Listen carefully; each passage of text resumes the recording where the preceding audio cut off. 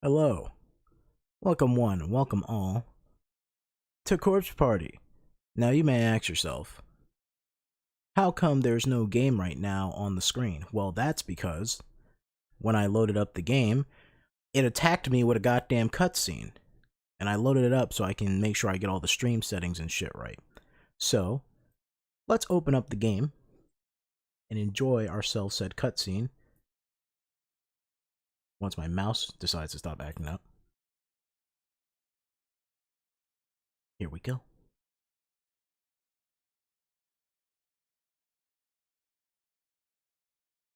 Make sure I have everything in the right spot. Move these windows over. I need to have I need to find a way to get a second monitor set up to make my life easier for this shit. Oh shit, there's no sound playing, by the way. God damn it. Because I had that muted too. There we go. Sound. It's on. It's playing. We're doing it.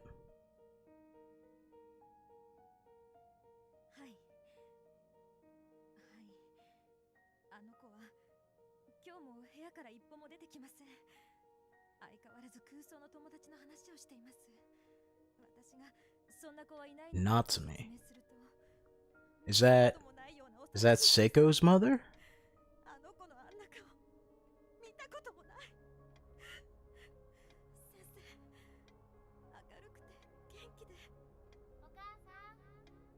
Naomi. Okay.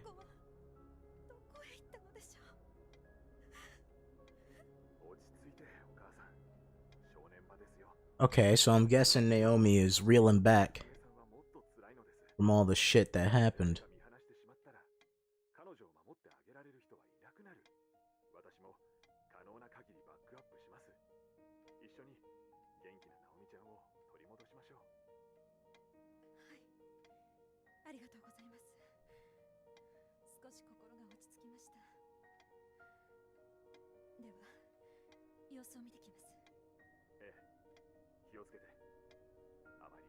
Try not to say anything that might upset her. She's just gonna turn around on you with a pair of scissors. It's gonna be all over.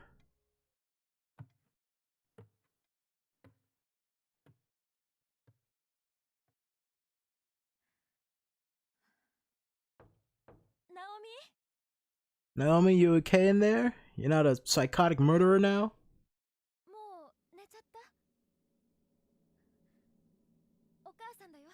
Are you hailing Satan in there?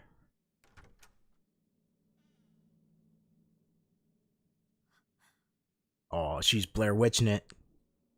She's Blair Witching it. Oh no. You're still in the same spot? You just standing there all day.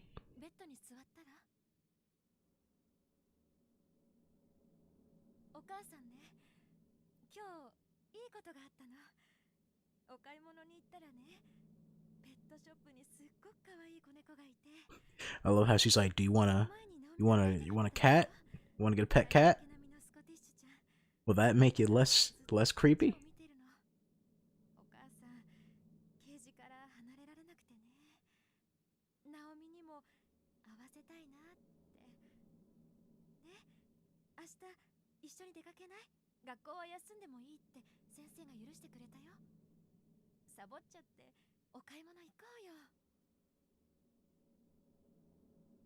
You good, Naomi? You don't seem very cash money right now.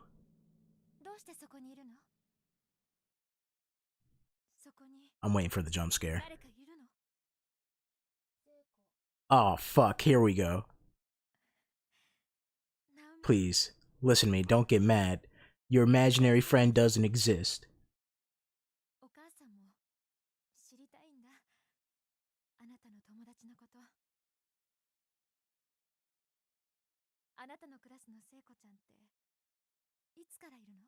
How long has she been here? Always. You know her mom?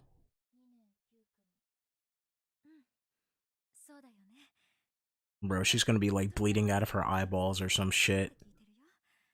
Oh my god. I'm just waiting for it.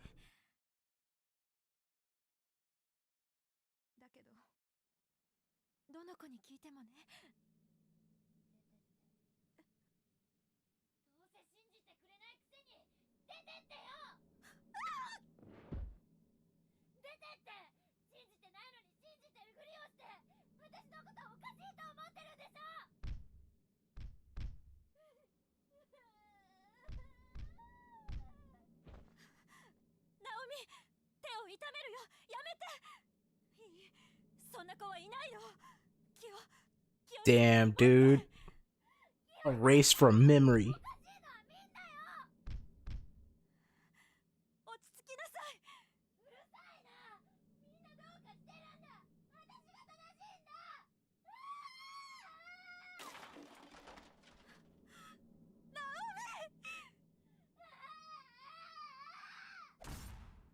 Oh shit.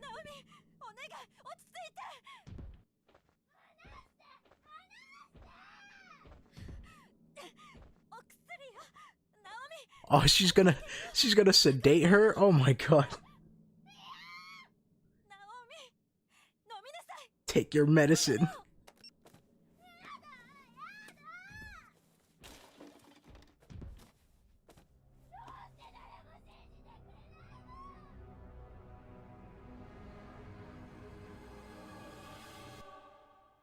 Damn, dude. Damn. Well, that's an intro. Oh, are we gonna have an open? Is Twitch gonna attack me for the opening? By Team Grizz Grizz? Oh, my stomach is rumbling. Let's all cross our fingers and pray that Twitch doesn't fucking attack me for this. They probably will.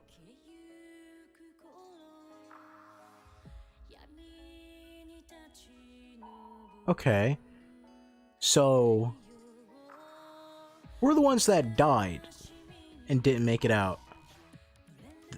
We have Seiko, we have creepy glasses dude. Girl that got splattered against the wall. And the teacher? Are those... yeah, that motherfucker right there. That creepy motherfucker. And then we got that guy who's like a murderer, but I'm pretty sure we all don't care about him.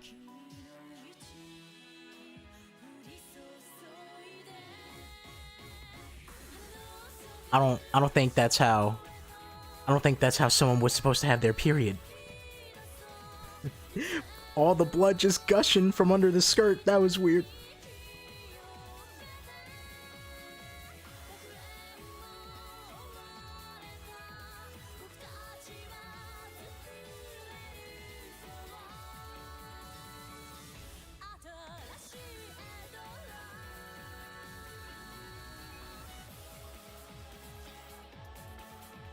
This is some fucking anime shit. I have like, you can't see it right now, but I have like a big smile on my face. Cause you have this great anime intro, but all I can think about right now is some fucking kids are gonna die tonight. Alright. Okay. Corpse Party. Book of Shadows. We did it. We made it, guys. We're here. We're here. We did it. Yay. Only took us a month to get here. Oh, that's loud. That's loud. Oh, God. I didn't think the game would be this loud. That's pretty loud. I'm gonna lower it by like 1 or 2. Let me see. Lower it by like 2. There we go. Hopefully it's not as loud. Nope, it's just fucking loud. This game it's a loud ass game. All the Corpse Party games are loud as shit. Alright, well let's put this to 50. If I can do that. There we go, 50. Put this one at put it at 70. Why not? Fuck it. The voices didn't seem too loud during the cutscene. It was pretty tamed. So I guess I'll keep the voices at, you know what, I'll just in case, I'll put it at 90. Just in case. Alright. Let's see, how loud is that? Maybe I made it a little bit too... Huh. I really gotta get the sound fixed on this shit. We'll put this at 56. There we go. Make the music a little louder. Alright. So, Corpse Party. We're here. We're doing it. Off the heels of White Day, a labyrinth named School. And before that, we did the Ferps. Why can't I? I'm already having fucking speech impediments. I gotta lower my headset. Oh my god. That shit is so loud in my ear. Alright. We played the first Corpse Party. The original Corpse Party. Well, closest to the original as it is on Steam. We did that. That playthrough's on YouTube for those who want to watch that. Catch up to Corpse Party. After that, we did White Day, which is going to get uploaded by the end of this week, along with the Phoenix Wright, Justice for All, right? That's going to get uploaded to YouTube. And now we're here with Corpse Party Book of Shadows. Now, I said it as we were coming here, but I with warning, once we start Corpse Party for the foreseeable future, we're going to be having kind of like, we're just going to be doing Corpse Party after Corpse Party, right? So right now we have Ghost of Tsushima. We're coming towards the end of Batman Arkham Origins. And then we also have Vampire the Masquerade Bloodlines. So when fucking Arkham Origins ends, we're going to be switching between Masquerade, Tsushima, and Corpse Party. And Corpse Party slot is going to be Corpse Party for a while, because we're just going to be basically doing a marathon for that. So, what I heard was that, unlike the first game, which was an RPG Maker game, this game is more of a visual novel type style. So, hope people can bear with my reading and my pronunciation of words, because I am a little ghetto man from the ghetto, and I am not the best when it comes to reading. Also, I'm naturally kind of a quiet person. So when I read for prolonged periods of time, like these streams, like if you ever saw the first stuff that I did with Phoenix Wright, my throat gets sore because my vocal cords are not used to talking this long. So, clear my throat. I have some water here, which I already need. And chances are, the more water I drink, the more I'm gonna have to go to the bathroom later, so. With that said, what the hell is bonus? I gotta see what that is. What is this? Unlock status. Review progress unlocking 100% of the game. Gallery of Spirits. Cursed phonographs. EVP machine. Soulful testimonies. Alright. Okay, well, I guarantee that we are probably not going to get the good ending first try or whatever the hell, but without a moment of hesitation, let us start by getting acquainted with the Book of Shadows. Now, oh shit, look at all this I got. Seal, Demise, Encounter, Purgatory, Shangri-La, fucking Mirror, Tooth, what the fuck is Tooth? And Blood Drive. I'm assuming Blood Drive is like, not a prequel, but like kind of like a preamble to the Blood Drive game or something. Is Blood Drive a sequel, or is that a fucking remake? I think that might be a remake, I'm not sure. But alright, let's see if we can save our friends from their cursed fate. Now,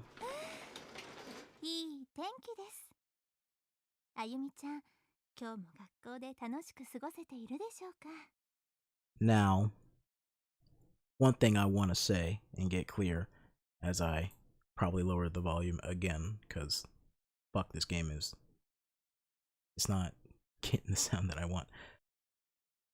I'm probably going to be reading over most of the voice lines, well, all the voice lines, but I'll have them there so that people can, hear the voices. But I can't just sit here and be quiet for the whole time, So, so I hope. Depends on how this goes. Either I'll keep the voices on during the playthrough, or maybe at some point I'll take them off if it gets too distracting for me. But right now, let's keep them on. I mean, it's the first part. Might as well. Also, you're gonna notice my cursor will just slightly drag by itself sometimes because I have a fucked up mouse. I need to buy a new mouse. I'll probably do that tomorrow, maybe. Who knows? All right. What lovely weather! I wonder how Yumi's faring at school today. I hope she's enjoying herself. Let me see, is there a... Can I just... Oh, yeah. I just used the space bar. The spirits seem unusually active today, though. And there's that old sense of unease, too. The same one Ayumi and I have been feeling all our lives, but stronger than ever. I don't like it one bit. I can sense its presence. It's gotten very, very close.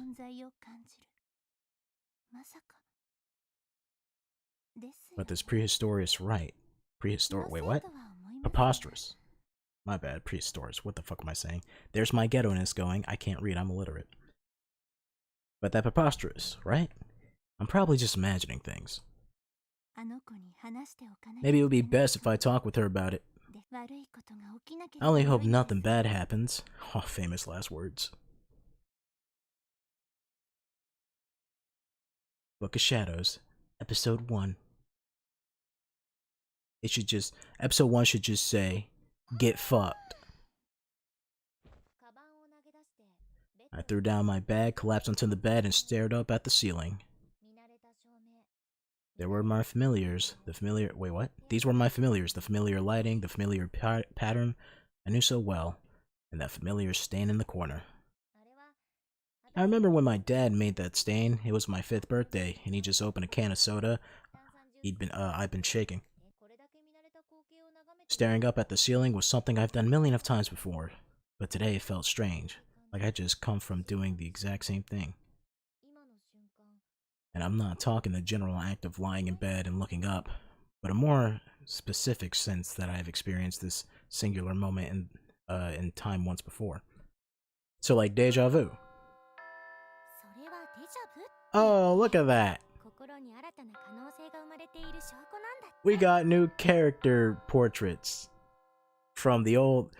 We're now in the modern era of anime, and not in the fucking super 90s era of like giant eyeballs filling like fucking 80% of their face. It wasn't that bad though. Alright. I believe the term you're looking for is deja vu, supposedly. Deja vu signifies that a new destiny has just been born within you. Ayumi, can you cut the shit? We just been through like hell and back. I don't want to hear any more about no new destinies. So congratulations, Nakashima. You may be a whole new person now. Or I may be walking down the path of death. So said the class rep, making light of the situation in her usual creepy way, but maybe she was right. I had been more constant? What the fuck is that word? Cognizant.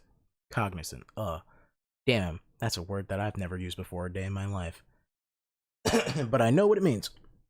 More cognizant of my actions since then. Usually, if I pay too much attention to every little thing I do, I begin obsessing. And then I just give myself a headache and end up calling it quits.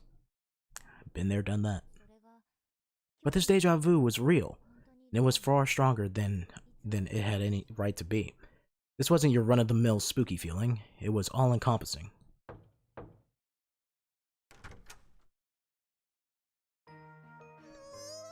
You? How are you here? You're dead. No matter where you are.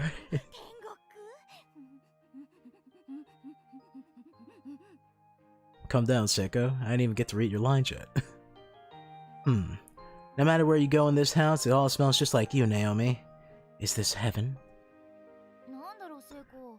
I swear, Seiko, doesn't it feel like this has doesn't feel like this happened all before? What has? You know, you being alive, you're probably gonna die and fade away in like 5 minutes. You sleeping over here? And then the next day we were both like, hey, let's go clothes shopping, don't you remember? Surely you jest. Oh no, I don't jest. Straight face here. Never joked, not a day in my life, ever. Long have I sought to capture thee and infiltrate the walls of this holy temple, but today marks my first successful quest. I'm living in a fucking time warp. I'm being Groundhog's Day. Yeah, I guess that it isn't the sort of thing I've half forgot quite so easily. Must just be my imagination. Finally, our flag has been planted. Seiko and Naomi, together forever. You bet. This is gonna be lots of fun. What's this all about, a flag? Oh, I think you know. No, I don't know. If I knew, I wouldn't have asked. And so began my first ever slumber party with Seiko. That's cap. I call cap. The moment 5th period ended that day, we tore right through the school and loaded up on all the junk food and drinks we could carry. Seiko and I have been friends forever, but neither of us has stayed at each other's house before, so we're both pretty excited. This is gonna be fun. Ah, Naomi, do you mind if I make a quick call home? The kids know we'll be here, but I should still check since I didn't have any chance to swing by. Sure, go ahead. Do you need to use a landline? Landlines. You need to use a fucking landline? Damn. This old ass game. This was a PSP game, right? Am I crazy? No, my cell phone would be just fine. I just worry about poor little you know. You'd be sad if I didn't at least call. No problem. You do your thing, and I'll take a quick bathroom break. You better not start peeping on me, you fucking freak. Don't laugh at me like that. I exited my room, glancing behind me to see Seiko holding her phone to her head in one hand while flashing me a peace sign with the other. The mere idea that there'd be a friend waiting for me in my room when I got back was just so exciting. All the things we could talk about that night. Where should we start? What story should we tell? Yeah, okay. Looks like Dad's gonna be late coming home tomorrow. Yeah. Oh my god. I'm sorry for that pause. Fucking... It's already starting. My throat's already going.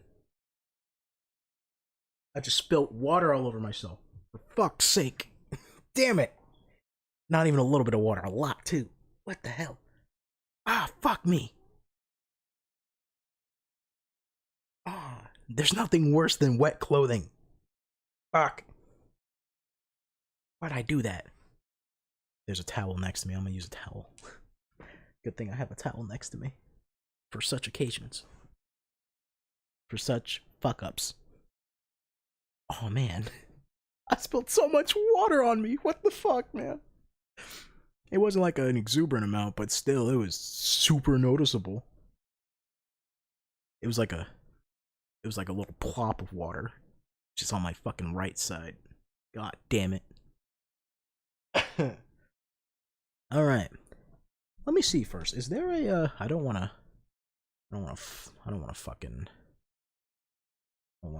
accidentally exit out the game or anything like that. Let me see. Is there a way to get to the options? Because I do not know the hotkeys for this shit. It's not P for pause. Oh. Please don't tell me please. Okay. I was afraid that I hit like an auto play or something like that. I don't want to do that. Alright, so don't press that button. Time to experiment. Not that one. Not that one. Is it shift? Would it be shift? Shift is hide. Alright. Would it be control? Control is skip. Alright. Would it be tab? It's not tab. Fucking where is... That's another hide button. Why are there two hide buttons? I am pressing every button here. That's another advance button. Is every button on the WASD fucking advance? Nope.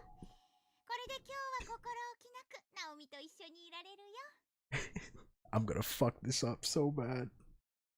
Where the fuck is the goddamn menu button? I should have checked the fucking. I should have checked the buttons when I had a chance. Now we're experimenting. There we go. It's 1. Why is it 1? I just wanna. Maybe I gotta lower the voices a little bit. That's all I wanted to do. Why is it fucking 1? That's weird. Go to 80, motherfucker. There you go. Make me look crazy. Is there... Let me look at the settings real quick. Mouse cursor snap, search mode, cursor memory. What the... Is there not a quick save button for this visual novel? Oh my god, if I don't find a fucking save button for the... Oh no, I need a save button. Oh, what's the save button? Oh, what's this fucking save button on this damn thing? I don't even want to press anything. Hold up. I'm gonna look it up. I'm gonna look it up online. What's the save button for this shit? Because it's a visual novel, and you're gonna need to save a lot. Let's see. Corpse Party. Book of Shadows. What is the save button? Just tell me how to save. Let's see.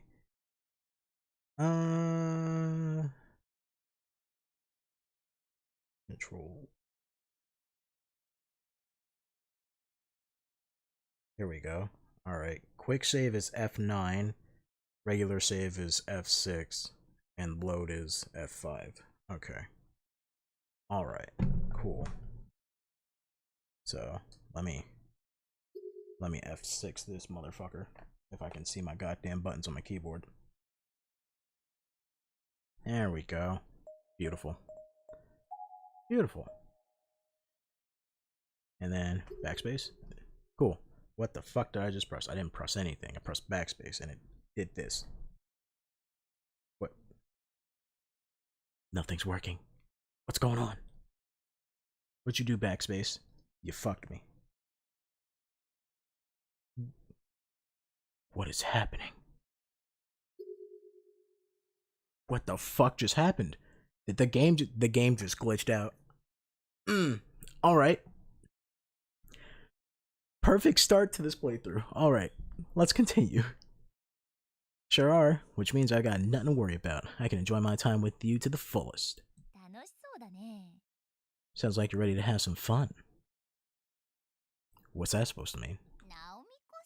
I bet you are too. Don't laugh at me. So what should we talk about? Anything you like. I'm just glad to have this blissful opportunity. Oh my god, the water is slowly fucking... Dry up, you bitch. Oh my god. I spilled a lot of water. God damn it.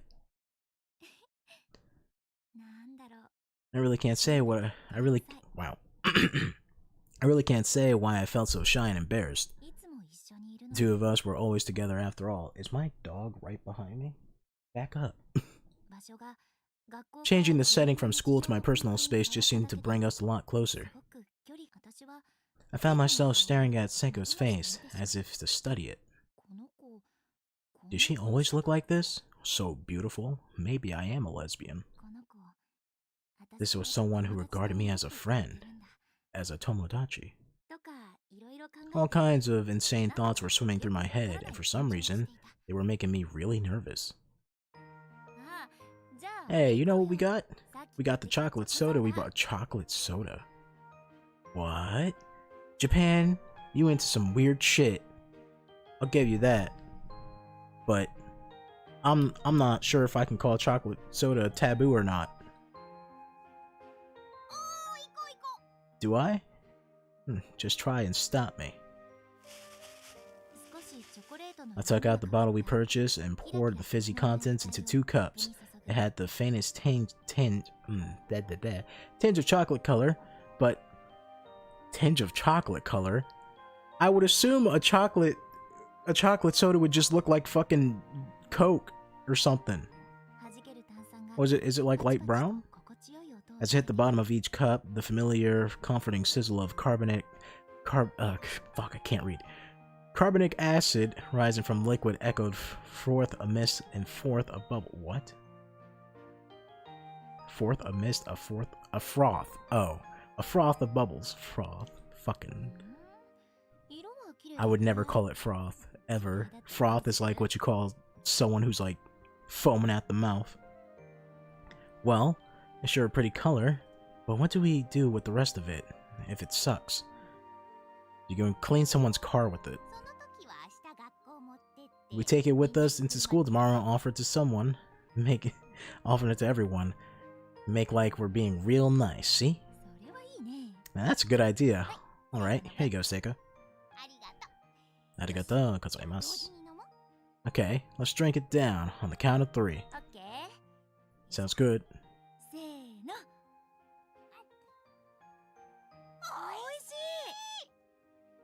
I mean, I would assume it would sound good. It's just carbonated. I mean, I had like liquor chocolates before, right? So I would assume that soda chocolate would be fine. Before I knew it, we were up to our old tricks, talking on and on like we always did at school. We smiled and laughed and felt joy at all the same things. Spending this time together, we could each forget all our troubles for a while. This was the kind of friend that comes along only once in a lifetime. I was starting to get really sentimental, and I had no idea why. I certainly couldn't admit it to her, though, or I'd ever hear the end of it. Or I'll never hear the end of it. I just kept thinking to myself, I really hope Seiko and I can be friends like this clean into adulthood, for the rest of our lives, even. Maybe it was the same weird sense of... What? Of camaraderie. I couldn't even see the word. Camaraderie one tends to feel during overnight field trips. I don't know.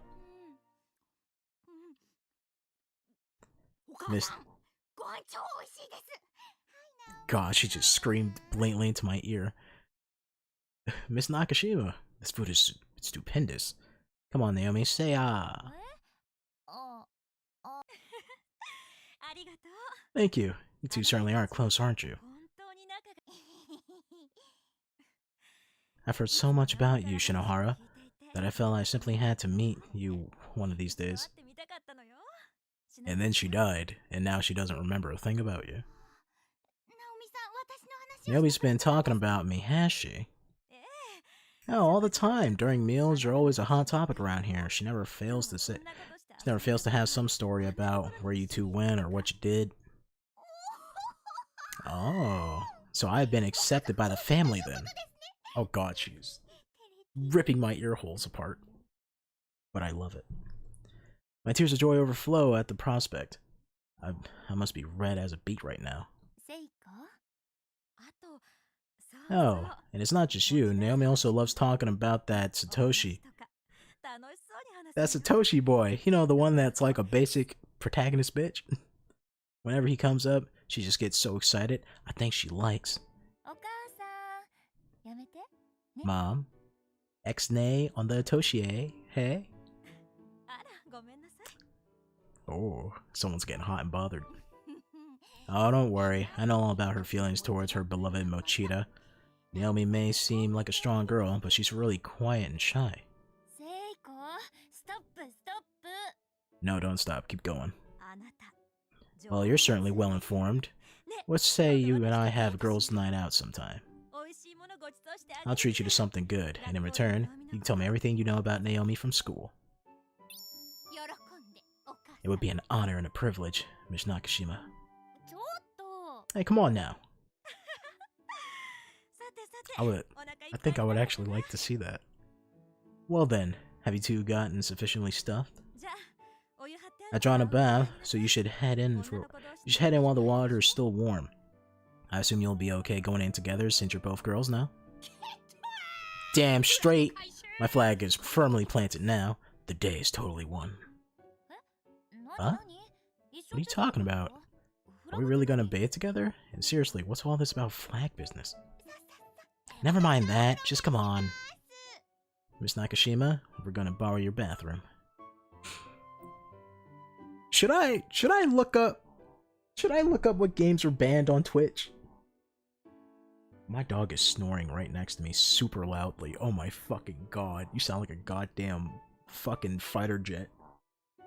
Shut the hell up. You're so loud. And I just hit my fucking microphone. You know, this is the best playthrough ever. Everything's just coming up Millhouse. Roger that. Make sure you two get nice and warm. Seiko and I removed the labels from our school uniforms on the way to the bathroom dressing area. I'm just gonna look up what games are banned on Twitch. I mean, I'm assuming if it was banned on Twitch, it wouldn't have a category for it, but you know, just gotta make sure that I'm not doing anything bad, cause I don't want to get in trouble. Banned games on Twitch. Let's see. Doesn't say Corpse Party. It does say Criminal Girls. Like the one on the Vita? That's banned? That's a bad game? I still felt a little uncomfortable, so I suggested we bathe separately after all. Oh, thank God. Thank God. I wasn't ready for it. It's too early. But Seiko just mumbled that resistance is futile and said about taking my clothes off. Resistance is futile. Great. With only a few swift movements, she had my whole outer uniform stripped away in no time at all. Oh my fucking god. She was a bona fide pro. A real expert at taking people's clothes off. Disturbingly well practiced. That, Keep the screen black. No kidding. The hot water at your house doesn't mess around. Yeah, Mom likes to run the world's hottest bath. I keep telling her that when you're soaking, lower temperatures are better, but she never listens. I bet. Oh well. Fuck you sneezing about? What's this? Is your body feeling chilled? Well then, take this! My Emerald Splash! You're gonna catch cold if you're not careful. You gotta be quicker at taking your clothes off. Wow, okay. Come on, don't be shy. Here, look this way. Don't. Seiko has such a dumb, self-satisfied expression on her face as she scooped up water in the basin and dumped it all over our heads. I think you're unshy enough for the both of us. I mean, you're the one who tore off all my clothes like they were paper. I don't like that I'm reading this out loud. Well, I do bathe my little brother every day, so I've gotten pretty good at speed stripping other people. Oh, okay, that makes sense actually. Anyways, we need to loosen up. Let's take this opportunity to deepen our friendship. Yeah. You thoroughly broken me out of my shell. Now how about I wash your back? Have a seat. Yes, please. Oh yes, ma'am. Keep the soap there! Those bubbles better stay firmly planted. I lather up a brand new silk towel with silk towel? Oh my god, you're fancy. Damn. Silk towel with body soap and began washing Seiko's back, marveling at her perfect complexion. I never noticed before just what a classic beauty she was. I bought this special just for you, so I hope you're enjoying it. How does this feel? Yeah, that's it. Right. Yeah, that's it. Right there. That's the spot. And that's when all language broke down and the sounds emitting from the bathroom began resembling strange animalistic cries rather than human speech. Oh, I can see that. Cut it out. You sound demented. Just a little farther up, please. Here? Yeah, right there.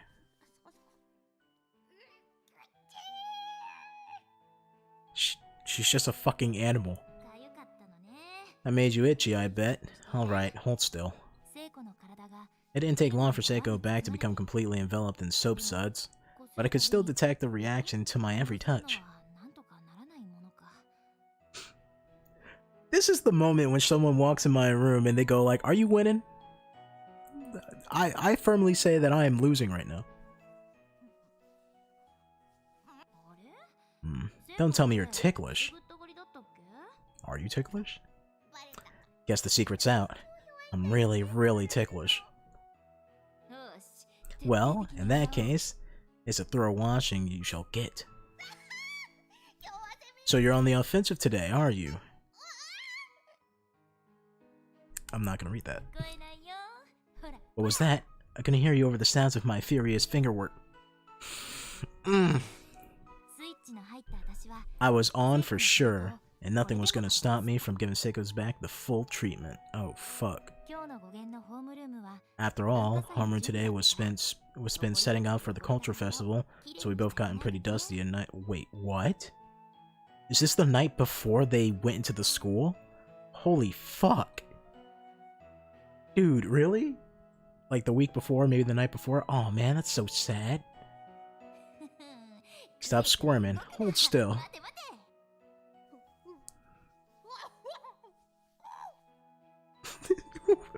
What was that sound? She said, "Wah!"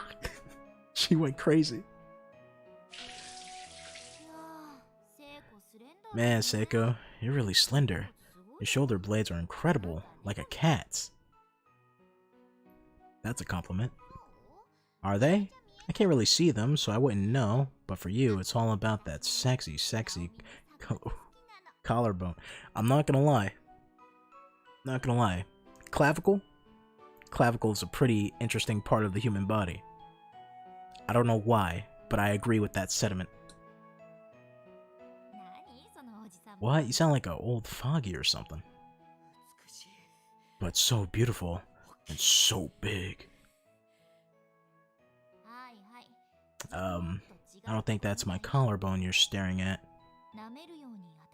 As I gaze at Seiko, staring at my chest with hungry eyes, I suddenly had another flash of deja vu, an uncomfortable one. My eyes drifted to her neck.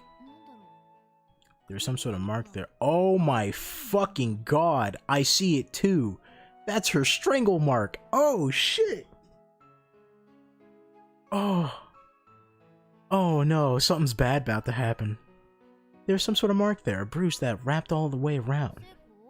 Seiko, what happened to your neck? Did you scratch yourself or something? Something there?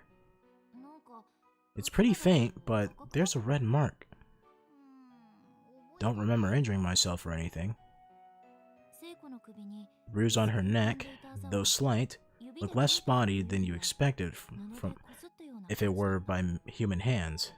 It seemed even more like it came from cloth. Oh my fucking god, dude. So right now my mind's just like going through a bunch of things. Is it possible that we split it off into a different timeline? Or is she just fucking like having hallucinations or some shit?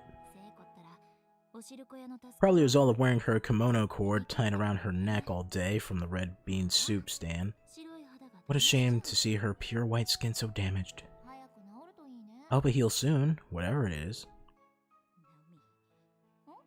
I can't hold back. I cannot hold back any longer. What now?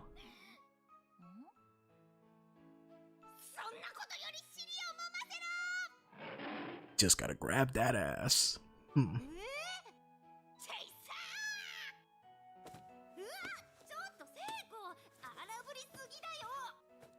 I don't feel like reading that.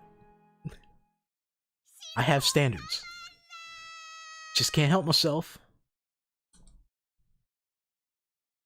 Oh, God. My poor heart. We do have a spare futon. Don't worry, I'm fine right where I'm at. Two people sharing a single bed would make for a warm night, but if either of us rolled over, the other was gonna wind up clean on the floor. That's why you have That's why you have a side of your bed against the wall, so that don't happen. And you have the other person protecting the edge. I offered the bed to her, and she was perfectly willing to spend the night on a roll-out futon, but she wouldn't have it. Well, as long as you don't feel too crowded, I guess it's fine. Mm-hmm. It's all warm and cozy, I love it. If only I could kiss you like this, I died happy, woman. Is she a lesbian? Can we just, like the first game, we can, like, chalk it up as, like, she's just joking around like that, but is she just a lesbian? Is that what's going on now? With that, she puckered her lips into a shape resembling a number 3 and looked at me expectingly. What got into her? No, we better not. Happy woman or not, I hate to see you die. What? Damn, hoisted. Hate to see me die. I was just thinking, this is real fun. It was around that point when I started to realize the truth about Seiko. That she was fucking dead?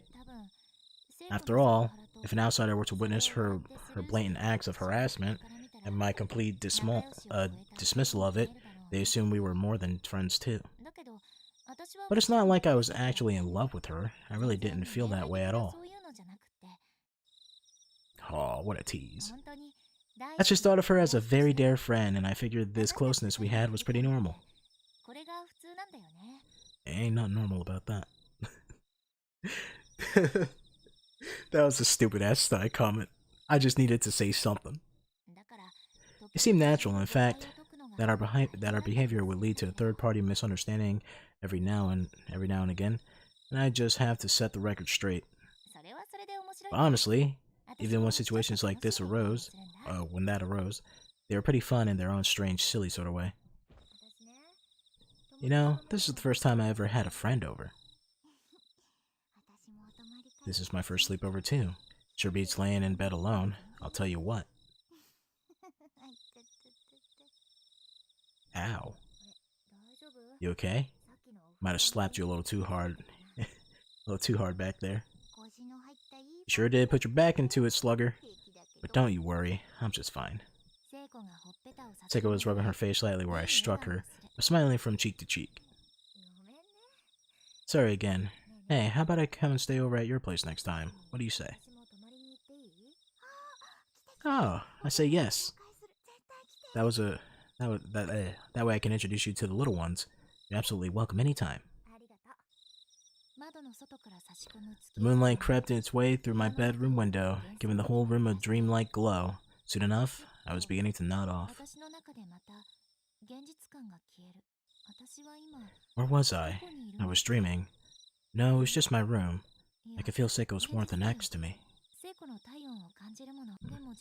Or maybe I was somewhere else entirely. In this whole world, all of my life's experience were just one big dream. Sure, kinda hitting the nail on the head right now. Man, it's hard to form a coherent thought when you're dead tired. Yeah, when you're dead tired. Well, tomorrow's a big day. Let's get some sleep. You said it. From a sleepover right into a culture festival, we're true challengers. And then she died. Don't you dare oversleep. If you do, I'm pulling back the blankets and put an ice pack on your stomach. Oh fuck. That sounds bad. Oh, don't worry about that. I'm such an early riser, I put middle-aged women to shame.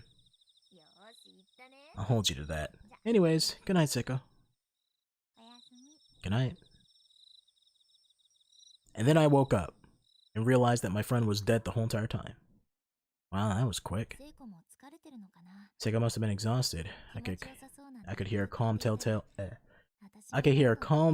grunts and rhythmic breathing, signifying that she was out cold, and it was contagious.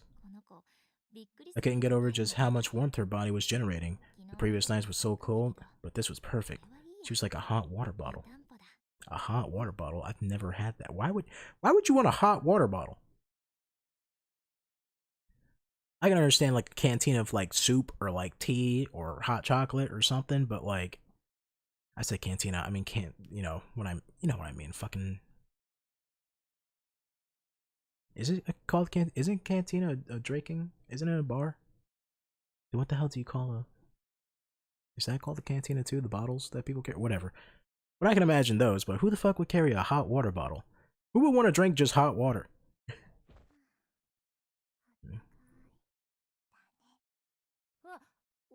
You're awake?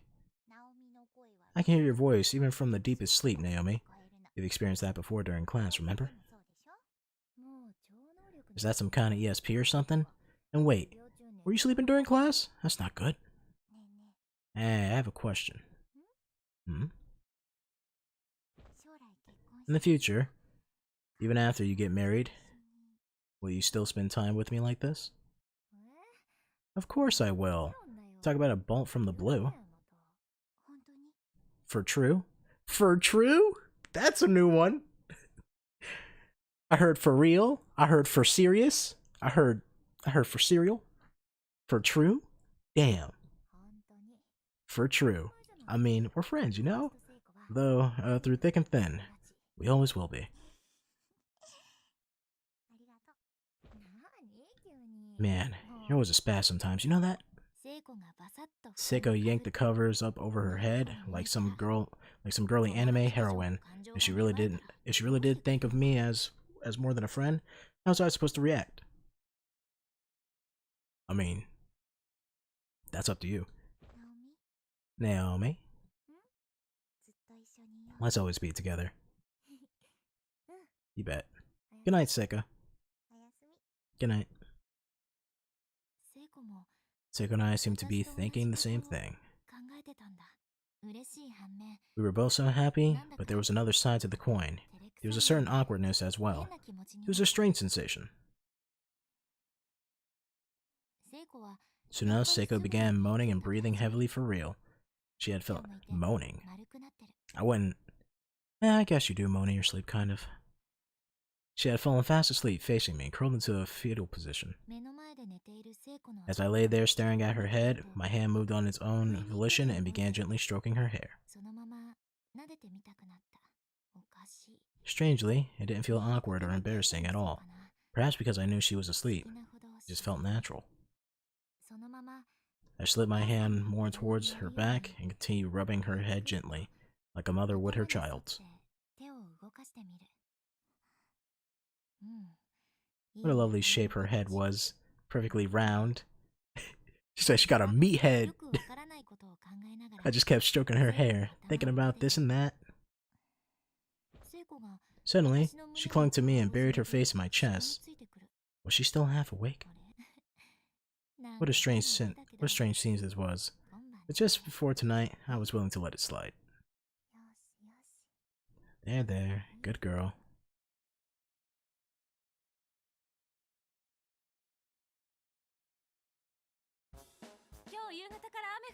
It's supposed to rain all evening, so make sure you both take an umbrella with you. Got it. Ah, thanks for the loaner. Have fun today, Shinohara. You be sure to think about where you're gonna go on a date of ours. Yes, mother. Why'd she say it like that? Hi, Okasama. She's not your mother, you know. She's my mom. Seiko had woken up ungodly early and pulled my futon away, forcing me up with the chill and sneeze. We both combed our hair and put on our school uniforms, the scarf down breakfast, aka toast, my mom had made, and flew out the house. If we didn't hurry, we'd be late for setting up. If we didn't hurry, we'd be late for dying. Things are looking pretty grand this year, too. Yeah, it's really coming together. But I forgot. I have to go get a bowl from the prep room. Seiko, you go on ahead to the class, will you? Roger Dodger. Oh, and I'll take your bag for you. Give it here. Thanks.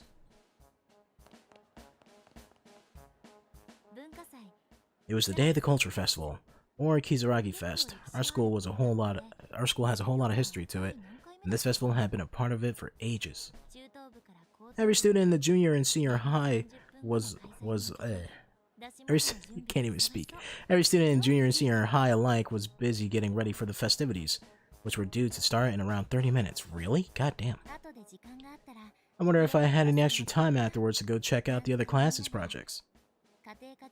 We previously washed the bowls we were planning to use and laid them out in the home ec prep room. With those bowls in hand, I proceed towards class 2-9. I climbed the usual staircase and head towards the usual room, stepping carefully so I wouldn't drop the dishes. The plan this year was to host a red bean soup restaurant. I could smell the sweet red bean paste more. I never liked bean paste. Red bean paste more and more clearly with every step I took. I'd eaten so much food at breakfast, and here we had even more food rearing its head. But when it comes to sweets, I say bring it on. Morning, everyone. These look like there'll be enough bowls for today, don't you think? Hey, Mayu. Oh man, you're super dead. You splattered all over the wall. Hey Ayumi, how you doing? You. Oh, I have like no words for Ayumi. As I drink my water. There's like no words I have for her. I don't know whether to call her amazing or fucking twisted. I don't know. She was definitely an MVP in the first game. She made a whole 180. Now this is true MVP right here. Yoshiki, my man went to hell and back. Honestly, he did more than fucking the Mochida. Hey Kishinuma, morning Satoshi. And here's our basic bitch protagonist. Oh. Satoshi seems a bit out of sorts. He was just staring blankly. Was he still half asleep? He's probably thinking about his sister or something. It bothered me, it seemed like that, but I literally had my hands full, so I really couldn't dwell on it. I pushed on into the classroom. But I couldn't actually see what was in front of my feet, and I had to admit it was kind of scary. It would be a real challenge not to drop anything.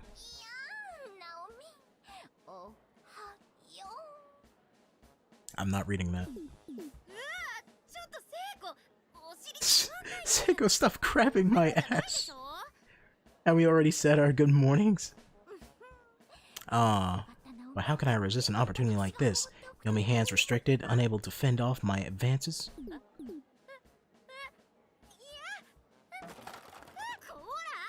Look at what you did. Oh, now that's no good. Our tableware has been kept clean. Guess we'll just have to go and wash it all again. Here, I'll help. Thanks. Sorry for the trouble. Oh, they're wearing kimonos. That's nice.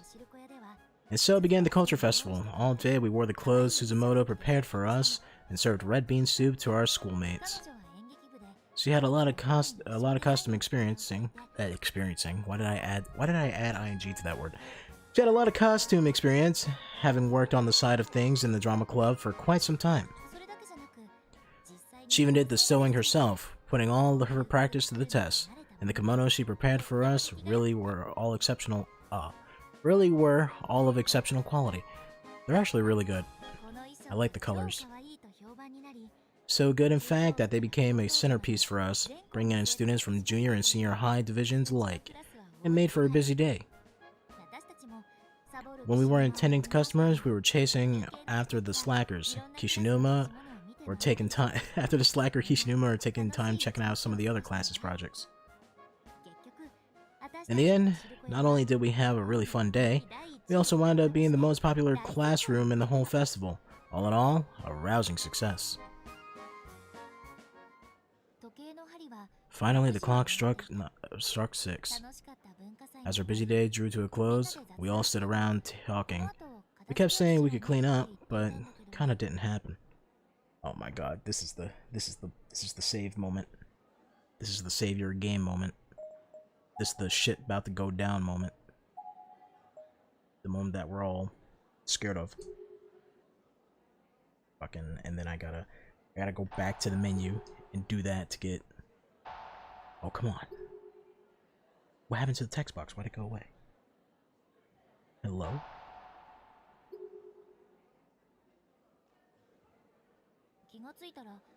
I don't know why the text box goes away by itself. That's weird. Before I knew it, there was only 7 of us left in the room. Satoshi, the class rep, Seiko Morishige, Kishinuma, Shizumoto, and myself. It seemed everyone else had already gone home. Our homeroom TA, Miss... What? Oh. Our homeroom teacher assistant. I was like, TA? What the hell are you talking about? Our homeroom TA, Miss Shishido, showed up with Satoshi's little sister in tow, but they were it. We 9 became the de facto cleanup crew. And then so began the corpse party. All finally done. Good work, everyone. The place is looking like a real classroom again. Those dumbasses who went home without helping are gonna get a piece of my mind tomorrow. Not much of a class rep if I can't even hold everyone together long enough to clean up after ourselves. Though you did manage to keep Kishinuma here, surprisingly. 'Cause he loves you!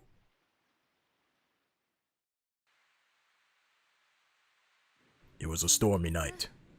Suzumoto, I just wanted to say it's been real fun having you here these last few months. I can't tell you how many times your positive energy helped bolster my spirits. Always remember that you're loved and respected. And then she died.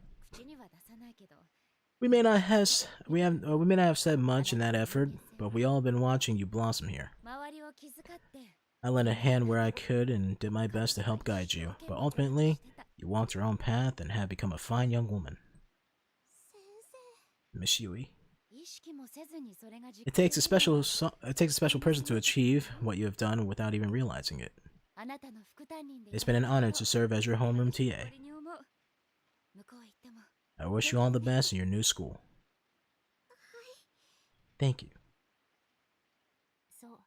Unfortunately, this teary-eyed farewell brought us all back to reality.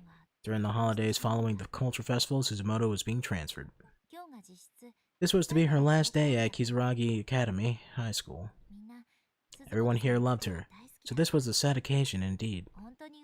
She was truly a kind person, possessing no ulterior motives and harboring no ill will towards anyone. The thought of her leaving was just plain depressing. But time waits for no one, and sadly, the time had come to say our goodbyes. Goodbye, farewell, goodbye. As one final hurrah, our cult-obsessed class rep asked us to perform some friendship ritual called the Sachiko Sachiko Ever After. And god damn it, how I want to wring her neck. Upon mentioning it, she produced a paper doll from her bag. It looked a lot like those proxy dolls you sometimes see in Shinto shrines, designed to absorb bad karma in somebody's place. Visually, this whole thing just seemed like the setup for a cursed seance or something. It was kind of scary, and I wasn't the one who thought so. This is, well, it's a charm that I found on the internet. If we do it right, then all of us will be together forever. Or, we'll always be friends. Anyways, that's the gist of it. And what if we do it wrong? Interesting. So how does it work? No, don't do this. Seriously, don't do this. It's dangerous. Our lives are on the line. Huh. Oh, now the music is starting. This is different from the first game. Wait, hold up. Alright, there's 3 possibilities going on right here. Either we are in a different timeline that is not the timeline of the first game, or we are somehow utilizing whatever the fuck the school in the first game was able to do with warping time and space and going back to save our friends. Or only Satoshi here somehow found a way to time travel like a motherfucker. Something's going on here. Something's up.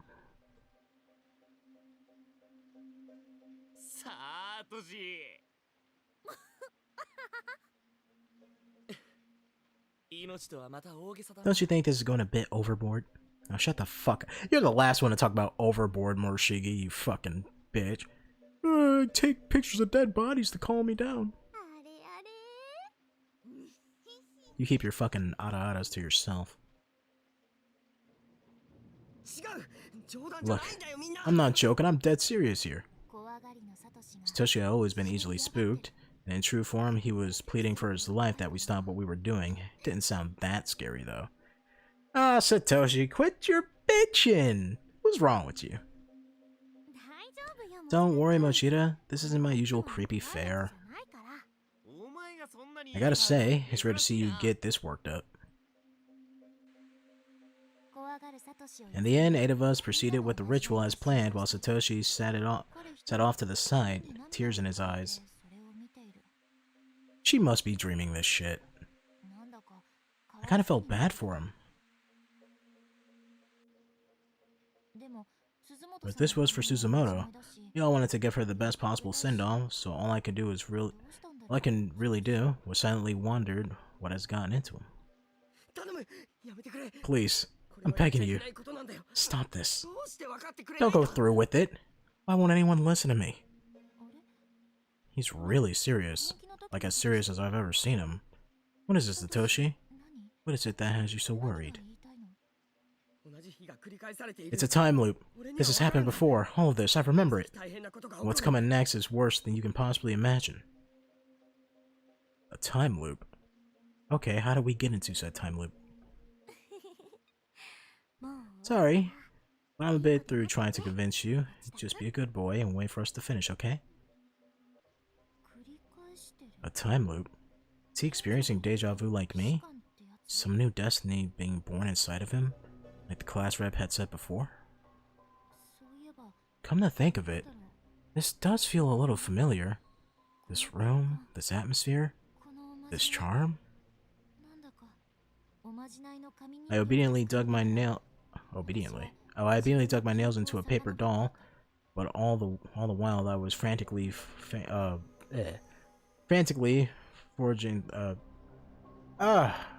can't say the word. Forging through my memories, trying to figure out what was it I was missing. We're gonna pull on it until it rips apart into 9 pieces, okay? On the count of 3. The pallid-faced Satoshi quickly rushed over and grabbed the paper doll himself. He was joining us after all, it seemed. Oh, that man got guts. The fact that he knows what's going on, he has guts. I would be like, oh well, they didn't make it, fuck it, I don't care. Well, I wouldn't say I don't care, that's a little too much, but you know, I'd be like, damn, whatever, man, I never going back. Everyone else smiled at him as if to say, finally, you come to your senses. But I was just starting to get a really bad feeling about this. No, there's definitely something wrong here. Ready? And then all my memories came back, and I was like, fuck!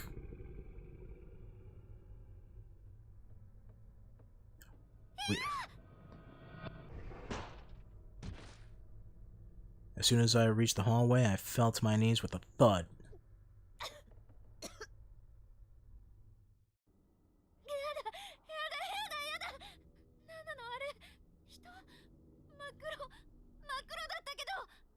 I like paused for a moment because the voice acting overpowered my thinking.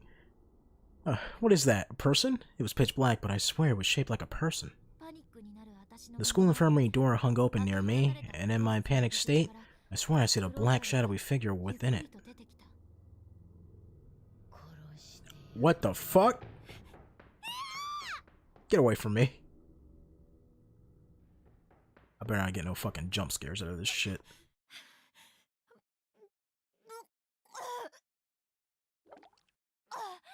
Oh, I didn't need to see your fucking puke, man.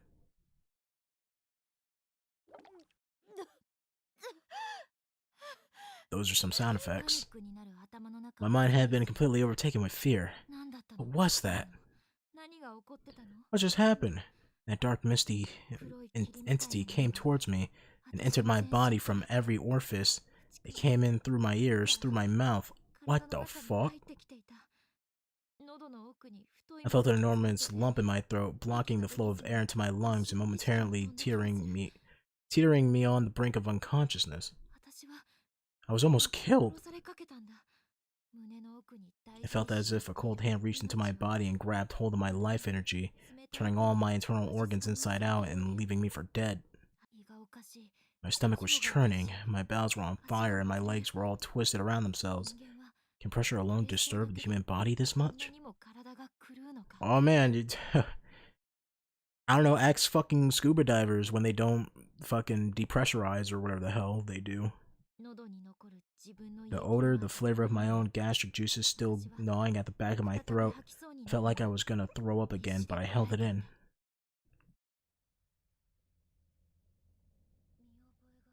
I remember this. This place, these circumstances.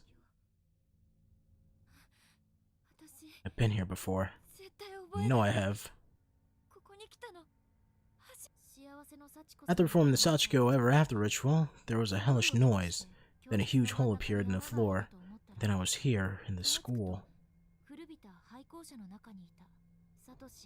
There was no sign of Satoshi or Miss Shishido, or the class rep, or anyone else. Only Seiko was still near me, collapsed in a heap on the floor. Seiko and I explored the decaying building as best as we could. But there was no way out. Not a single window or outer door could be moved or even broken. Just as our last shreds of hope had begun to vanish, we suddenly heard Satoshi's little sister, Yuka, crying out from somewhere just out of sight. I sprained my ankle pretty badly and couldn't walk very well, so Seiko went off alone to find her while I rested up in the infirmary. Oh, fuck. And then you got attacked. And that's when the dark shadowy figure showed up and began attacking. God, that sound just made me fucking jump. Jesus. That was so loud in my ear. Fucking shit. I was scared. So scared, so scared, so very scared. My teeth were chattering and my lips were quivering as if they had mind on their own. Why would she leave me alone like that? I told her I'd go with her and look for Yuka, so why? Why did she leave me behind? Was I going to slow her down? Was I going to get in her way?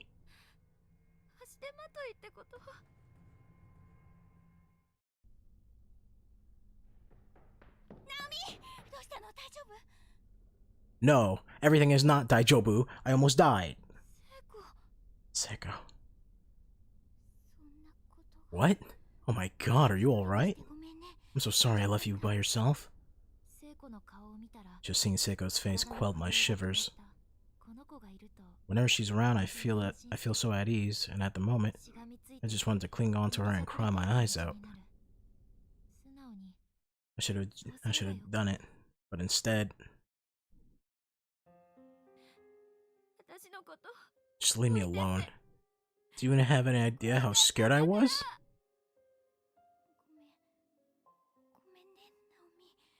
Damn, dude. Damn. Second verse, same as the first. Oh, she gonna die. Let's try and find a way out together. What's the point? Just forget it. Leave it alone. We're never getting out of here. Maybe it was the safety of Seiko's presence that did it, but all the fear welling up inside of me suddenly turned into anger. I was like a spoiled child. Nothing good came of lashing out like this. Seiko didn't do anything wrong. I knew that. But I couldn't stop myself from saying what I said. I'm assuming this is when the darkening started taking her over. Because fucking... In the first game, spoilers for those who haven't watched the first game, but in the first game, we found out that the way Seiko died was that Naomi killed her. and in a fit of madness. She was genuinely concerned about me, and I swore to myself that I'd protect her, and my sense of reason was fighting a losing battle.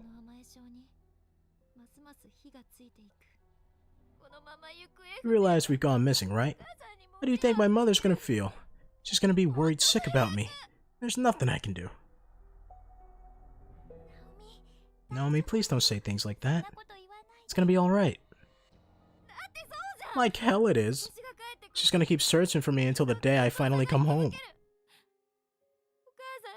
And she has work, you know? This whole situation is not right. As long as I'm here, I'm nothing but a nuisance to her. I'm a terrible daughter.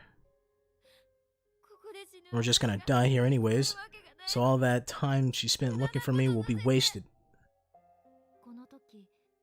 By this time, my mind had been completely overtaken. I wasn't myself anymore. I was running on autopilot, horrified by the words coming from my mouth. No. I know how this ends.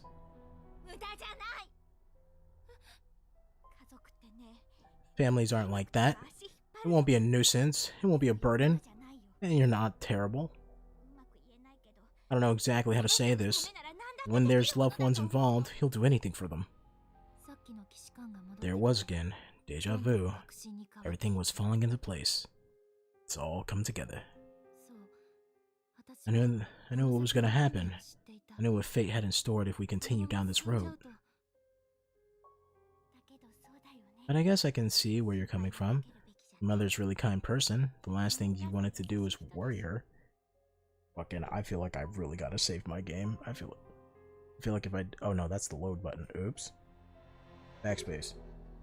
That's the load button, not the save button. That's the save button. I feel like I gotta save the game. I feel like something bad's gonna happen. A choice is gonna appear and I'm gonna fuck it up somehow. But I guess see where you're coming from. Your mother's a really kind person. The last thing you want to do is worry her. That's why we need to make sure that doesn't happen. Right, Naomi? We need to get back home. I don't know how it is for you and your family, but normal people don't work that way.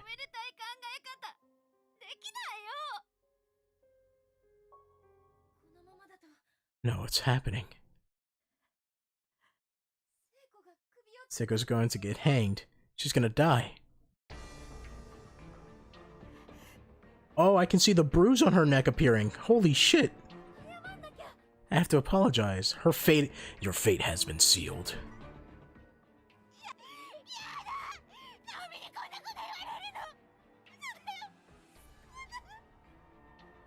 I don't even want to read that because I can't do it with the same emotion. Apologize. I will apologize. I must apologize. I can't let you die. If I didn't say something to calm her down, Seiko would run off, and I knew she couldn't be by herself right now. So I put myself together and I tried apologizing to her, but the words... Seiko, I'm sorry. Something's killing me.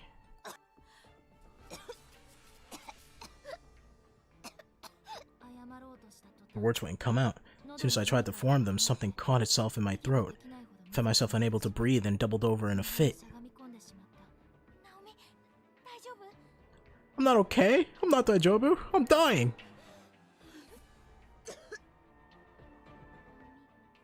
Sorry, Naomi. If I'm bothering you, I'll go. I hate to leave your side, but is that what you want? I won't argue. How are you gonna leave me if I'm choking in front of you?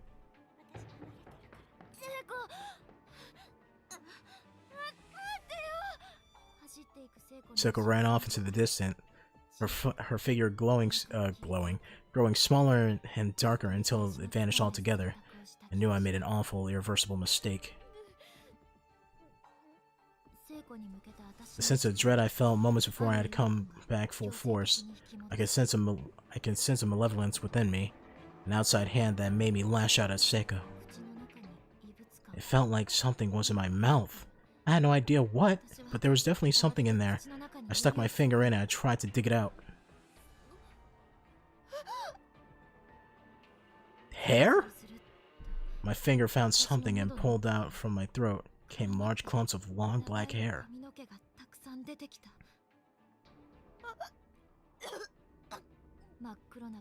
I just kept pulling and pulling. I couldn't believe how much was in there. The strands stretched all the way from my stomach through my esophagus into my hands.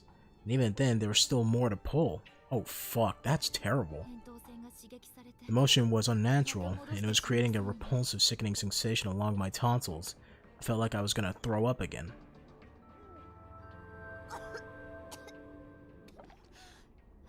Where the hell did this hair come from? Was this all stuck in my throat? That's like the exact words that come out of my mouth whenever I eat something, and I'm like, is there hair in my mouth? Where the hell? It was only a faint notion before, but now I was certain. I was remembering some future events. I didn't know why or how, but I was repeating time. I'm just not allowed to apologize? I could feel a dark will guiding me. Someone or something wanted Seiko to be killed in this timeline as well. But I wasn't gonna let it happen. Not without a fight. I have to go after her. I have to apologize. I can't leave her alone like this. I ran as quickly as I could in the direction Seiko had gone, but then...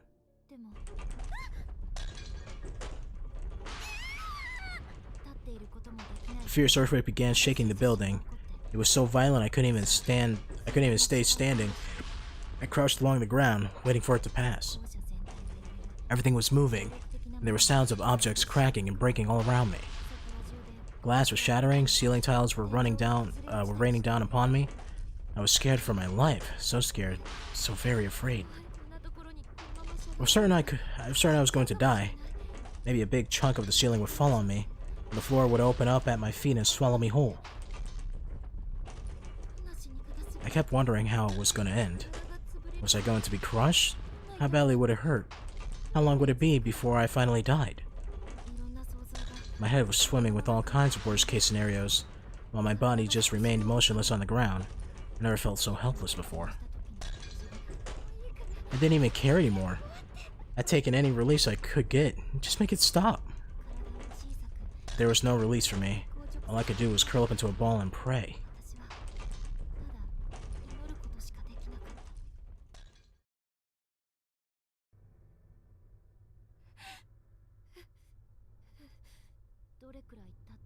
I wondered how much time has passed. It could have been only a moment, a few minutes, or even a few hours. For all I knew, but it did finally end, and the dark corridors were silent once more.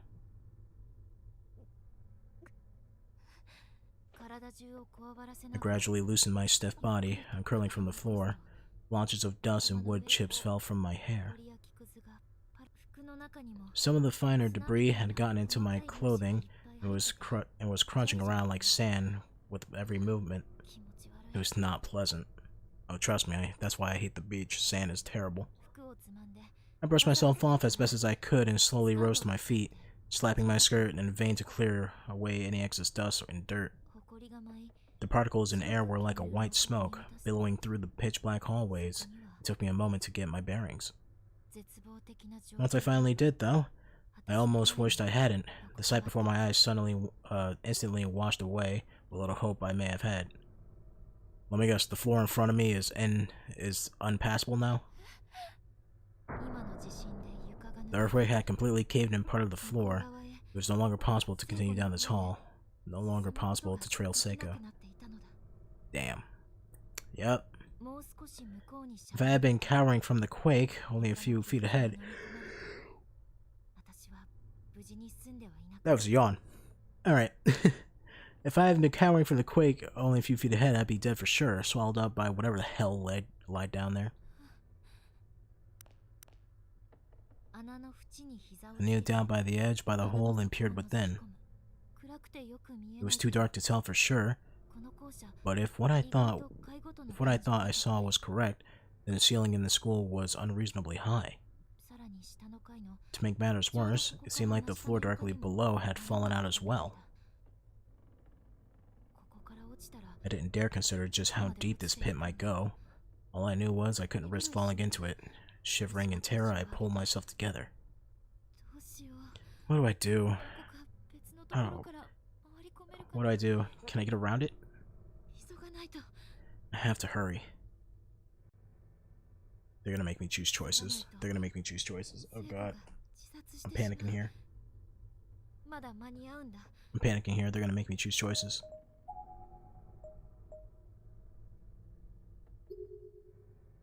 Alright. I was determined not to let it happen. No matter what, I was gonna save her. I was gonna change her horrible fate.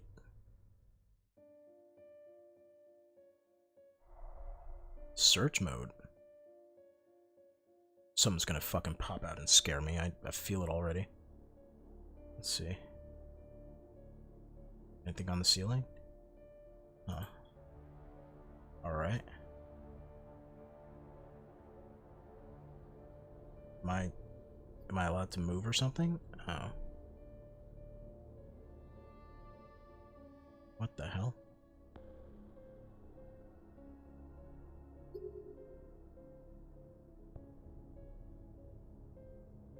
I'm clicking, but the mouse appears like once or something.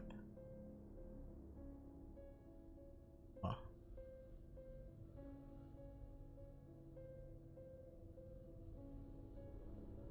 No, let me not use the mouse. Let me use the keyboard.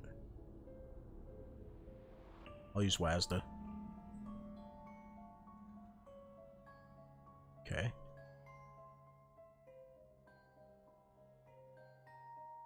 Is that just a doorway? Am I pressing the right key? I hope I'm pressing the right key. I am pressing the right key. C is for map. Oh, am I supposed to... Oh, what the hell?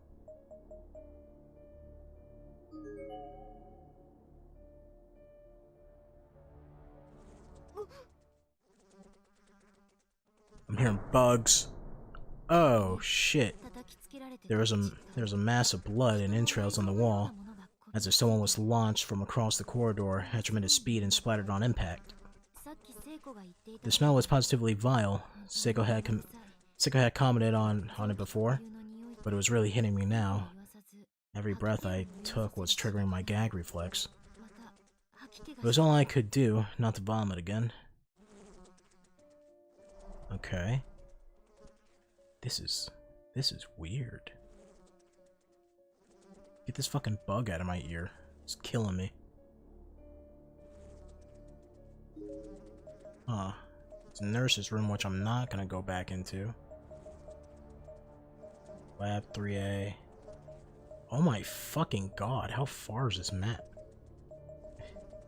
Can I just go anywhere? Well, let's take one room at a time. Shit. The door to the science lab is frozen in place, as if it just decorated on the wall. It cannot be opened. Okay. Well, then there's nothing here, then. Unless there's something on the ceiling. Oh. Door's frozen in place. Okay, yeah. I expected that. Alright. We can't go into the lab. This is weird. As I wandered through the darkened corridors, every hair on my body was standing at attention. I had goosebumps from head to toe. It felt like a fog of uneasiness was swirling around me with each step I took. And that fog was growing thicker and thicker, to such an extent that I began fearing the darkness might swallow me whole, and I had ceased to exist. I should feel my sanity slipping away. I could feel my sanity slipping away. I didn't know how much longer I could hold out, and I was starting to lose patience. I just started to get it over with.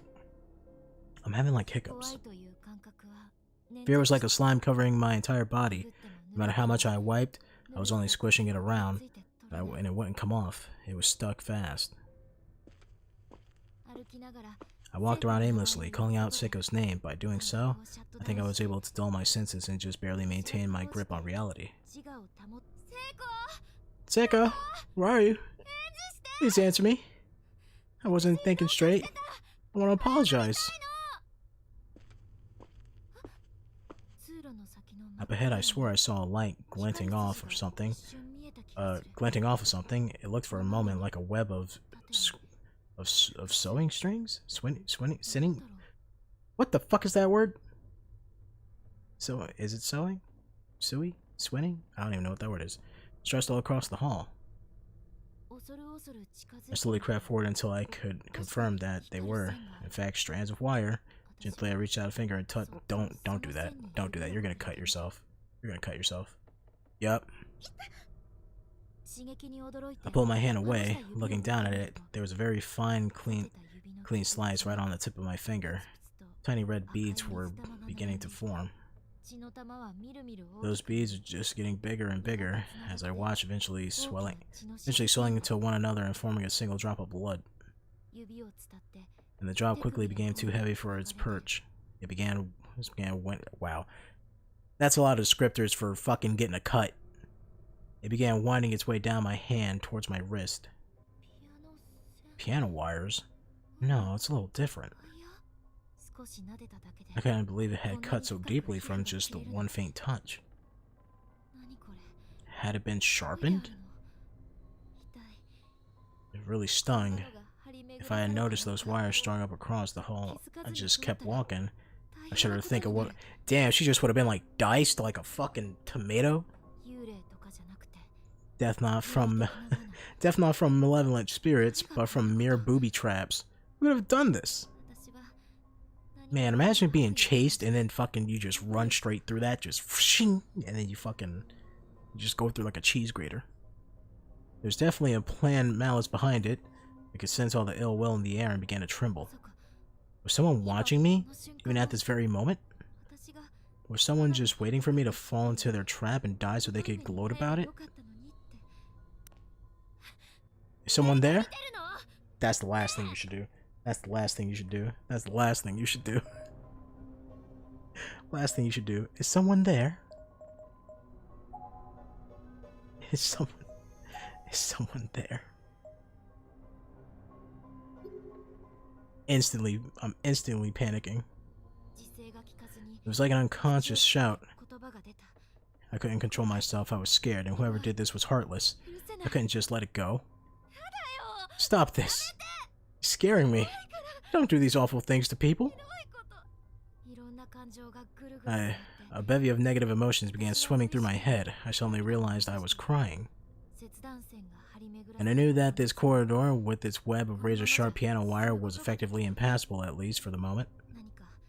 I needed to find some way to cut these wires, or for some means to disable the trap at any rate.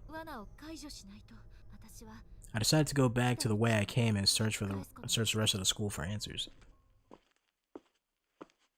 Someone's gonna jump scare me at some point. Back in search mode. This is so weird. So can't go this way. I'll die. Alright, well then I can head to 3A. I just want to take one room at a time just in case something happens. Door to 3A is frozen in place. Damn it, go fuck yourself. Alright, there's a note here. Read that. Smudgy blood red letters read, "Get close to the darkness, and one way to learn its truth. This whole place sits close to darkness after all." Alright, Ansem.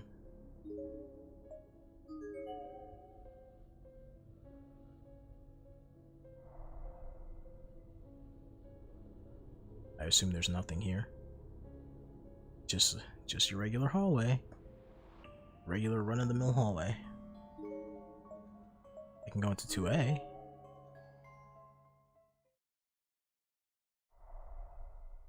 Oh. There's red letters on the wall. Oh, I don't like this. This is gonna... I'm creeped out already. I'm creeped out already. You got me. You win.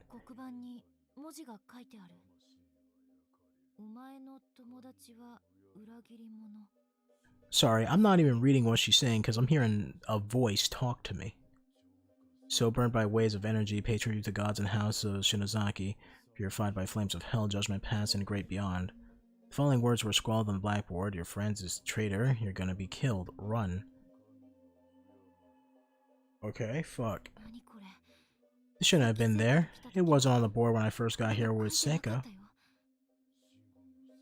Wait, has she been taken over by the Darkening now? Somebody have written it recently, but why? To get a rift in our friendship? I didn't know if it was a person or a ghost who did this, but whoever it was a terrible thing to do. This was all really starting to get to me. Somebody there? Hello? Is anyone there? Hello? That's the last thing you should do in a situation like this. Can't take this anymore. I just can't.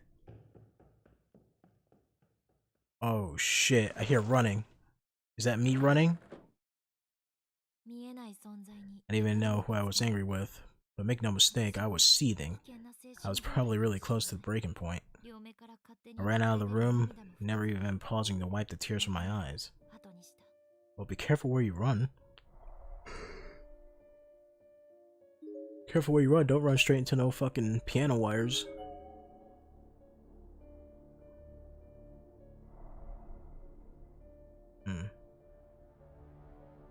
Nothing here. Good.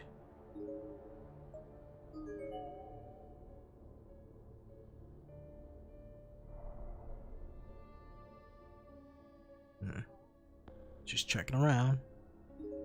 Alright, where the fuck am I even going? There's 1A, B, C, down to the first floor, and then up to the third floor.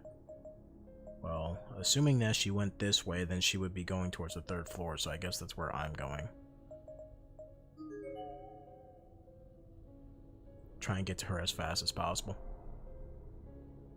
Of course, one walkway at a time. Just in case there's anything that, you know, don't want to miss anything.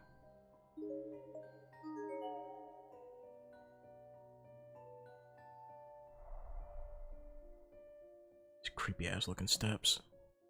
Not gonna lie. I'm just waiting for it. Whenever there's first person, there's usually some sort of jump scare just waiting to get you. I'm waiting for it.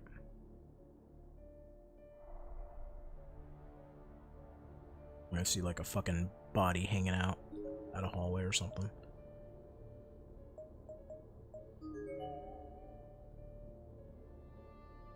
Seiko, you around here, girl?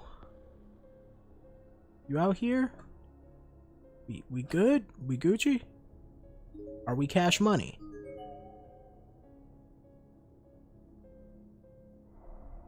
Seiko, where the fuck are you? It's not funny no more. You're scaring me. The ref room? What the fuck is the ref room? Door to the reference room is frozen in place. Can't open it. There's a body? And I don't want to deal with it. Decomposing corpse. Smells ghastly. Judging by the height and uniform, is probably once a male senior high school student. His school name tag seems to have survived intact. Promptly displayed on his now damped and discolored blazer. Mizaki Prefectural High School. Kashihiro Murufushi? I don't fucking know. I'm not Japanese. Don't. Why is my screen getting red? Screen is red. Don't like it. Don't like it. Saving the game. Screen is red. I'm gonna be saving a lot. I'm gonna be saving in different slots. This is what happens when you give me a save button.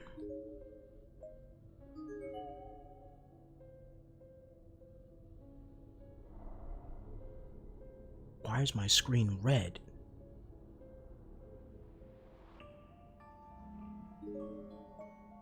There's nothing here. Whoa! Oh, it quickly goes to... Okay.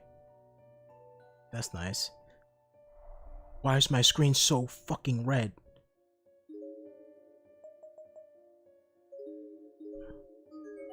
Am I going insane?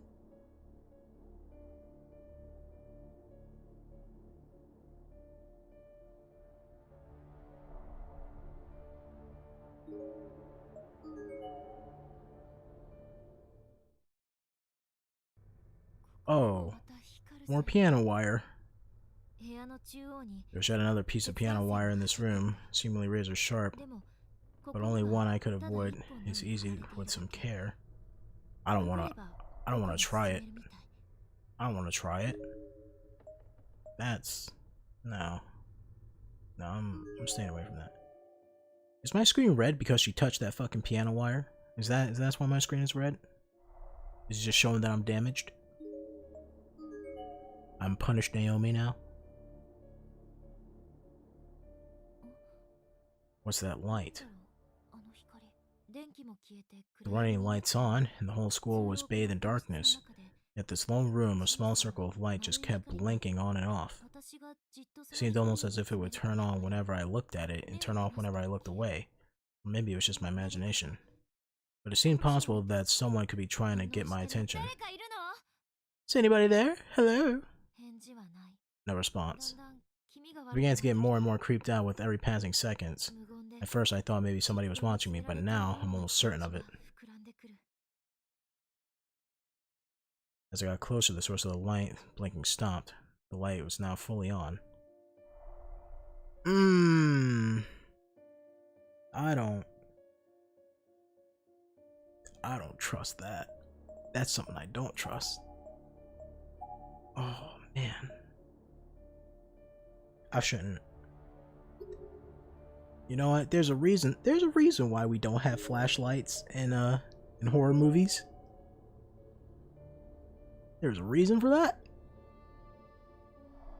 Never put me in a horror situation like this. I would just nope everything.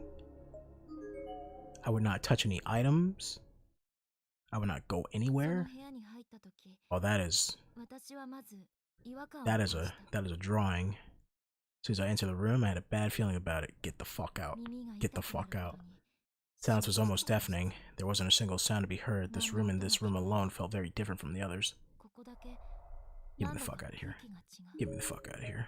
Get me the hell out of here. I'm not gonna touch anything unless I have to. I'm not gonna touch or move anything unless I have to. Give me the fucking first floor. There's a large hole in front of... Oh, too big to jump across.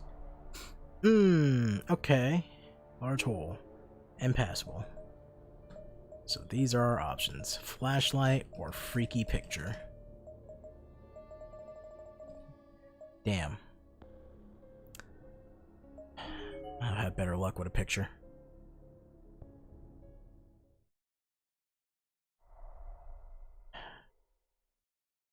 I'm not gonna look at the corpses either.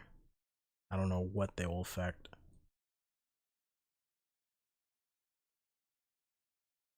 There's a note on the wall. I ate a student today. Nice to know. I was hungry, I had to. Plus, we played rock, paper, scissors, and I lost. I thought I'd lose to an adult, but I didn't. What?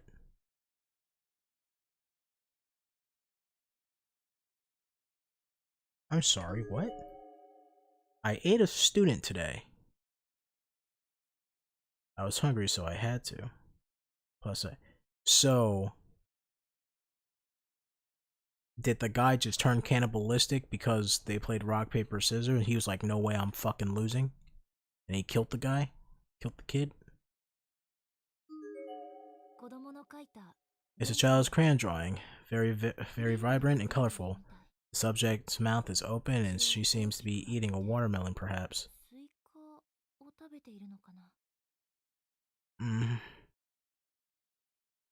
Get me the fuck out of this room. Get me out of this fucking room. Get me out of this goddamn room. Get me out of that goddamn room. You get me the fuck out of that goddamn room right now. Why can't we just go back to the RPG Maker game?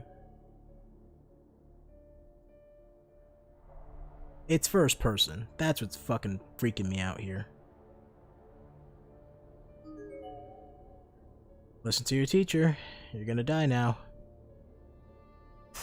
Whoa. Whoa. No way. Nuh-uh.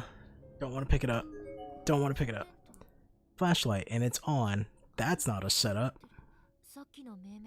I wonder if this was the source of blinking light. It did turn steady when I got near to the thing, but it was just left for me with no questions.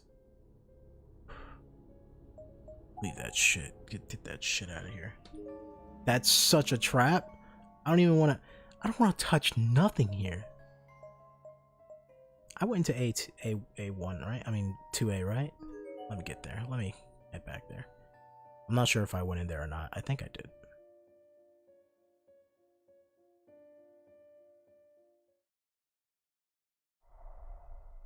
Did I come in here? Oh, I did, yeah. I did come here and then I ran out because fucking talking about Seiko and bullshit. Alright, well, guess I gotta go pick up the flashlight. There's no other way around it.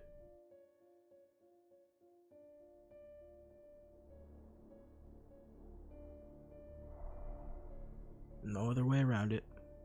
Can I check this out first?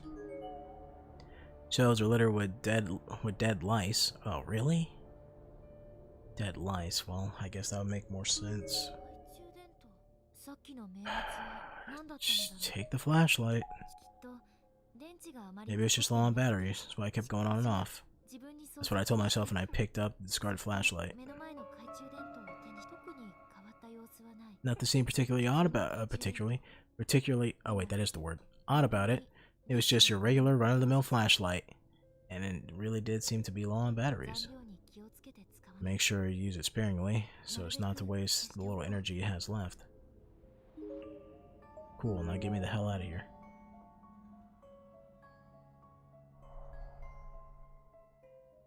I'm gonna save that. I just sealed my fate, didn't I? You picked up the flashlight. You now are on the path to the death route. Congratulations. Alright, well... what would I need the flashlight for? I don't... Do I go back in the nurse's room? Isn't the nurse's room super dangerous?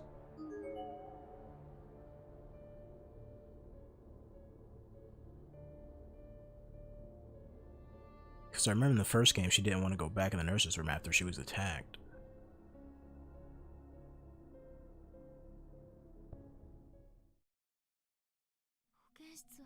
I don't like this place. The infirmary here was where I've been attacked. I didn't want to stay in here any longer than I had to. The horrible sensation in my body being overcome by the hair-like mist was something I never hoped to experience again as long as I lived. Yeah, get me the fuck out of here.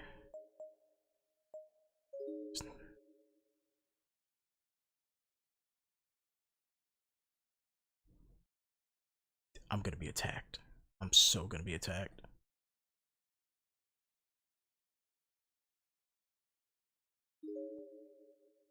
I should check this place out. I should. I think I'll have better luck in 1C. I'll head to 1C. I'll check out 1C first. Because that's where the child's picture was at. And all I did was look at it, so maybe I gotta shine the light on it or something. I didn't really check the room out either. I just kind of went straight to the picture.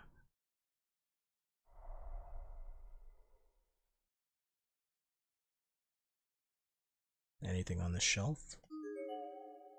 Full of dirty tissues. It kind of turns the stomach. It kind of turns the stomach. But not looking closer. All right. There's the bones. I don't want to look at them, but I guess I have to. 2 skeletal remains. Both of them most withered. Okay. Female looks to be around junior high. Okay. There's nothing I can do with this? Nope. Doesn't seem I can do anything with that.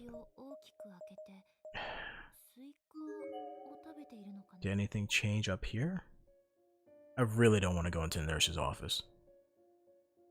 And 1A had nothing in it, it seemed.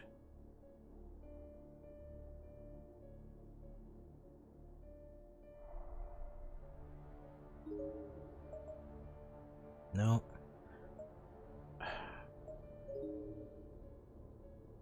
Fuck it, I'll head back downstairs. I'm gonna assume that nothing changed up there. Alright. Let me just check 1A, make sure nothing changed in there, and then, head to the nurse's office.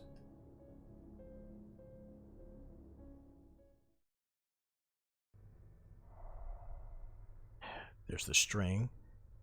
Oh, that's what's in here. She says she can get over it easily, but I highly doubt that.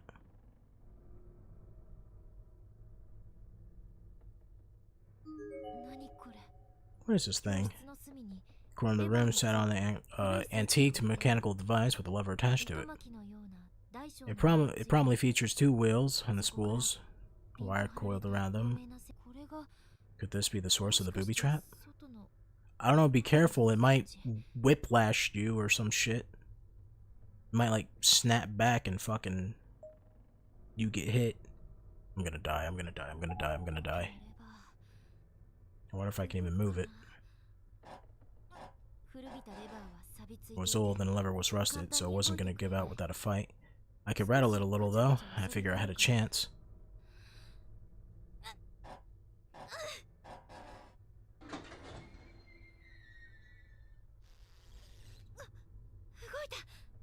Oh. So that disappeared, but what about the rest of the wire that it's connected to? Is that not gonna snap back and like cut me? The piano wire, it's gone? Just gone. It's just fucking gone. Alright, well. Let's head this way then.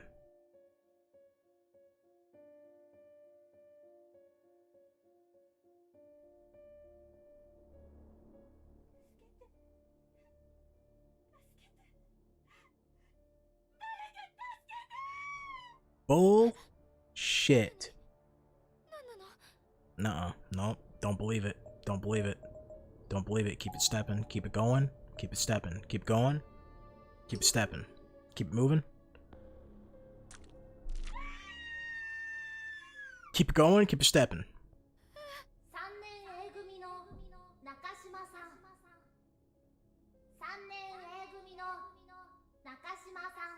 Fuck you. Return the class my ass. Not happening. You're next? Next to die? The hell does that mean? Get me the fuck out of here. You're next. You're next. Who the fuck? No. Oh, what? Get me the hell out of here. You're next. Piano wire's gone. Piano wire's gone. I want that mouse to get the fuck out my face. Alright. Some sort of mechanical mechanism with a lever attached to it.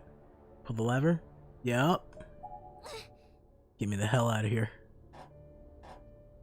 She said, you're next. The fuck out of here. What a strange contraption. Pulling the lever made a retractable floorboard to extend outward over the hole, but also restrung all the piano wires. Have to be careful not to touch any of it. What, so like behind me now? Oh. Well, can't go to 3A. Sorry, Teach. Sorry, announcement. Another one.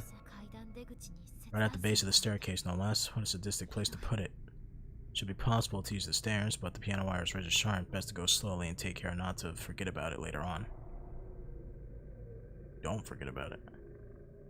This is for when you get chased.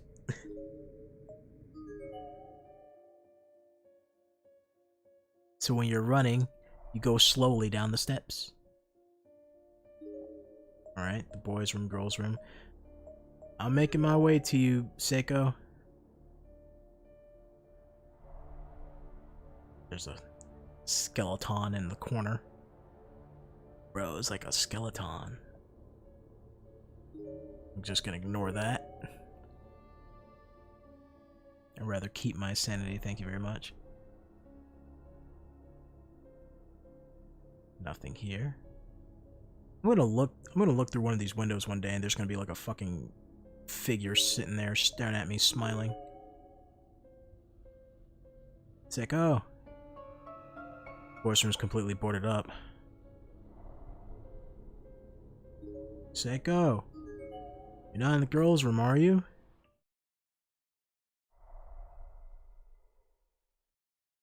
Oh man. Totally replaying fate. It's room 1-3. It's your turn. You're next. Old rusty bucket filled with maggots. Best to keep your distance. Best to take it with me. I better hold on to it since I know what's gonna happen, right?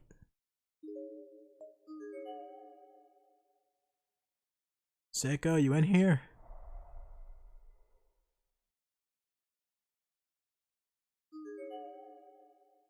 A shaky, faded letter could be barely made out. Old filer. Flyer. What the hell am I saying? Flyer. Alright. Put onto your mind. Don't worry. Eat, laugh, go nuts. Let the darkness in. Nope, the darkening is bad. Suddenly I felt the sickness in the pit of my stomach. It was almost unbearable. I felt like I was forgetting something absolutely crucial. Something I was constantly trying to forget, but absolutely had to remember no matter what. Do not let the darkening in. Do not let the darkening in. You take that fucking bucket with you wherever you go. Grab this bucket and you take it. Filled with maggots.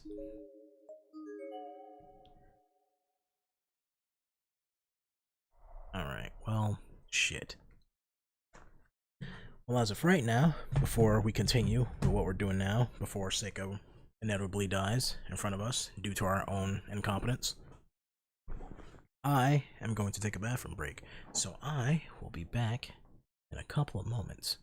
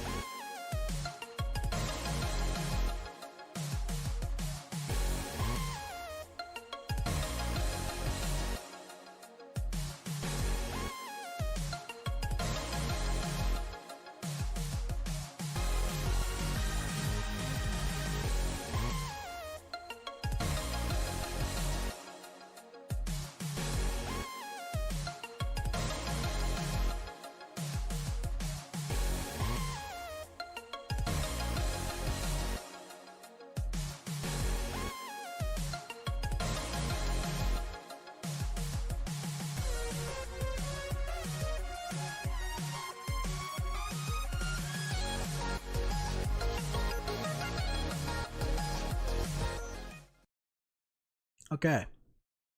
I have returned from my bathroom break. And we're back with more Corpse Party. Let us... we can't check out the, we can't check out the stalls. Huh. Guess I'm heading back downstairs then.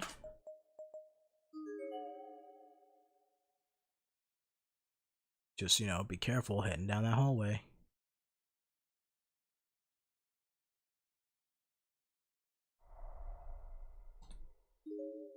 Take it one step at a time.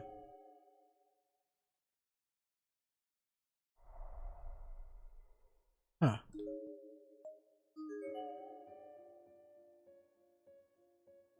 So the piano wire came back, right? Door should be sturdy enough to get across the other side. Some sort of mechanism with the conspicuous lever weights. Oh wait, the piano wire only shows up when I switch it on, right? Yeah, pull it.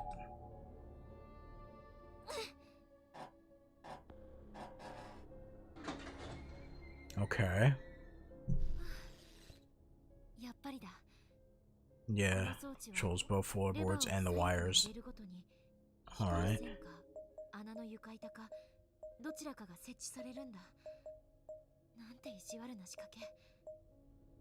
Alright, calm down, Naomi. You didn't have to talk that much. And this was blocked off by the floor. So where the fuck did that announcement tell me to go? It said, head back to room 3A or some shit, right?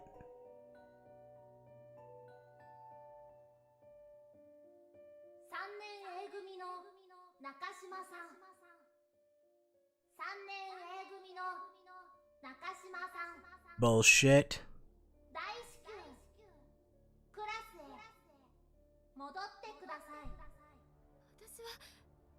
From Kisaragi Academy, 2-9. Got the wrong bitch. You have the wrong bitch. Leave me alone. Alright. Piano thing is removed. We have a flashlight. Let's head back upstairs. I didn't really get to recheck that, but you know, might as well. Anything to avoid that classroom. Cause that is malicious. Don't want nothing to do with that. Don't want none of that. That's all bad.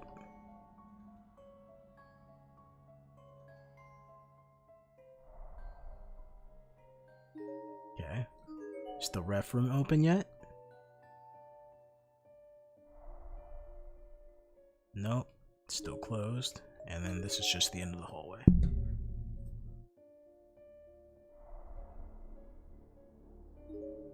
Alright. Guess I gotta head to that classroom then. There's nothing else for me to do.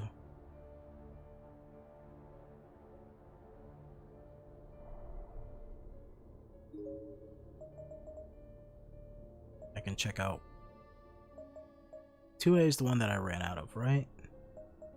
1A had the switch. 1B had the flashlight. 1C had the picture. 3A is closed though. Let's head back to 2A.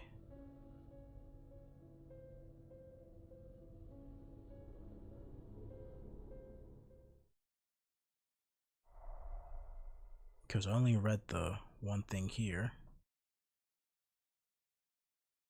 Which is the only thing I can interact with. Okay, cool.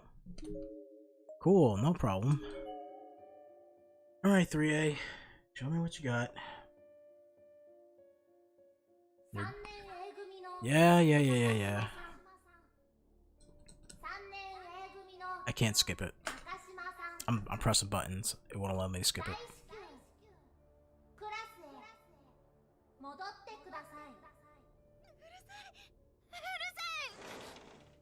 It just opened on its own. Oh, fuck!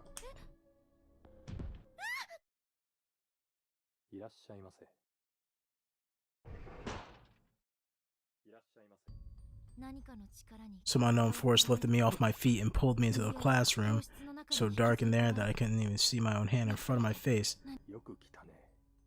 No, the fuck you're not.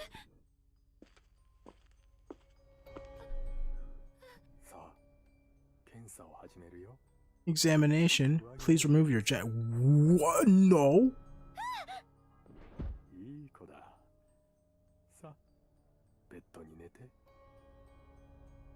Not sure what else to do. Pull out the flashlight and point in the direction of the creepy voice. Fuck yeah. Oh, I gotta look for it? Oh, fuck me. Is that a shadow? Burn, bitch.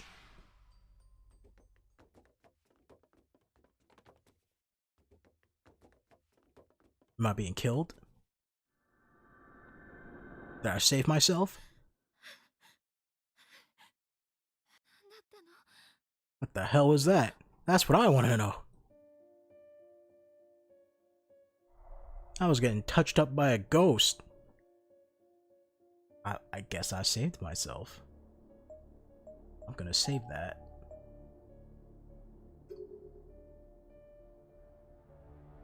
Alright, well. Let's stay away from that room from now on. Or maybe I have to head back in there. I didn't really... Oh, it's closed, so I can't head back in there. So where would I go? Guess I'll head back to the,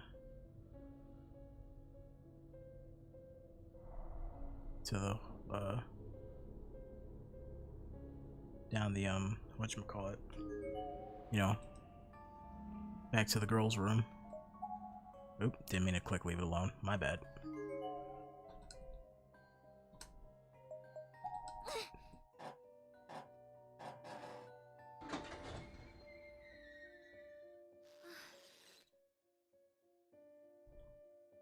Alright, well. Should have just clicked to the steps, but, you know, don't want to hurt myself on the wire.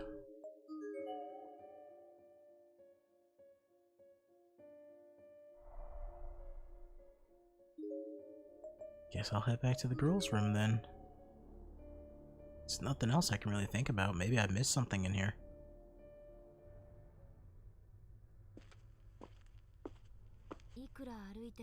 No matter how much I wondered, I couldn't seem to figure out where Seiko had ran off to. And I've been teased from the shadows and frightened the whole time I was searching. I couldn't take much more of it. I was losing my mind. When I came back to my senses, I found myself standing in the hallway on the 3rd floor of the school building. I began to doubt myself, to doubt the fated events that lie ahead, or whatever these I can't read. I began to doubt myself, to doubt the fated events that laid ahead, or whatever these horrific future memories were. They couldn't actually happen, right? I had no real reason to doubt the things I've been envisioning, of course, but I kept telling myself it was all just paranoia. I experienced deja vu many times in my life, ever since I was a little girl. It didn't have to mean anything. Someone once told me that deja vu was just the brain recognizing a similar situation from one's past, making a false connection, pulling the wrong file. No more.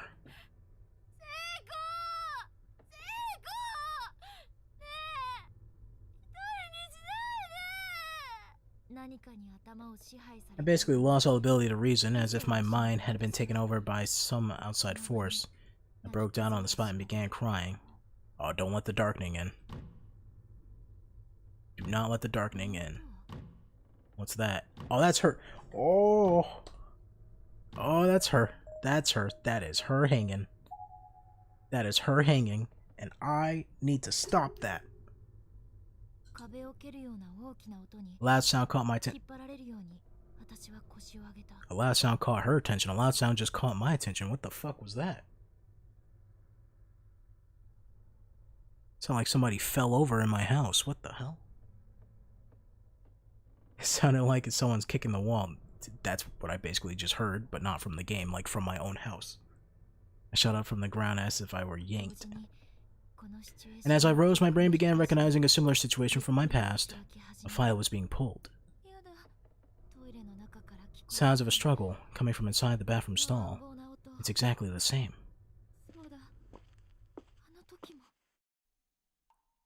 She is totally being hanged up in there right now. But not by me this time, apparently. There was an airy stillness in the air within the girl's lavatory. It didn't feel like there was anyone else in here with me, but I sensed a slight movement on the third stall door from the back, as if it were just closed. My head was racing. I was so nervous, it felt like all the blood in my body had began flowing in reverse behind this door. You in there, Seiko? Oh, it's not a noose for her, it's a noose for me!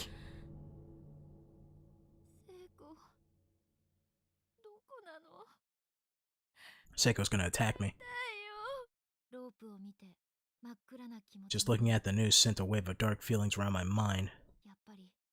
The specter of death was right in front of me, baring its fangs. If I went too much longer without finding her, the same dull thud echoed again from behind me, startling. I turned back towards the stall. No one was there, so what was it I was hearing? The wall. There's a breeze coming out from it. I stepped inside and began lightly knocking on the wall, several different spots. You should stay far away from that noose. You should stay super far away from that. Get nowhere near it. A ghost is just gonna lift me up and choke me out. Oh, thanks for the follow. It's hollow. Looking closely, the wall did just that can't even fucking read. Looking closely, the wall did just out very slightly, right around. Wait, what? Jut. I'm saying just. I add a fucking S in the word. Great job, me. Just jut out very slightly around the exact spot. Unconsciously, I pushed on it, and a small piece of panel swung out into the space beyond, like a door. It was well hidden, to say the least.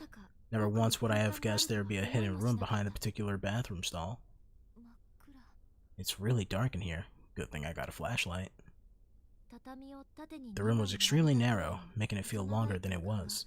You could fit maybe two tatami mats on the ground here, end to end.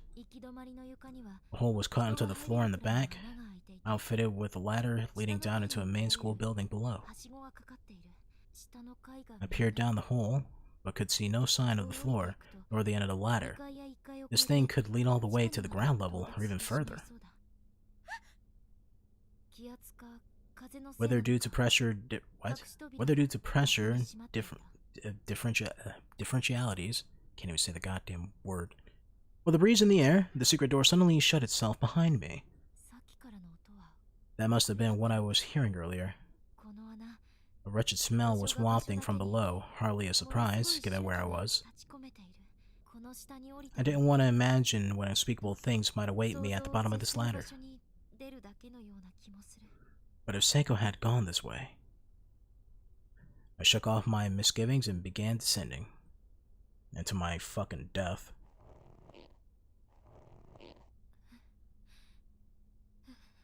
My screen is so goddamn red. I wonder if maybe this ladder ended in a garbage dump or something. I stopped in my tracks, seriously considering turning back. You better consider that. But I didn't want to miss something and have to do this again later, so I figure I might as well tough it out and see what I might find down at the bottom.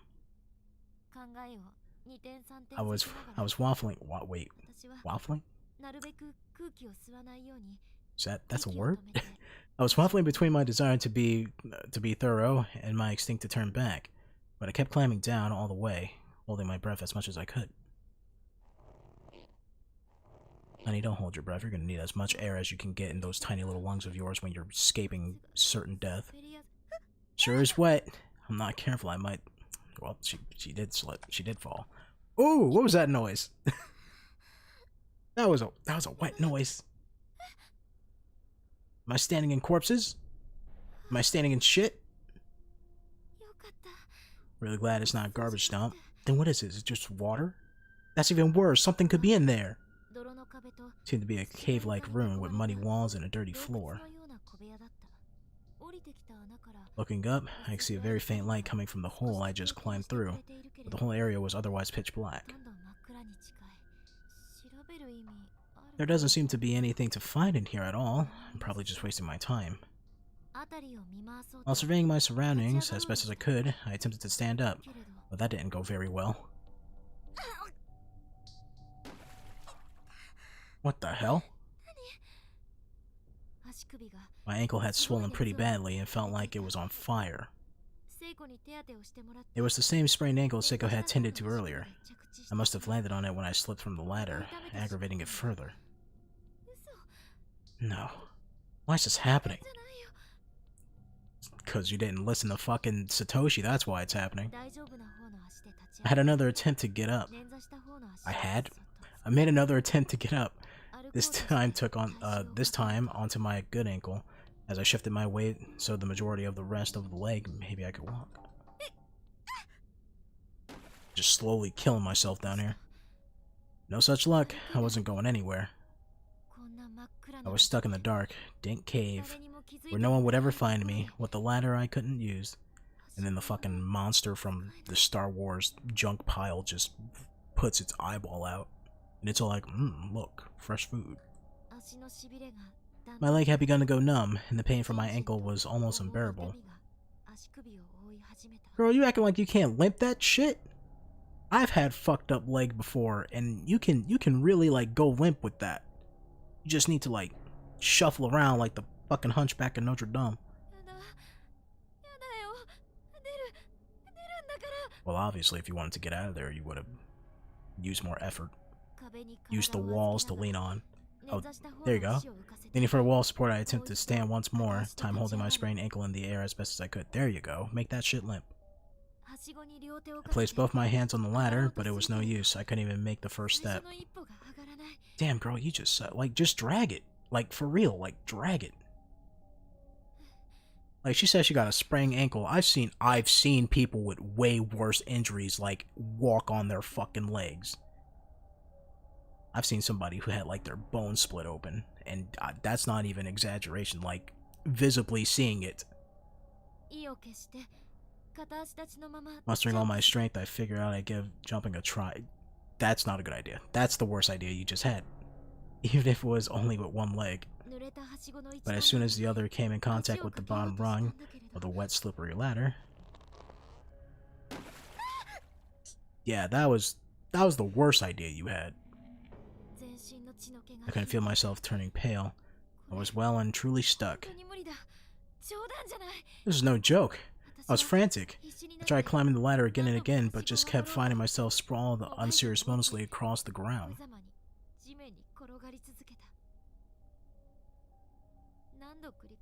I couldn't even say how many times I challenged those damn rungs. I even searched the walls nearby for another way out. I don't think you want it. I don't think you want it good enough, you know? You can really just, like, even with one leg fucked up, you can, like, move around. But it was simply no use. And her leg's not even broken, it's sprained. Tears were welling up in my eyes uncontrollably. Nah, you're just being a little bitch. I'm so sorry, Seiko. I can't make it. I can't save you. Nah, it's quitters talk. Like, I may hell nah out of a situation that I don't want to be into, but I still always go back. Then all of a sudden I sensed the person in front of me. Oh, that's not good.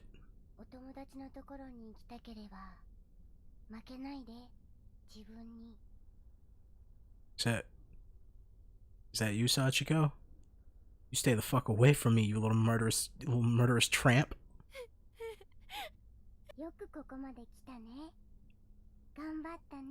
Stop it, Sachiko, leave me alone. It was a little girl. She was just there. And she spoke to me in a very comforting voice. Yeah, but that's the evil one, right? The red one's the evil one? Or was the white one the evil one? One of them was super evil.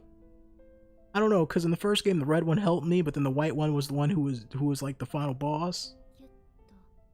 But she was also the good girl. And the red one's the one who was a killer. Then she hugged me tightly as if trying to enshroud my head with her being. I don't want to be part of her being. That's bad. That's bad. That's terrible. That's the darkening.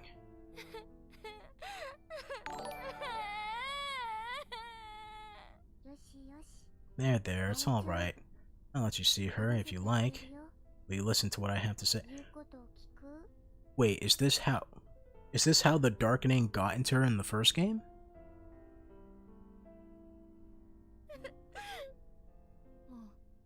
I didn't care who. I didn't care if it was a person or a ghost. I just wanted anybody to save Seika. Good girl. You are just pure evil. Don't get closer into my ear. I don't like that.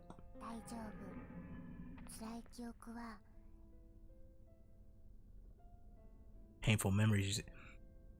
You're possessing me. Yep, there we go. And the funniest of them all.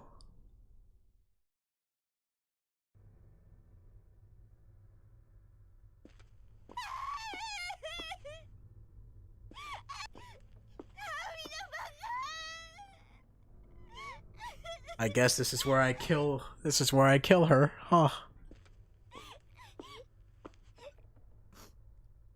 No, I shouldn't say that about her. It was all my fault. Naomi was just scared, and after what she went through, I don't blame her. She's always been cheery, and so kind, and not dead. But I brought out all her pain, all her tears. Damn, she's really like sobbing over this shit. And that's the one thing a friend should never do. A smile suits her face best of all. Hey man, how's it going? I'm about to kill my best friend. Sorry, Naomi. Sorry for making you sad. Oh, it's fine. You won't make me sad for long, Seiko. I feel so lost without you. Props to the voice acting. I can't live up to this shit. That shit ass time at work. Oh, was it a customer or was it the manager? I bet $10 it was the manager. It's always the manager. Fucking jackasses. Every time. Was it one of those days where, like, the manager was just on their period? Whether it's a female or male. I had one manager who would just, like, one day out the month, he would just go ape shit. I'm like, what the fuck is good with this guy? It's the same for me, Seiko. Oh, Naomi, you're here. I'm sorry, please forgive me. I just want us to be together forever. Had to do first aid while you're at lunch and also doing your job. Damn. Wait, so one of the coworkers got hurt? Or was it a customer? Was it a customer? Was it like an emergency? That's why I don't do day shifts. That's why I don't do day shifts. Less people there. I remember last time I went to work and I was telling them about like this creepy ass dude who shows up in like 4 in the morning and stays there till like 8. And I swear I'm gonna get stabbed. Who's the manager in you? I swear I'm gonna get stabbed every time I see this guy. And then one of my coworkers just go, oh yeah, by the way, dude got stabbed up earlier today. And I was like, what? He's like, yep, just in plain sight. He's like, see, this guy was just minding his own business, and I'm watching the tape, and the dude's like backing up from him, and I'm like, he's not minding his own business. This is obviously gang related. Like something happened before this to get to this point. Dude got slashed across his face. It was planned too.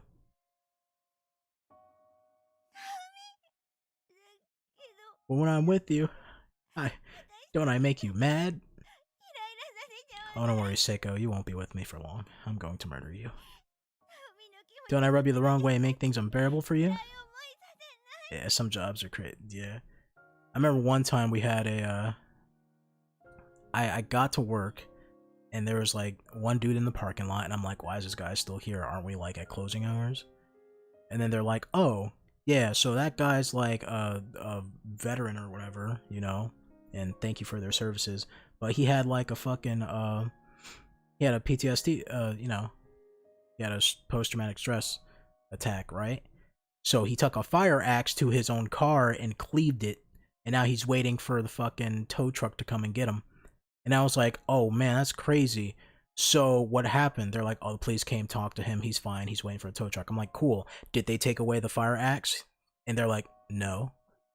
I'm like, so you left the man, potentially dangerous, who literally just had an episode by himself, waiting for another stranger to show up, while he's just sitting in his car thinking about himself and what he just did. And you left him with a weapon. You didn't ask the policeman, you didn't say, hey, policeman, take the weapon away. Ask the man kindly. So that day I just instantly said, fuck it. I'm going to the break room and I'm not leaving for the night. I'm not doing shit. What was also funny is that when the other guy got there with me, as I was heading out, my fucking supervisor wasn't even going to tell him about the guy. Once again, we failed by our system. Exactly. Like, he was about to head out and I had to stop him. I'm like, wait a minute, hold up. You was about to let him walk out without telling him about the dude in the parking lot? And the parking lot is his post? Like, come on, man. That's super dangerous. I'm like, just stay away from that guy. Just stay away from that. Don't go to that area tonight. Just don't. Of course you don't. Now it's just me being stubborn and pouting and behaving like a spoiled brat. Oh, Seiko. Oh, Seiko. You're gonna die. Seiko approached me with arms outreached. She wanted to hug me, and I immediately obliged, without the slightest hesitation. I wrapped my hand around her fucking throat. This was Seiko, warm and alive, soft and smelling lovely as usual. I'll never let you go again. Me neither. You better not. As I wring the life out of your neck. There's a Japanese-style room over there, with tatami mats and everything. We should go sit down and try to calm our nerves. Our break sounds nice. Let's go. Onward to murder. Custodian's closet. This is one of those doors that won't open, isn't it? Oh, I passed out earlier, I guess. When I came to, I was lying down in this room. I was someplace underground, I think, with no way out, and then I saw a little girl, was it? For the life of me, I couldn't remember clearly. That's really odd. Maybe you have a guardian angel on your side, or a ghost, or a little murderer, or a demon. Come on, don't say that. Remember what the spirit told us when we first got here? He said, not all ghosts are bad. He said, only the blue ones are good. And trust me, she was nowhere near the color blue. She was, in fact, wearing a red shirt. Very bad. And she had a physical form. Doubly bad. Seiko kindly opened the door and stepped into the custodian's closet, as I fucking reached for the knife behind my back. I could hardly believe this was the same person who got scared out of her mind at the first sight of a ghost only a few hours ago. You seem a lot more fearless now than you were when you got here, Seiko. Or is that just me? As long as you're around, Naomi, I feel like I've got nothing at all to be scared of, except for that knife you're carrying behind your back. Why are you looking at me like that? Are you gonna kill me? What are you gonna do? Kill me? She's so gonna die. I'll try my best. That's all well and good, but just make sure you don't let your guard down, okay? Especially around me. There weren't any working lights in the custodian's closet, but it definitely felt a lot safer in here than it did out in the creaky hallways. The two of us plopped down next to one another on the tatami. For a long while, neither of us said a word. I guess we weren't sure what to talk about. I know what to talk about. Hey Seiko, which way would you like to die?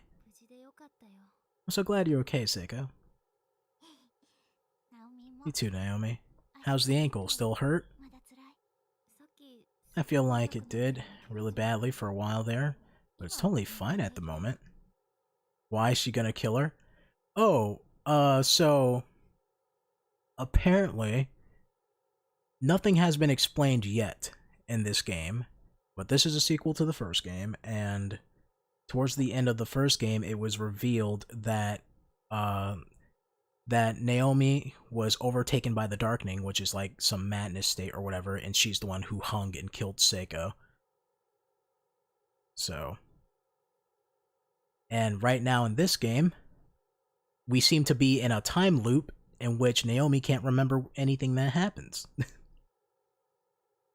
So I'm assuming these are the moments before she goes crazy, or maybe she's crazy right now, and she's just going to wring the shit out of Seiko. Also, to show that there's a time loop, there's a nice little detail that they pointed out here earlier. She has marks around her neck. Her fate has been sealed.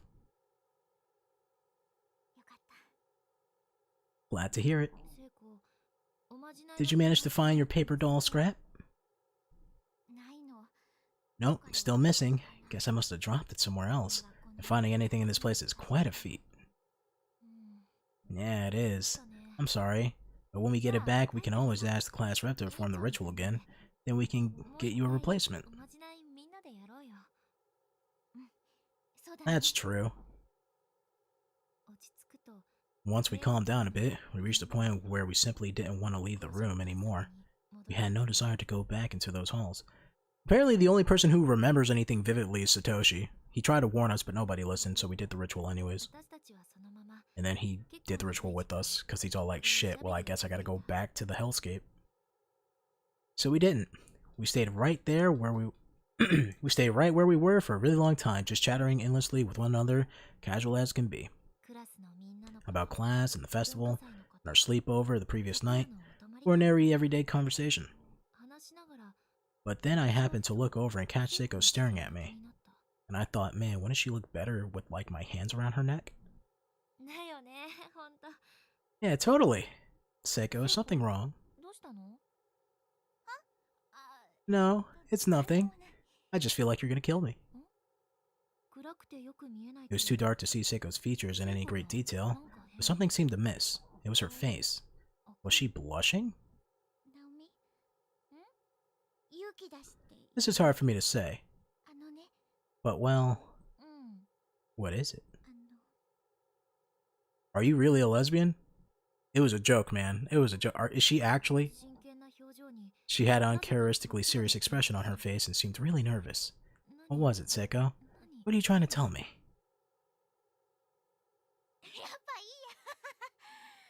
What? You can't pull that shit. You're about to die, girl. You gotta say something. Come on. Come on, now I'm curious. Now my curiosity is killing me. It might be killing you in a second. Just split it out already. Promise you won't laugh. Okay.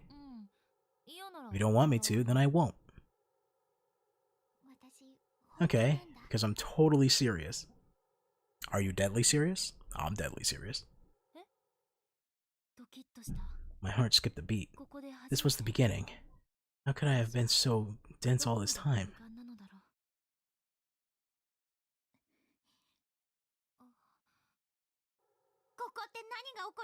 Since we have no idea what's going to happen to us in here, there's something I really need to tell you. Okay. Seiko's focus changed. Her gaze was now directed squarely at my lips. What was at my lips? Well, will you what? I want to kiss you.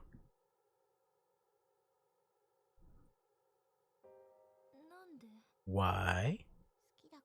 Because I love you. She is super lesbian.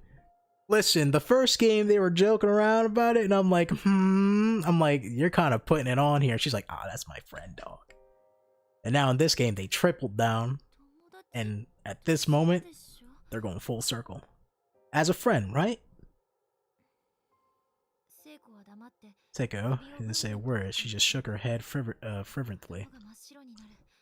I was dumbfounded. Was she confessing to me? She's like, yes, I'm gay. I haven't even had a boy confess to me yet. She hung her head low, staring down at her feet. My silence seemed almost like it was causing her physical pain. She looked like she might explode. I couldn't see her face clearly, but I was certain she must have been quivering and blushing from ear to ear. You're serious? I'd marry you if I could. I want to kiss you and hug you. That was the first time I ever heard Seiko speak so softly. It was such a I never noticed it. All the time she slapped my ass and grabbed onto me. Every time. We even bathed together and she started groping me. Oh. Why are you crying, Naomi? Probably knew I was crying and I had no idea why. Yeah. It's like, why are you crying? That's an interesting reaction for a confession. Even if it was, oh yeah, she constantly slaps her ass.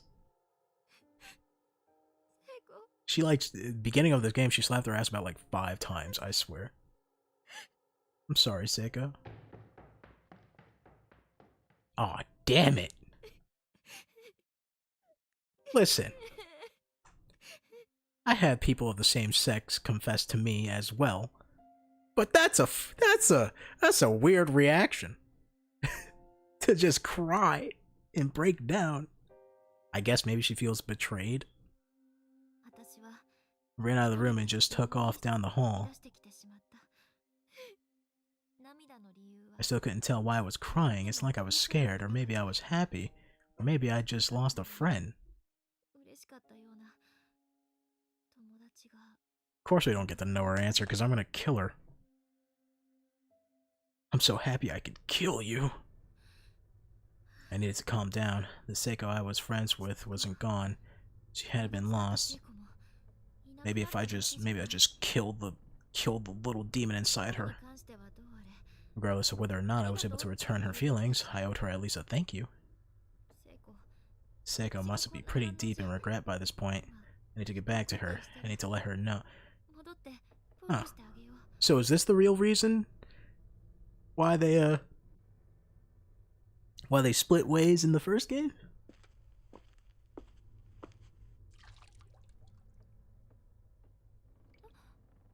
Why am I walking in water? I was suddenly distracted by a sound of dripping water nearby. Huh, that was me from being soaking wet from her confession. She said I love you and I went sploosh.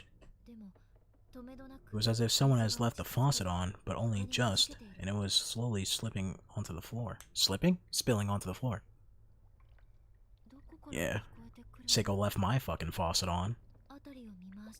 But where was it? It sounded close, yet there was no sign of running water anywhere that I could see. I had a bad feeling about this. All I knew was it was close. Like really close. Wait, no it couldn't be. I looked down at my feet and I gasped. You gasped? Are you... Oh, my period! An unpleasant-looking black fluid was running down my thighs and pooling onto the floor beneath my feet.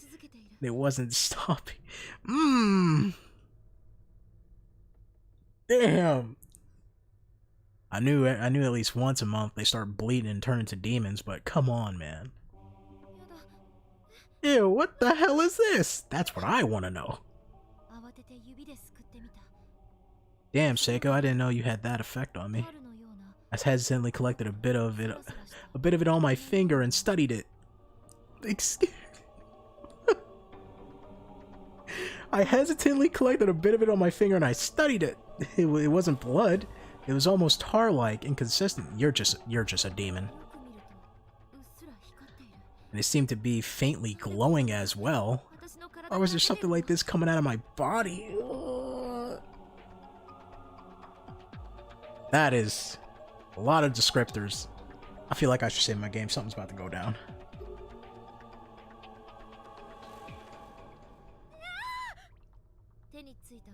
I went to wipe my finger on my skirt and shift it in place, only to lose my footing and fall backwards, landing hard on my rear.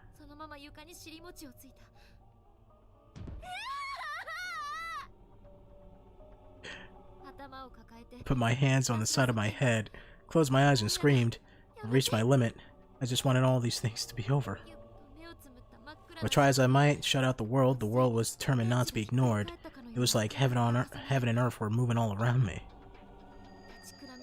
I felt dizzy. It was like my soul and my body were separating. I became acutely aware of my own mass and started obsessing over it. It was so heavy.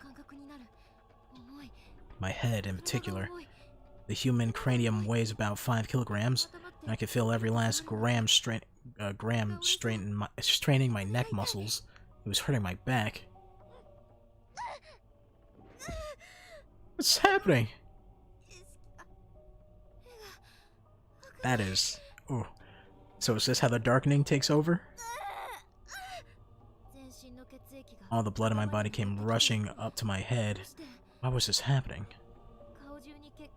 I could feel the blood vessels in my face pressing against my skin. I could see blood behind my eyelid. Oh, what? Behind your eyelid? How are you? It hurts. The blood just kept coming. It wouldn't stop. It felt as if my blood vessels, my eyes, my whole head could burst at any moment. Somebody. Be careful. You're about to fall into the valley of past and future memories. What are you doing to me, Sachiko? Just as my last visage? Visage. That's the word. Visage. Visage. Visage. That's the word. It has to do with the mind. That's a word that I've heard before. Don't know the direct meaning. That's the word.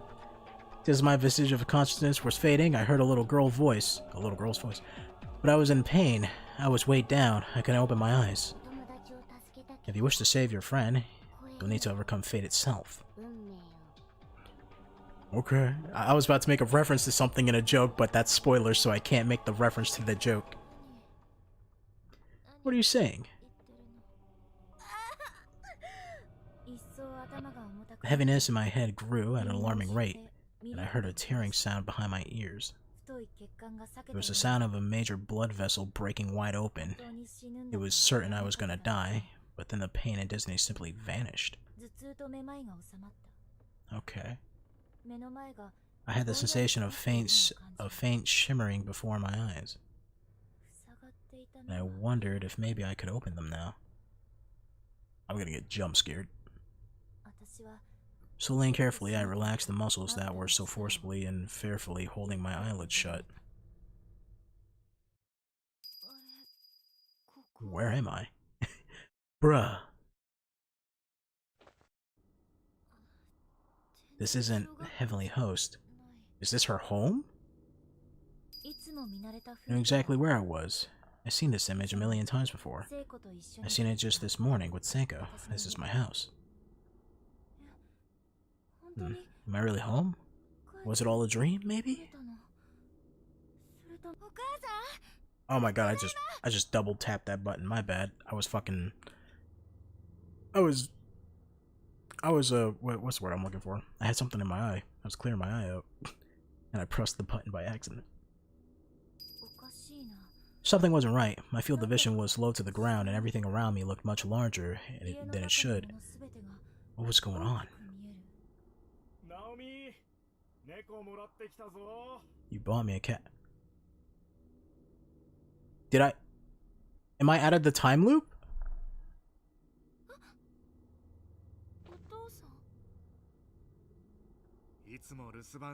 You always been so mature, watching the house all by yourself when we were away.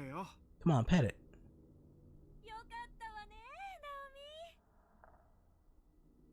Am I younger?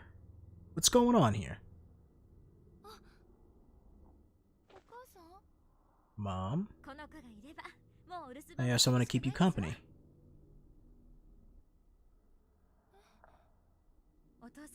Sorry, we're always so late coming home from work, sweetie. It's nice that we can trust you, though. What the fuck is going on here? I'm really sorry, but now you won't be lonely anymore, right? I can't tell if I went in the past or if I'm back in the future.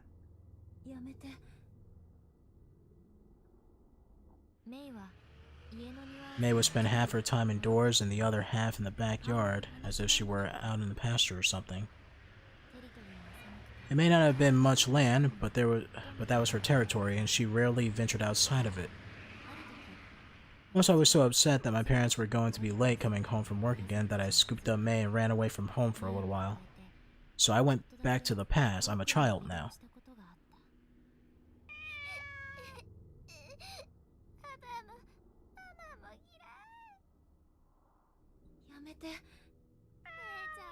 It's because you're here, May. Because you're here, Papa and Mama don't think they have to come home.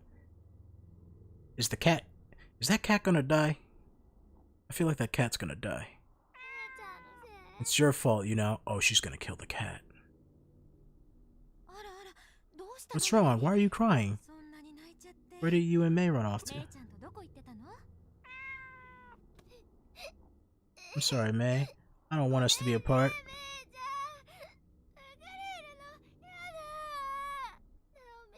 I said a really mean thing to you, May. I'm so sorry. Okay. No, it's alright, Naomi. May will always be there for you. She loves you, you know? She can sense exactly how you feel, and she's very understanding. It was long after that that May ran away. Oh, well, at least the cat didn't die. I searched for her every day, through teary eyes, but in the end, she never did come home. Such a pity. I guess even cats get stray ideas in their heads from time to time. Stray ideas. Strange. That wasn't it. You two were such good friends, too. I did this. But you'll make a new friend in no time. You just need to put this out of your mind and move on. It's because May was so understanding and kind-hearted that she disappeared from my life. If only I hadn't said what I said to her.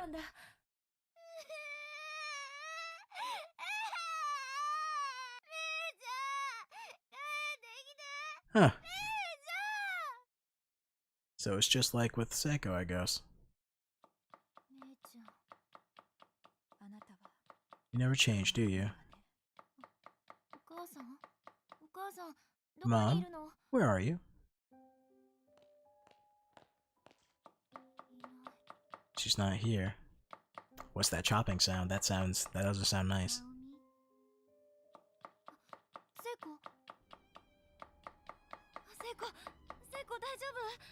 Sachiko, you alright? I've been looking all over for you. I'm sorry about before. She didn't respond, but she didn't have to. This was definitely Sachiko. I can't see you very well. Come a little closer, please. Let me see your face. I drew in towards Sachiko, who was sitting on the ground, and rested my head on her shoulder, and I wrapped my arms around her. I still couldn't see her face, though. I thought it might be because of the dim lighting in the room. But no, that wasn't it. Something was very wrong here. Sachiko wasn't moving an inch, and that's when I realized I was choking the life out of her. Her skin was cold. She's dead? Wait, where was I? Was I at home? Or was this heavenly host? Last thing I remember was frantically trying to find her again. I could smell incense from somewhere far off, and finally realized that this wasn't reality.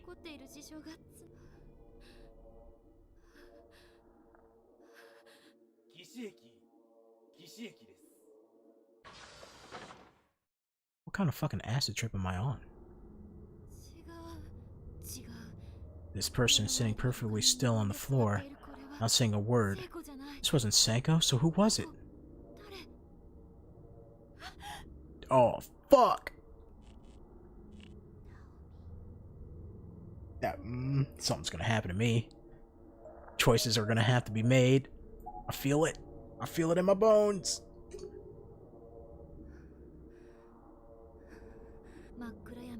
Within the unyielding darkness, I knew that whoever it was taking Seiko's shape was coming towards me. Oh, fuck.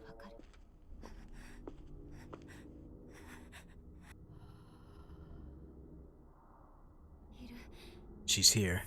She's right next to me. I can feel her breath. Of course she's right next to you. You went to lay your fucking head on her. Who are you? I'm your friend with the broken neck, remember? Oh, shit.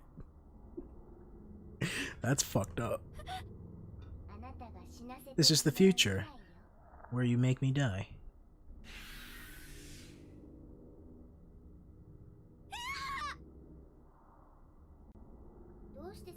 Why did you leave me by myself back there? After we finally managed to get back together, too. Listen, I just want a little kiss. Was that so much to ask for? I mean, we're in a deadly situation. I was so worried that I hurt you. So worried that the way things turned out. So worried, and that's why things turned out this way. Don't say that.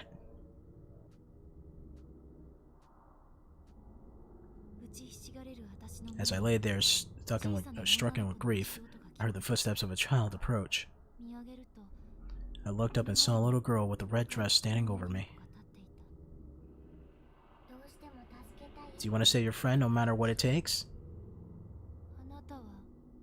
I don't know what the fuck is your deal, Sachiko. I don't know if you're good or you're bad. In the first game, you helped me, but you also tried to kill me, and then you had your other version that was supposed to be the good version, but it killed me. You're fucked up. I'm the one who controls the fate into this world. I had no clue what she meant by that. I mean, that's pretty cut and dry, simple. There's no other way to spell that out to you. She controls the fate of this world. I remember that she's been giving me advice this whole time, like a fucking little Emperor Palpatine. She had a different air about her than the other spirits around the school building. Felt like maybe she was on my side. Oh, I don't even know if she's on my side. I want to save her. Please, is there some way to do it? Tell me how. I'll give you another chance to remember. Think hard. What you just seen are events from your past, which is also the future, than what you... Alright, X-Men, calm down.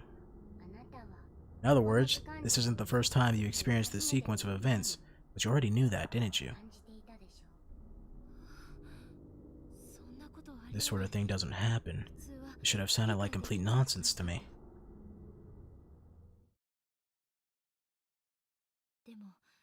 But I didn't say a word, I just nodded.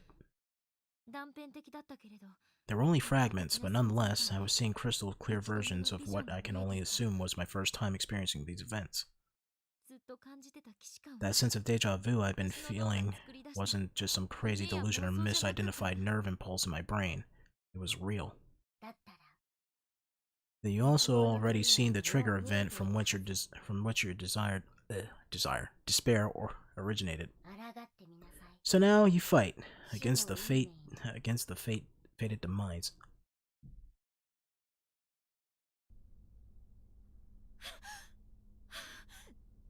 Okay.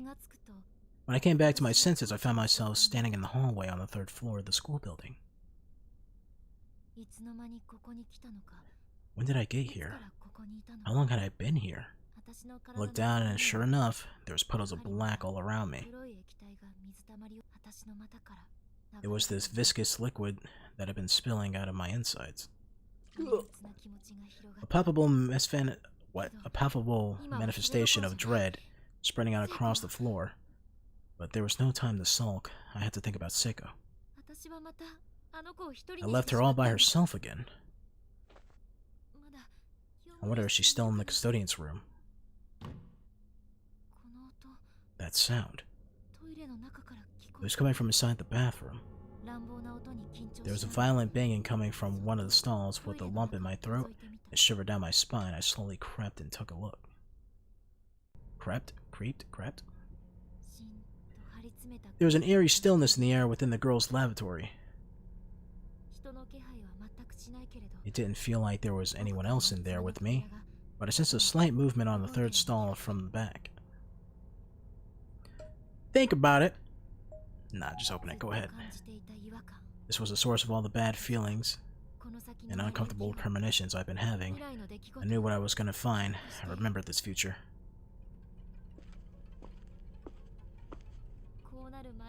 This was the future I absolutely had to prevent from coming to pass. The image of what waited for me in the stalls was burned into my memory. I'm so gonna fuck this up. There's no way I'm not gonna fuck this up.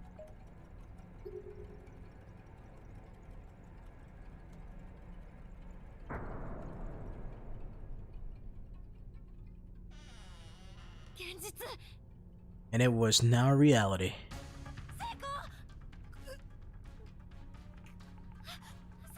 Damn, girl, when I said I was kinky, I didn't mean this. I'll save you. There was again a flash of sad future that awaits us. If I made even one wrong move here, there's still time. I can still save her. Hold on, I'll get you down. But how? This is pretty high off the ground. I need some way to get back to her, get her neck high in order to pull her down safely. Something to stand on. Use the bucket outside. Let's think of something else. Because I did that in the first game. No, I remember now. The bottom of the bucket is rusted through. I fall and I wind up breaking Seiko's neck. That's not how that happened in the first game. I didn't even get to use the bucket in the first game. Why are they lying to me? Must be some other way. Some way to loosen the rope.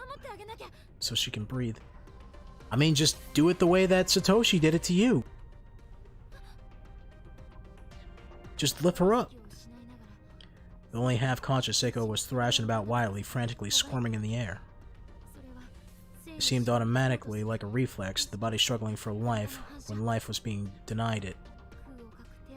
All I could see as I watched her body writhing on the rope was proof positive that she wanted to live. I'm gonna save you, I swear. It was gonna be alright. I could see the future. Fate was on my side for a change. Fucking Xenoblade Chronicles moment. It's okay. I can see the future.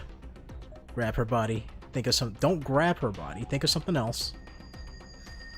No, wait. I remember this too. If I try to lift her, I'm just gonna end up pulling down on her harder and breaking her neck. Give me a moment here. What do I do? Is there something else? Hoist her up on your shoulders. I need to lift her up higher. I quickly ducked under Seiko's body and forced myself between her wildly flailing legs until she was sitting on my shoulders. Let the voice of love take you higher. And then I put everything I had into my back muscles, standing up and lifting her into the air. This created enough slack in the rope that the upper half of Seiko's body weakened as it was naturally collapsed against the back wall. Thinking fast, I took a step forward and actively pushed her onto it, holding her in place so her head wouldn't drop back on its own.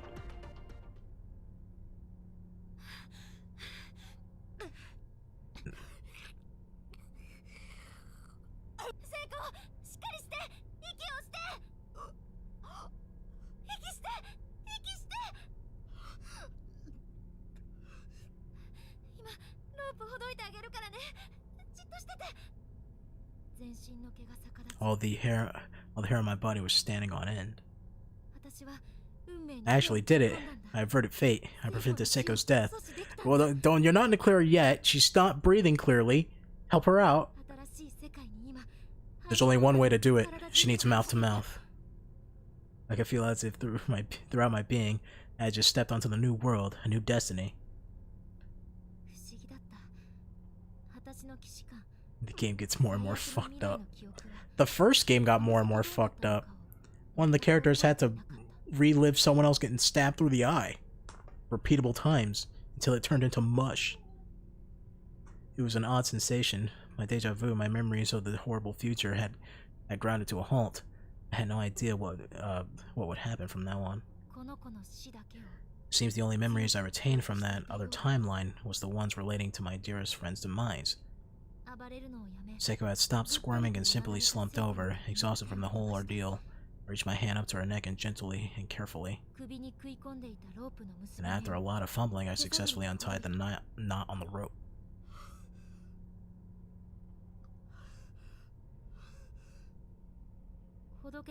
Peeling the slack loose off of Seiko's neck made a sort of crackling sound with each yank.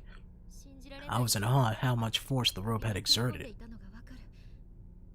The rope didn't exert no force. It was her whole body weight. It was painful just thinking about it. Up through the morning, she was all smiles and laughter. She was always thinking about me, and always so kind and outgoing. Outgoing? Why did something so horrible have to happen to her? Who did it? I'll kill whoever did it. Oh wait, it was me. But there was nothing to be afraid of anymore. Seiko and I had now bypassed the sad fate that previously awaited us. As long as the two of us were together, we'd make it through this. I looked down at Seiko, still breathing, and sobbed. I led Seiko out of the stall and gently laid her down on the bathroom floor. She was too weak to go on any further, just yet.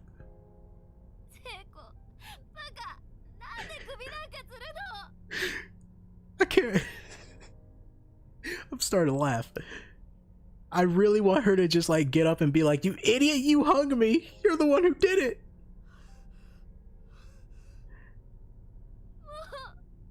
I was so worried about you. Why'd you have to go and hang yourself? I didn't hang myself, you idiot. You have no idea. I laid my head on her bother. I laid my head on her bother. Why did I say that? I laid my head on her body. She was so warm. I wasn't going to let her go again. I wasn't going to let anyone take her away from me. It's okay. It's okay now. I'm sorry, Seiko.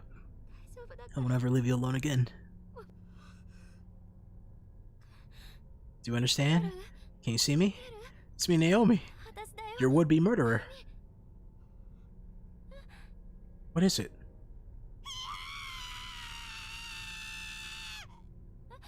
What? Seiko?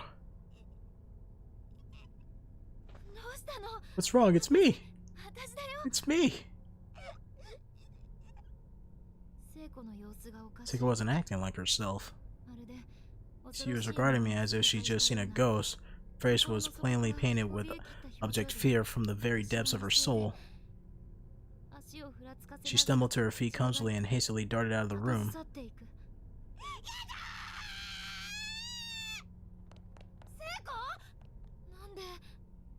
Why? I didn't understand. Was she confused? Either way, I had to catch her. Oh shit, she has to be careful running down those steps. She can kill herself. That piano wire is still there.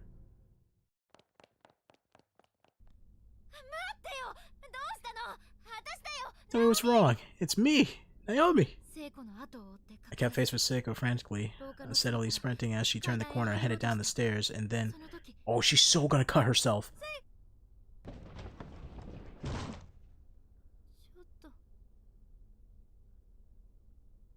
I knew the fucking piano wire was still there. God damn it.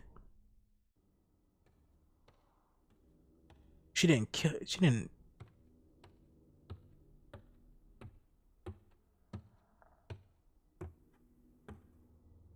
Dude.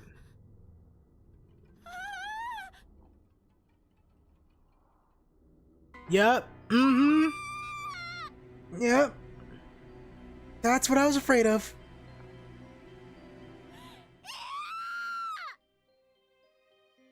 Yep. So earlier in the game, I made note of a piano wire that was there that appeared, and your character goes like, I have to be careful going down these steps. I should remember that's there. And the moment she darted, I said, wait a minute, don't go down those steps.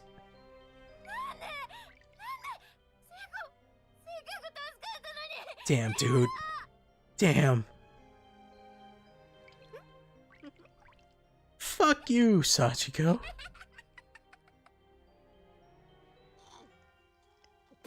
Smells rotten. Damn it.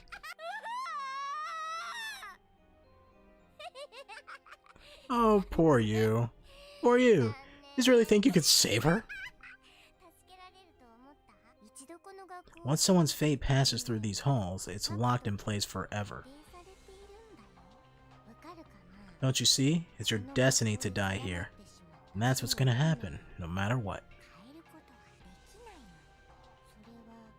And the way you die will just keep getting worse and worse every time.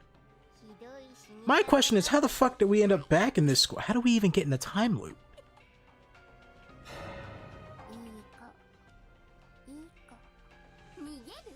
Don't worry. I'll gladly extract all your painful memories for now. Wait a minute. This is your first time here after all, right?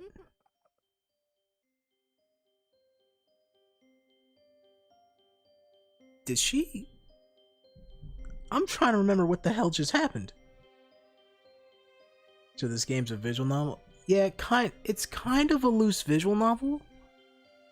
Because there are moments where you do, like Danganronpa X style, like, wander the halls by, like, selecting areas to go and check and investigate. But other than that, they, apparently they took more of a visual novel style approach with this game as opposed to an RPG. And then, I think this game and Sachiko's Birthday Bash is, like, the only games that, do that, from my knowledge. And then after that, I think the rest of the games go back to, like, not classic RPG style, but more like 3D, like mystery, like exploration type things. Alright. We have all the time in the world to savor all the new, unspeakable ways for your friend to die.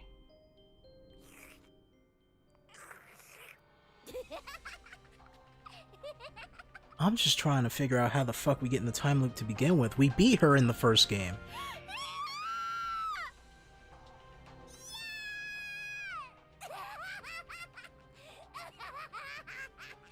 Damn, dude.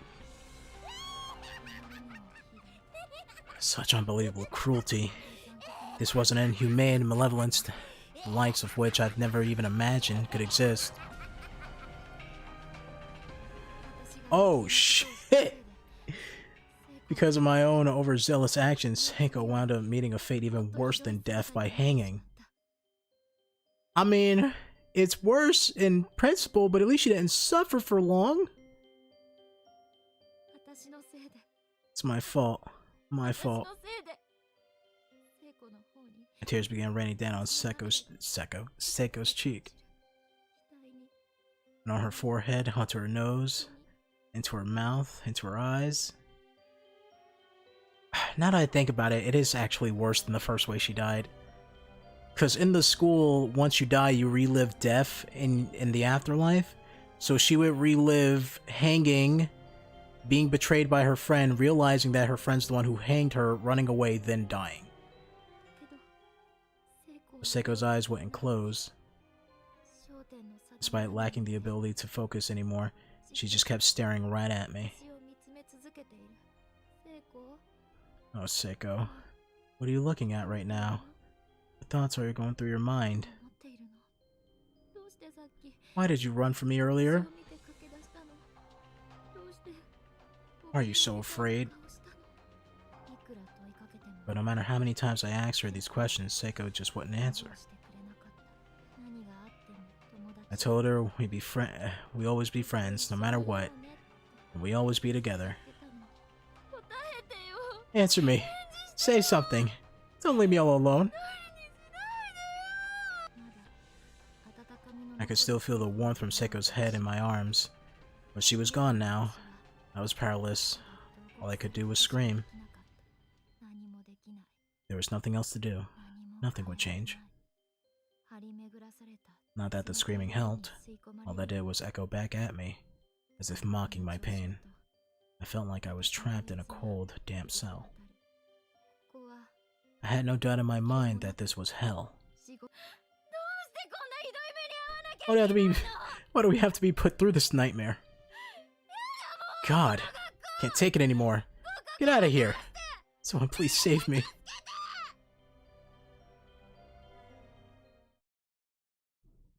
Damn, dude. An alternate universe tale. Alternate universe?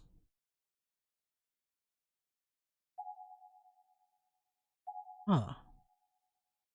Okay, sorrowful testimony unlocked in bonus menu. I got a trophy. It says hard feelings. Alright. New chapter. Oh. So these aren't... Are these just alternate timelines, or is it... I could have sworn this is supposed to be like a sequel.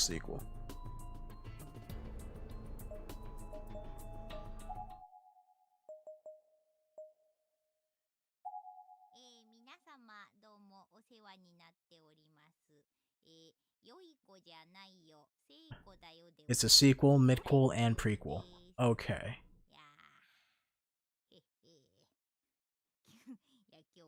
初めてダミーヘッドっつうんですか、頭に向かって喋ったんですけどね。いやー、彼ね、顔はこうね、つるんと What the hell? ないんですけどね。彼ね、耳がね、ちゃんとあるんですよね。ちょっとね、丸めのね、肉厚な感じでしたね。 Round and kind of fleshy. に向かってこう、は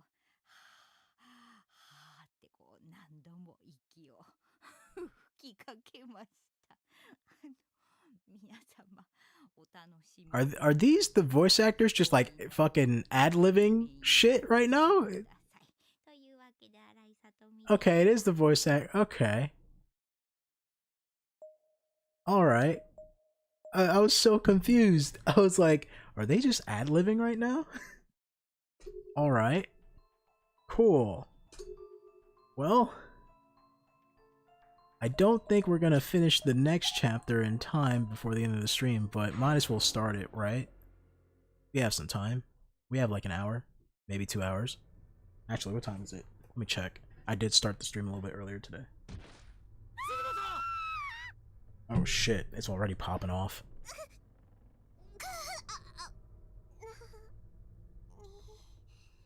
Why was I lying on the ground? My vision was blurred and I can't... Wow, I lost my fucking train of thought instantly. My vision was blurred and indistinct. Maybe it was the blow to the head, or maybe it was because of all the tears in my eyes. I've been forced out through the infirmary door and tossed like a rag doll into the hallway. I could barely breathe and was completely unable to move. I wish I could slip away into unconsciousness, but my agony was keeping me in the moment. My abdomen. I put my hand into I put my hand to it without thinking, and a sharp pain flew through my palm as well. Looking down, the whole area of my body was soaked with blood and liberally pierced by large pieces of glass, many of them the size of drafting triangles. I was certain some of them must have sliced all the way into my internal organs. Oh God, why? Why was this happening to me? Is this after... Alright, hold up. Is this after they tried to save her and the ghost didn't kill her? In this timeline?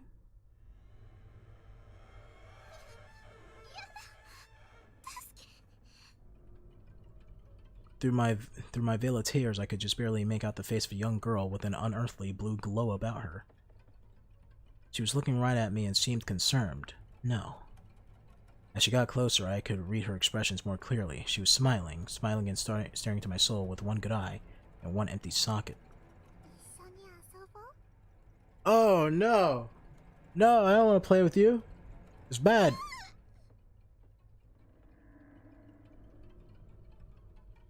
All at once, I was pulled up into the air with incredible force by the other two faintly glowing children. One of my arms was being held by the spirit of the young boy, while the other was being held by the spirit of what I assumed had to be a little girl. I couldn't tell for sure since everything above her jaw line was missing, leaving me with no facial features to read, except for the faintly facial features that I can see before me. Her head was like a half-eaten fruit, with bottom teeth in the place of... Oh, fuck. I didn't need to know that. I could see her vocal cords fluttering and her throat contract with every giggle. Based on her size, I estimate she was early grade school age. She held my arms tightly, and her shadowy silhouette gazed at me innocently. Her voice box grated a little, and her throat opened and closed rhythmically, producing a gurgling sound that might have been a chuckle. She then said,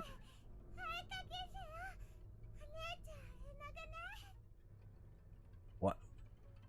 Let's play a what?" All three children were now staring right at me. Wow, I can't even read. All three children were now staring right at me as if they were studying an ant's movements just before squishing it with their thumb. Oh, fuck. In one single rough motion, I found myself flipped 90 degrees downwards. I was facing the ground, and I could sense myself moving forward. Oh, fuck, I'm dead.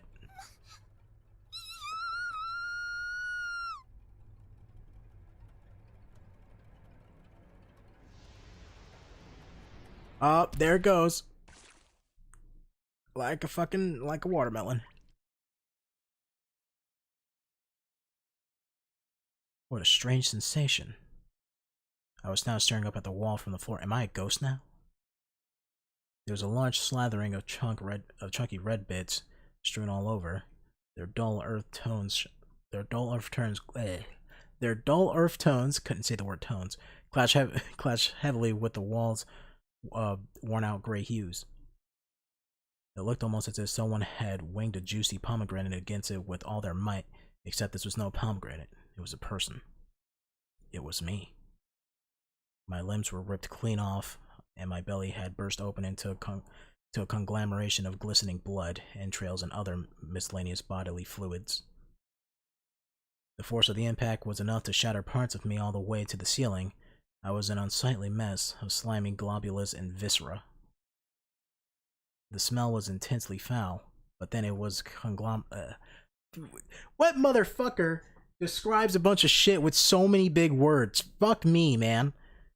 But then it was a conglomeration of raw meat. After all, never mind the fact. Just say it looked bad. The worst part about this is that this is a translation, right? This isn't even like so whoever translated this, let me take a moment, right? Because I'm about to lose my shit. When it comes to translation, isn't it made so that it's easier to understand for the language they're translating it in? So why the fuck are they using so many big damn words? I mean, it's impressive, don't get me wrong, and I like it, but it makes me look like a fucking idiot. I was just... Oh man, I just went off. And I was just a severed head torn off at the neck on impact, staring at what was left of my last few moments of consciousness. Poetic bitch got a hold of this translation. Coming from a poetic bitch, exact. I mean, me too. I swear, if I show you any of the fucking emails that I write to other people, it has some of the most fucking artistic ass writing ever. Just to say hi, how you're doing.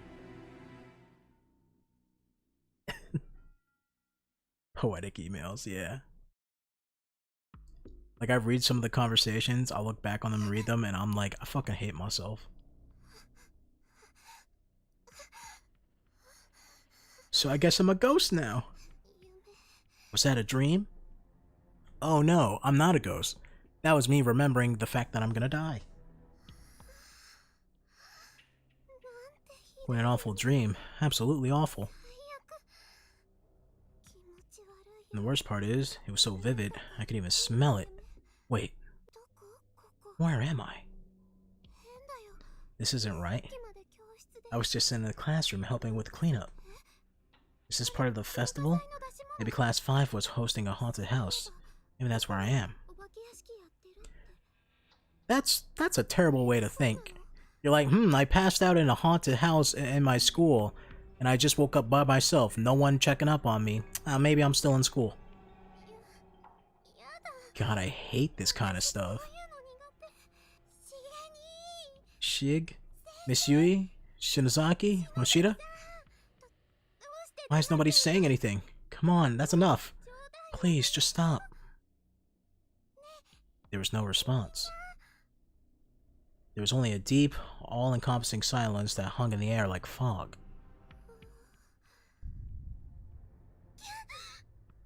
Was that an earthquake? This really isn't funny anymore, guys. Despite continuing to plead with my friends, I knew this was reality. I had no choice but to accept it, no matter how much I wish it weren't true. A set piece like this, after all, was beyond the abilities of even the most professional theater troupe to create. Couldn't even say the word. This is no haunted house, is it? So where am I? What happened to me? And where's everyone else? Somebody, please save me. Shig. Oh, there we go. Oh, damn it. Stop laughing at me. It's not funny. Ah! Were those children? They're the same children I saw in my dreams. Fucking run far away from them. Search mode. Oh man. Search mode also means save mode. Alright. Now let's see. Oh, my ear is ringing for some reason. What the fuck? Alright, what we got? Well, I can't pull up the map. That's great. That's fantastic. Well, it's only one thing to check. Got a bad feeling about this room. I feel like if I enter, I'll be done for. Well, don't enter! There you go. See, that? Smart choice. Only choice, smart choice. Damn, that tinnitus. Why'd I get a jump scare for not entering a room? I decided to follow my instincts on this one. Rather than entering the creepy infirmary, I'd be better suited trying to find my friends. I still couldn't believe I was really in this place, but I was. I was transported somewhere horrible. And if I was here, that meant the others probably were too. I just needed to meet up with Shig. I gotta take a drink of my water. My throat. My mouth is dry.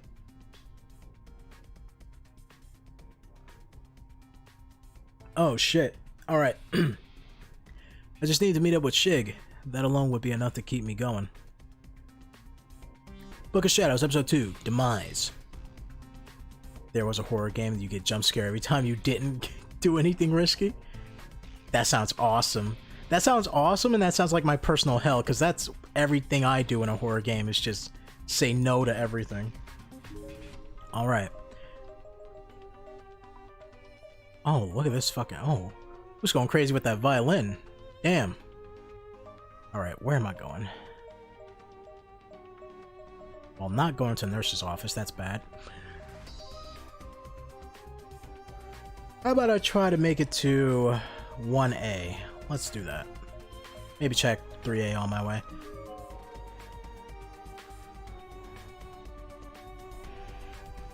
Huh.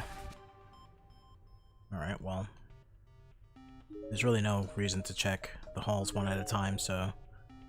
Because the game kind of does that automatically, I think. There's a large hole in the floor here. It won't be possible to go any further down this hole in this direction. Okay. Did I say down this hole? I meant down this hall.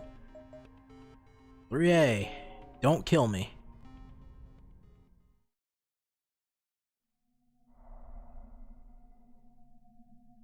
Huh? Okay. Well, let's check that out. There's a young girl. She seemed to be in her mid-teens, and she was wearing a school uniform, suggesting she was indeed another student from somewhere. But something wasn't right. Upon closer inspection, I realized that this young girl was very much dead. She's dead? For real? Damn, she smells like shit. I wonder how much time has passed since she died. Externally, she still looked mostly intact. Her internal organs are clearly begun to decay, with various and sundry fluids leaking out onto the floor all around her. Oh man. Drawing in for a more detailed look, I noticed that both her eyeballs have been stabbed with pencils. Oh, fuck me. You gotta be kidding. She's dead? What do I do? What do I do? You turn around and you leave. The police. I have to call the police. tried dialing 110, Japan's emergency services, but the call wouldn't go through. Game describes too much. I mean, it's a visual novel, they have to. Gonna have some funky dreams. Oh man, the worst thing about this is that I listened to a podcast about like mystery and conspiracies and shit like that, and I listened to one of the newer episodes today. The only time I don't do spooky shit is the nights I have to go into work overnight because I am by myself in a very spooky place, and I can lose my mind at any moment. Sorry, I guess I can't really do anything for you. I'm really sorry. Real crazy vivid dreams all the time, yeah. Oh, fuck, speaking about that, sometimes, like, I've had sleep problems, mainly because fucking school caused that, and it just never went away. Going to school and working at the same time, like in high school, and oh, there's a spirit. I want to talk to you. So, like, I got sleep paralysis. First of all, I have insomnia mixed with, like, sleep paralysis when I do go to sleep. So yesterday, I went to sleep, and I entered like sleep paralysis like 5 times, I kid you not, to the point where it doesn't even scare me no more. But the worst thing about it is, you know, when people have sleep paralysis, they're like, oh, it's a demon sitting on your chest. Worst part about it is when I was sleeping, my dog was fucking laying on top of me. And I was just too tired to like get up and move him, so every time I fall to sleep, I would just go straight into sleep paralysis, and I can still feel him on top of me. And I'm like, I really need to just move him out the way. Like, reposition myself. It's a ghost. Please, my body. Hide it. I'm not touching your body. I mean, if I weren't such a bitch, I would help you, but I'm not touching that. What? Hide my body. Are you the owner of this body? So you want me to hide you? I don't want people to see me like this. I don't know what to do. Can I help this person? It's a blue spirit. I trust you. What if the blue spirits had an ability to just hide their colors, and then they're like, ha, I'm a red spirit, gotcha. And then they just fuck you up. Wish I can give you a proper burial, but maybe I can at least find a blanket or something to cover you up with. I'll see what I can do. Just move the desk. Just shove her in the corner with a bunch of desk. Kick her down the hole. What is this? These are something written here in chalk. Smells so good. The smell of tasty meat. Where is it coming from? Yeah, I don't believe that. I'm just gonna... Alright, I'll try and look for cover or something for you. Maybe in the lab. Lab has lab coats, right? Throw a tarp over you. Door to the science lab is unlocked. Oh, wait, it's locked, not unlocked, my bad. I read that wrong. Guess I'll head upstairs then. It's the closest.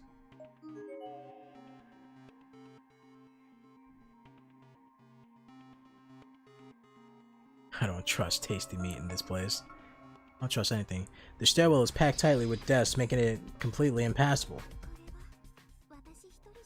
I couldn't possibly clear this way by myself. If only one of the boys were here to help me. Or if only you would just woman up and move the desk out your fucking way. It's not even that much. There's like, what, 4, 5, 6 of them? Come on. They're not even metal desks. They're wooden. Come on. Shig doesn't much care for manual labor, though. What was it he said during setup of the festival? This sort of blue-collar work is beneath me. It's far better suited for the likes of Kishinuma. Blue-collar work? What? Oh yeah, I guess blue-collar work is the term. White-collar is office stuff, right? Anyways, getting him to move even one of the desks was like pulling teeth. So he's a bitch. Got it. Keep that in mind.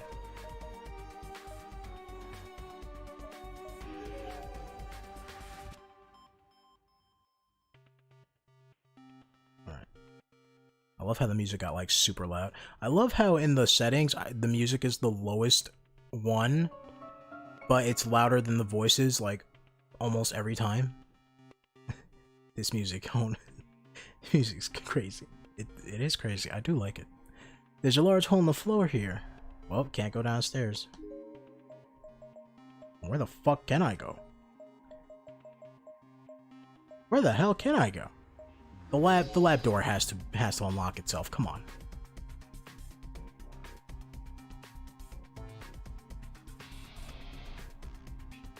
Bullshit. You're not locked. Open up.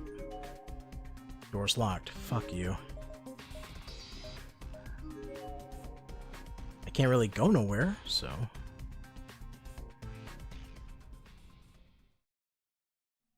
Maybe there's a key hidden somewhere? Probably. I mean, there's a doorway over here, but... I can't check the thing unless it glows blue, so... And... talking to you won't help out. So... I guess I can... guess I'll just check the hallway areas one at a time, right?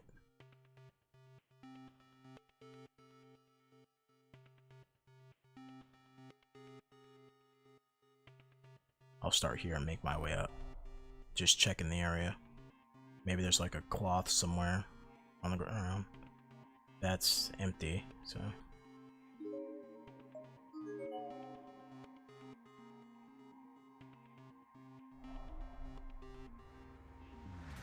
Oh, here we go. Extremely dusty, but from looks of it, this is a sheet that goes in the infirmary bed. Should be big enough, right? Take it.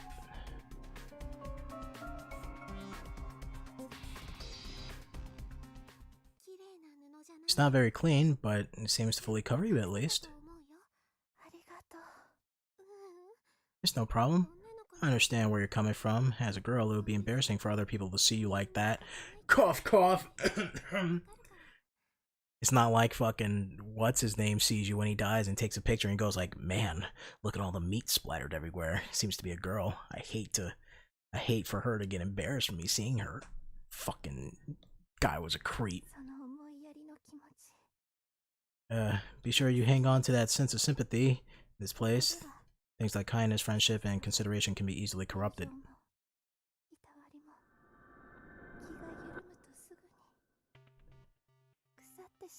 Alright, you're still talking. You left. Shut up. Oh, what's this? Is this a key? You give me something? Wrong button. I'm pressing the wrong button. What's this? Some kind of charm. A paper charm? Where the fuck you get this paper charm from? Oh. Yeah, everyone did the Sachiko thing to get here, so of course you have it. Yeah, I'll take it. Oh, this isn't the Sachiko charm. What the hell is this? What is this, a thank you gift from the girl? Maybe I have to make sure I put it in my student ID holder so I don't lose it. Sounds like a plan. Alright, well, guess I'll try and head for the lab now.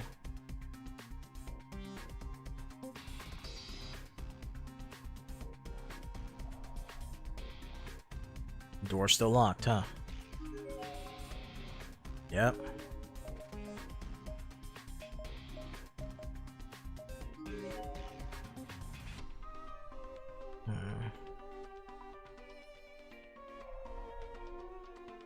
And this is blocked off by this, because the earthquake. Can't even jump it. And I'm assuming this is still blocked. Guess I can try and head into the nurse's office.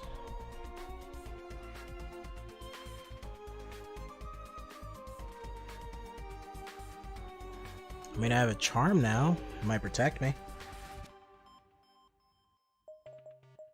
Well, since I'm not going to be using seal anymore, I can override it. There we go.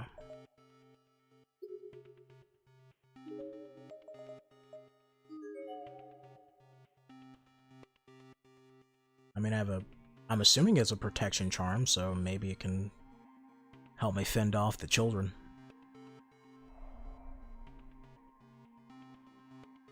Oh no, it doesn't even give me the option to go into the door. Huh.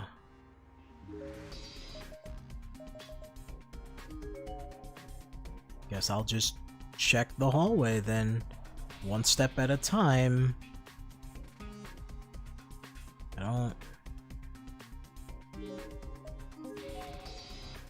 There's nothing here, right? I think there's nothing on this tile here. I would have noticed it by now if there was.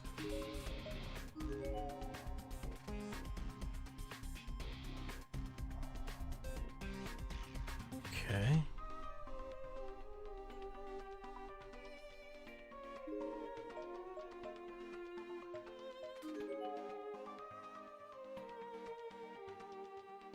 Where the fuck?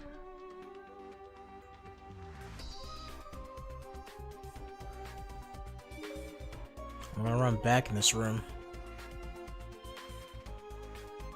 It's the only thing I can think of. Something written here in chalk smells good. Alright, want to see if that changed. Can't go through this door, it's not an option.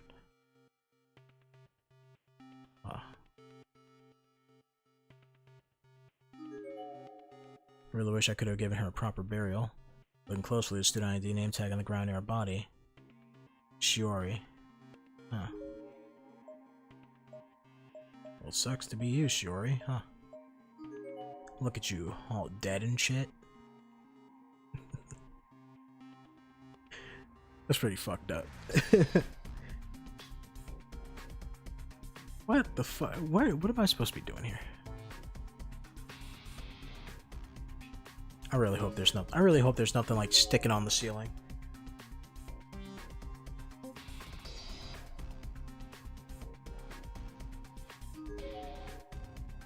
Impassable.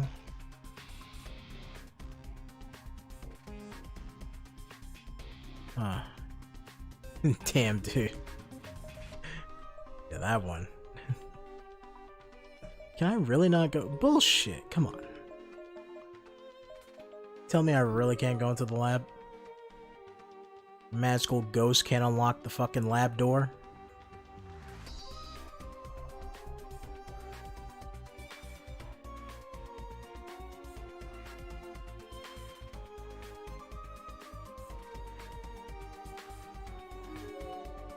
Door's locked. Jam it to the music so hard. That's all there's left to do. She might as well start doing it too.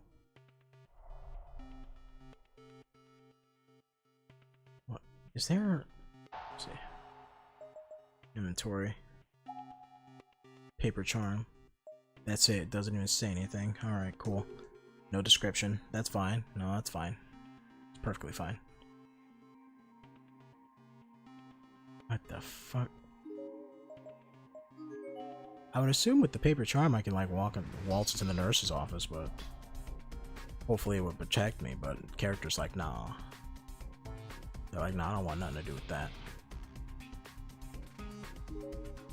Which, I mean, I don't blame them. I don't want nothing to do with it either.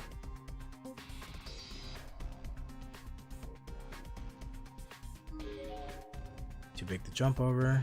Yeah, I know that.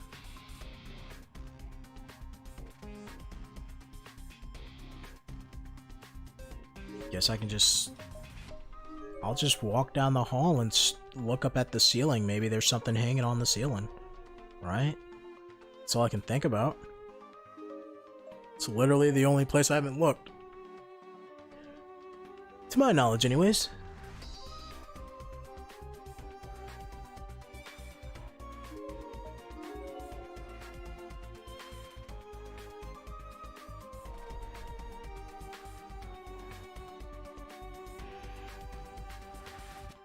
Okay. This is riveting. It is.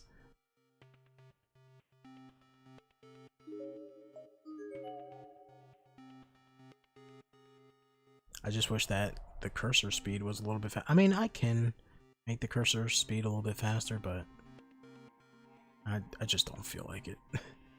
I feel like making it faster just for this one moment isn't going to help me out.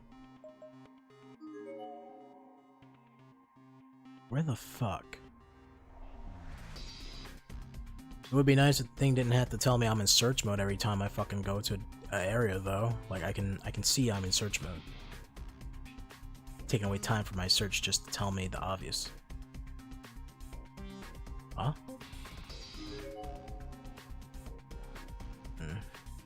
Well, yeah. That's why I can't go through there. Thanks for reconfirming that, video game.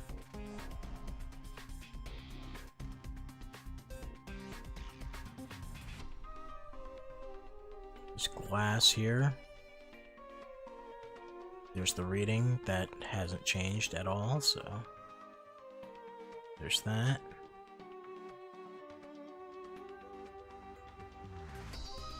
Huh.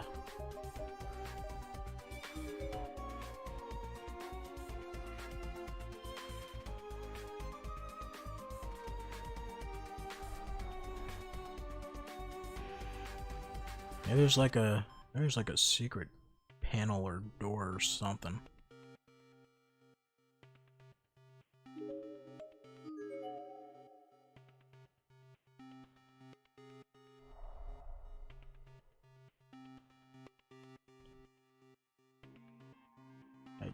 I looked everywhere.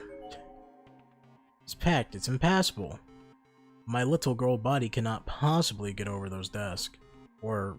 Or move them so slightly so that gravity does fucking 95% of the work. And clear the stairwell. Fucking...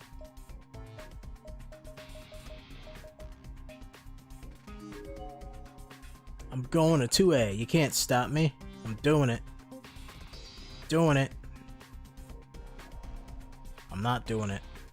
Damn it. What the fuck is a paper charm supposed to... I really can't get into the lab? Bullshit.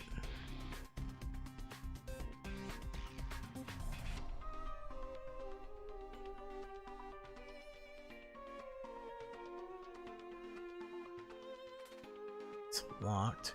The only thing I can think of right now is if I go up here and I about face and I walk down the hallway this way, because maybe it'll give me a different perspective to look down the hall and see if there's anything there, but I highly doubt it.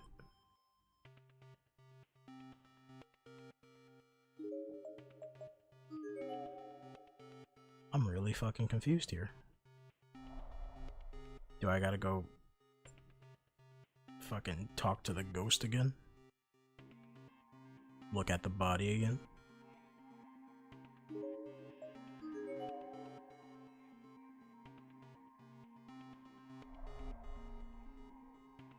Because the lab door just doesn't want to open. It's not having it.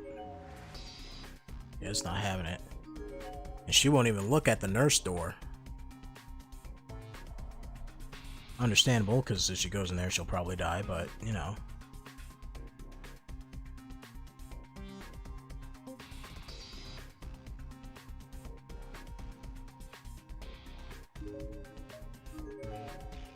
It's gotta be something. Something that I'm missing.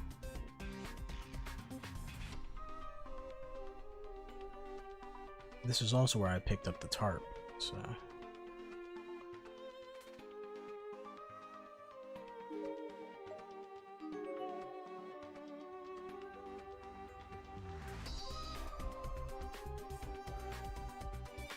And then there's nothing over here. Back into 3A. There's nothing, nowhere else I can really go. I'll look at the body again. Maybe the body was like holding on to something. It's like, here's a piece of wood. Help you walk over the floor or something. Help me, ghost. Nope. You're useless, ghost. You're not gonna help me with anything. I see how it is. Oh. Really? What the fuck? What the hell kind of Resident Evil bullshit is this? Mash the background, the pre-rendered background where you can't even see the items half the damn time. Take it. Dude, if they're gonna put it there, don't make it pre-rendered. Come on.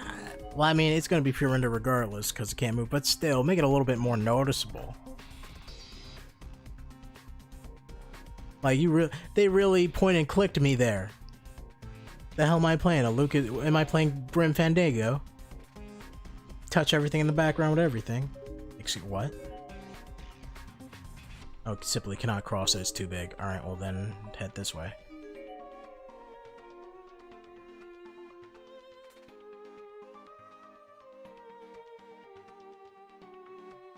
That is a... That board... Huh. Man, I can't believe that that board that looks just like every other board that's fucking surround me is...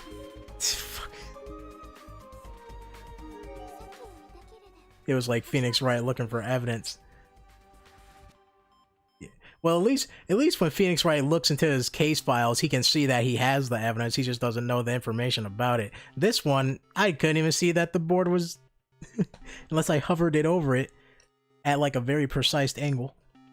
I wonder if I can use this loose board I just found. It's too risky. You gotta risk it for the biscuit, you know what I mean? Get it all up in there. Seems sturdy enough. Should possible cross for now. There we go. Dum-da-dum-da-dum-da-dum. Oh wait, just gotta do this. Dum-da-dum-da-dum-da-dum-da-dum. It's a candle! Yay! Why did I press that button? I recognize this. It's one of Shinozaki candles. For sure. That means everyone must be somewhere safe too. Yay. Take the candle so you can burn the ghosts and purify them with fire. I feel like I should say the game. I don't know why. I just feel it. I'm paranoid when it comes to shit like this. Alright.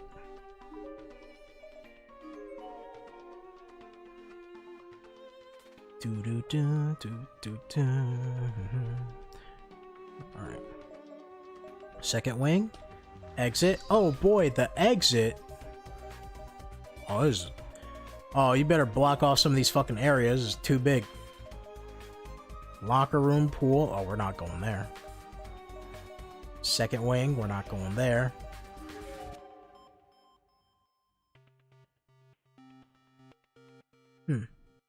Oh, hey, this looks like the school entrance. Maybe I can get outside from here. Maybe you can mind your own bit. I didn't choose to go that way. Damn it. Something's gonna kill me. I feel it. I'm getting murdered. I'm gonna get murdered here. Door is frozen in place as if it was just a decoration on the wall. It can't be opened. I can't even jostle it? It's like a solid wall. Something is definitely very wrong here. Get me the hell out of here. Is there something on the ground? Oh, a dead body. I'll look at it, why not? The skeletal remains here. Whoever was here seemed to died a while ago. Bones are blah blah blah. Judging by the structure, it's a girl. Bloodstained box cutter laying on the ground. Take the box cutter. Oh! Why hello there, ghost. I don't want anything to do with you. We're just friends, and we're not even that anymore. For you. For you to do what you just come here, no teachers or adults around, is disgusting, disgusting, positively disgusting. Just die already. But you're a blue ghost, you're not a red ghost, you're supposed to be good. You're supposed to be a good ghost. Oh, I guess you're just mumbling to yourself whatever you mumbled when you died. Get the fuck out of my ear, you just went straight in my right ear. I can't leave the room. I'm gonna get jump scared. I feel it.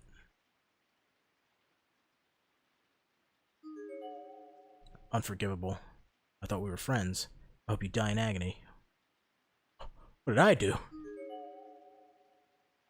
Can I have the box cutter?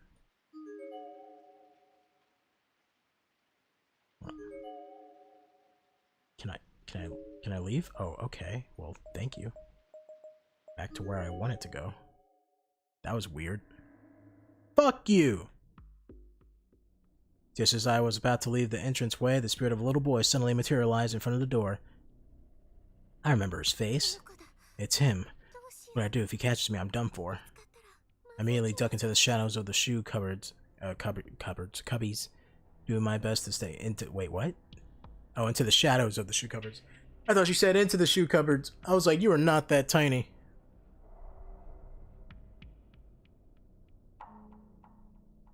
How the fuck? Okay.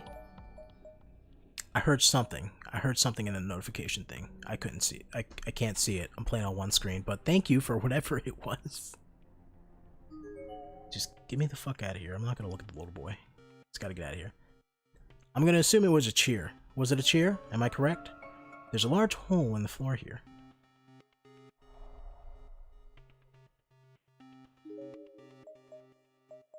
It was something. I don't remember what, I don't know what it was. I couldn't see it. I heard it though. Like a whisper in the night.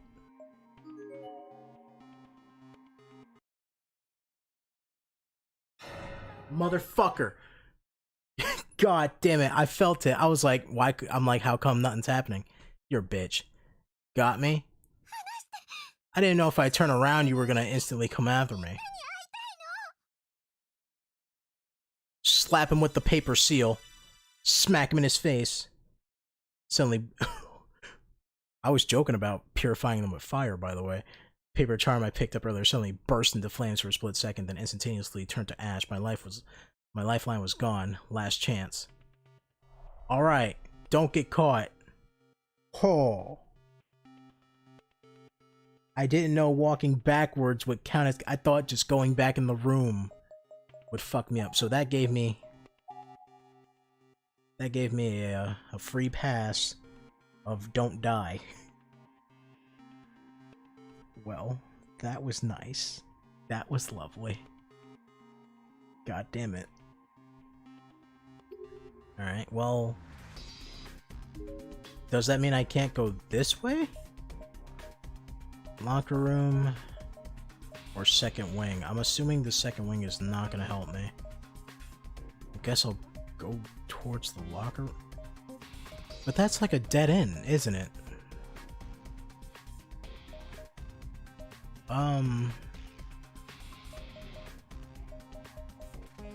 Maybe the second wing. If I can go... it doesn't matter. If I can't go towards the second wing, then I'm fucked.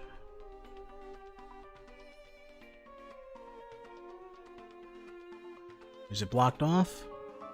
Door leading outside is covered, it's frozen in place. Alright, well, then I'm fucked. Then I'm dead. Then I'm dead, because turning back around would kill me.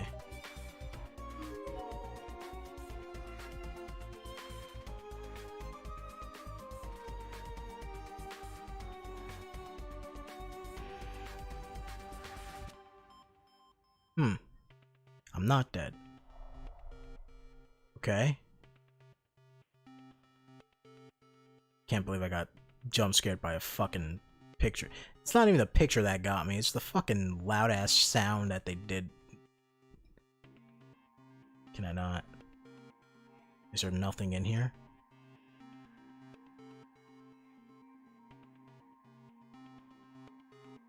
One of these days I'm gonna be looking around the room and something's gonna pop out at me.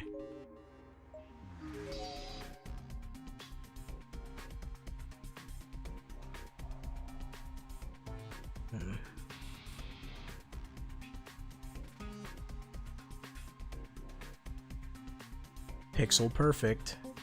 Make sure you scan every pixel of this goddamn area.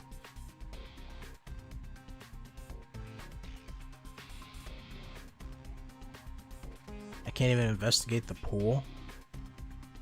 I mean, I wouldn't want to, but...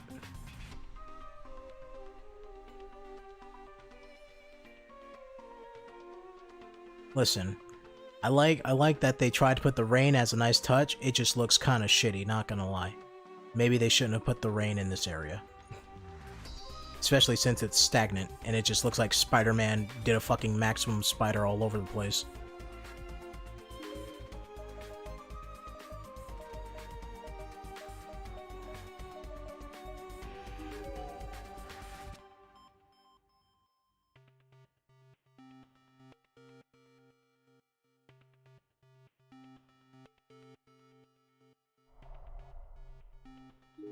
Okay.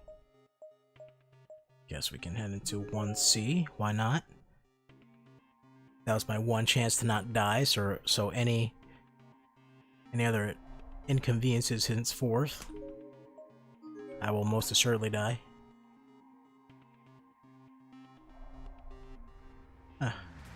What's in here? Oh look, a skeleton man. Oh look, a setup. There's numerous papers scattered on the floor. Seem to be torn out pages from a notebook. The battered notebook they came from is also lying a few feet away. Most of the pages are soaked with blood and the others sundry fluids, rendering their contents illegible, but a few sentences can be made out. Apparently, had strong feelings for her for a long time. He's God's gift to woman. Dumb jock thinks just because he's good at sports. How she's here in this forgotten place. Something. With a guy who plays with the guy who sees her like that. If he tries anything, I swear I'll kick his ass. Won't let him get away with it. She and I will find a way to get back home together. Though I have to admit I'm scared. Okay. I had to think about that one for a moment. Right about her best friend, huh? Sounds like she came here with a friend and swore to protect her from someone else. Shaking everyone else. Are you still out there somewhere? I feel bad taking it, but the notebook might be good to have on hand. Maybe if I run into the best friend or the boy. Or that boy. Yeah, that there boy. I run into him. Because we them boys. Or if I run into that boy, like if I run outside instantly, die. From Miss Shinozaki, School Infirmary. If you play on school grounds during free period, don't forget to wash your mouth and hands before returning to class. Harmful germs are always nearby. Ain't that the truth? Why your mouth, though? Who's like... Are the students going out eating dirt? The door classroom is frozen in place. Okay.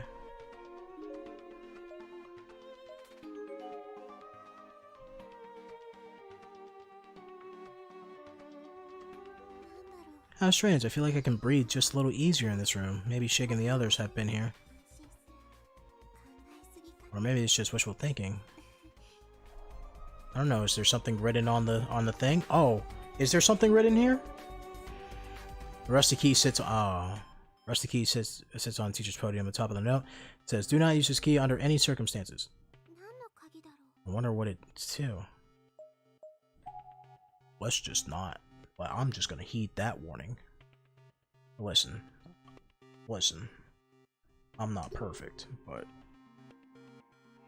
if a ghost is telling me not to touch, I'm not gonna touch, you know?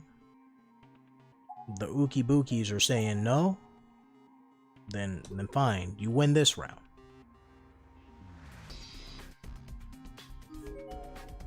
There's something stuck to the broken glass on the cabinet door. It seems to be human hair. And skin.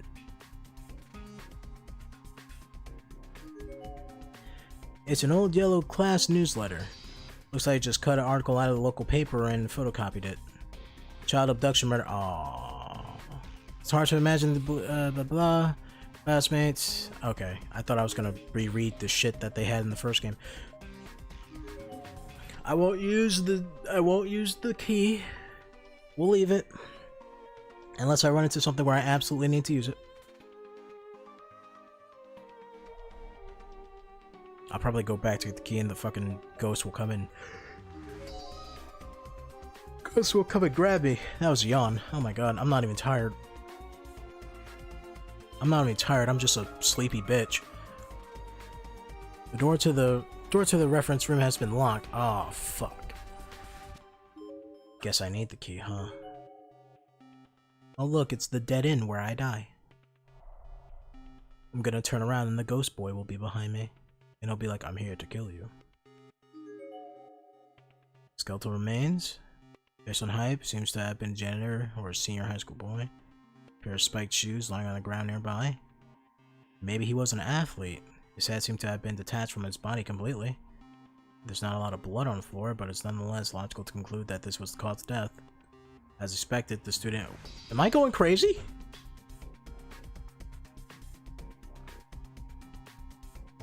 Okay, that's it. No more looking at dead bodies.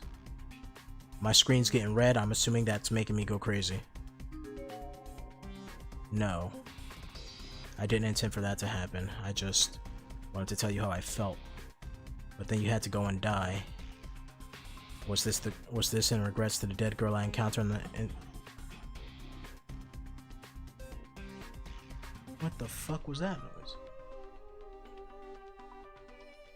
Sounded like someone shifting through my house. These people I live with are fucking crazy. Is this in regards to the dead girl I encountered in the entranceway? You seem to be wearing the same school uniform as her. What really happened here? I feel like I'm missing something. Give me the creeps. But maybe I should go back and examine the girl's body one more time. Maybe I shouldn't. Wait, what? Why am I going back to the... No. Why are you doing that? The boy is here. He's gonna kill me. I'm gonna die.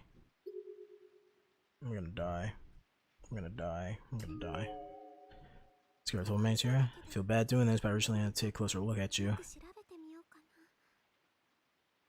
I shouldn't do this. I really shouldn't do this. I feel like this is a bad idea. Every bone in my body is telling me this was a bad idea, and I'm not just saying that to say that. I feel like I'm really gonna die from this. There's a box cutter on the floor next to the girl's body. Blade is jagged and encrusted over with blood and clearly not usable anymore. But everything seems to indicate that this was what you used to kill her. There's a sticker label on the back of the handle, name written on it, owner perhaps. It says, okay. The notebook I picked up early suddenly fell from my hands, and despite the air being completely still in the room, the pages been flipping as soon as hit the ground. Most were blank, but the very last page contained a few hysterically scrawled sentences. Hina is mine. I will always protect her, always. I'm not about to lose to a man like that. Damn Amano. It seemed like she must have had a crush on him. So what do I do with my feelings then? I can't simply hand them off to someone else. I made up my mind. I will kill before, I love you. Huh? Student ID must be hers. There's a crooked, hasty scribbling letters in the memo section of the back. It's unclear what was used to write them, though. It certainly doesn't look like ink or pencil. You're no friend. You're no friend. You're an asshole. You're a pervert. Don't touch me. Don't say you love me. I loathe you. Our friendship is over. Oh, fuck. Are the ghosts fighting in front of me? How could she? To a dead girl, no less. That's absolutely awful. Shit, I can't take it anymore. I don't want to be in this place like this. I didn't even want to look at it, but I decided to hang on to the student ID book. Thought maybe it would yield some valuable clues down the line. And I do whatever I had to in order to see Shig and the others good. So sad to see this happen between friends. I hope you're at least able to rest in peace now. Friends, I guess in that regard, I've really been blessed. My friends are all happy, fun, beautiful people. I wish I could see them. I wonder where they are right now. Not about to get killed by a ghost, that's where it is. That's where they're at. They're in the fucking cool kids club. The I'm not gonna die a stupid way club. The I'm gonna make it out alive club. Alright, well, I wanted to head back to... I gotta go get that key. That fucking ghost is gonna grab me up now.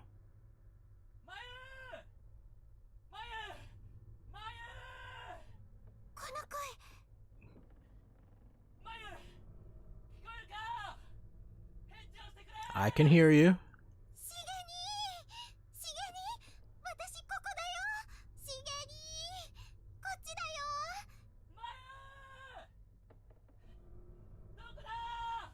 My man is going crazy. I just love the way he's screaming her name. Don't leave me, I'm right here, Shig. The calls had stopped. The voices were long gone. You must have wandered too far away. Did my voice reach you? Was I not loud enough? You can't have gone too far. Shig, if you can hear me, say something. If you can hear me say something, that ghost is gonna grab me. That ghost boy still has to be here somewhere.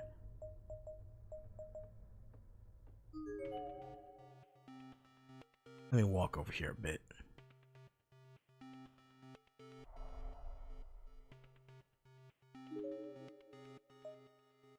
locker room or upstairs?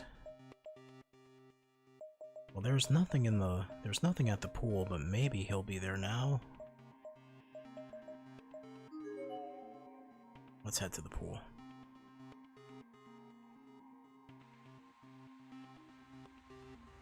Well, I don't think he'll be there, but you know, something may have changed. Nope, pool is useless. Alright. Then... don't want to head this way. Guess I'll... I don't want to grab the key unless I have to.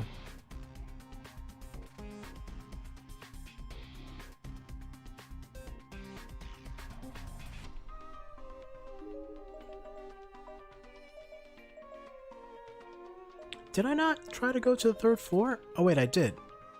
That was the reference room. What did I get in the reference room? Oh, that's what made me come back downstairs.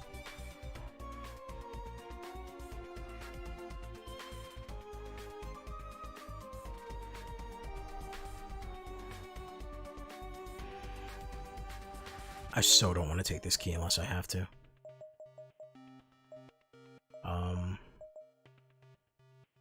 Alright, well... I might as well explore first, and then come back for the key. That key tells me not to take it. Don't want to take it.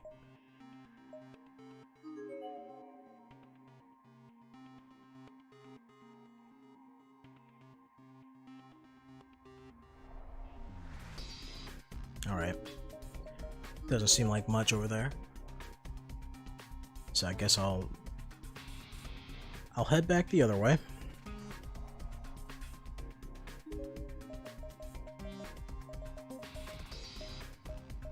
Let's see. Just want to make sure I'm going the right way, right?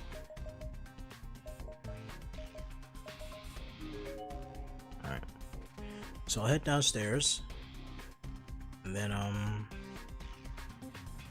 I'll round about to the other set of stairs. Run up down there. Maybe the desk upstairs were moved out the way. And then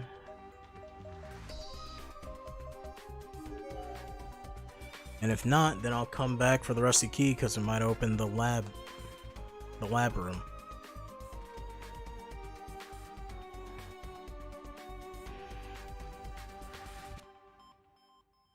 I guess I must have killed the ghost boy or something. Class 3A. Did I not go in 3A? I did go in 3A. 3A is where I picked up the board.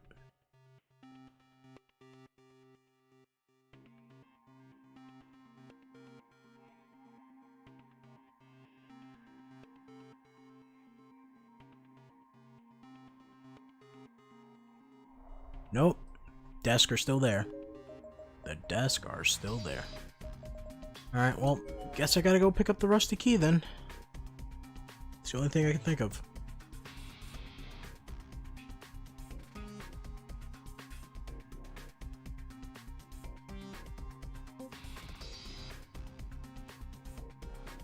Pick up the rusty key, head back to the lab room. That's the only one that's not openable right now. And there's nothing for me at the pool. I wish there's just a faster way to fucking walk there. Just then I have to wait for the transitions. My goddamn knuckle itches for some reason.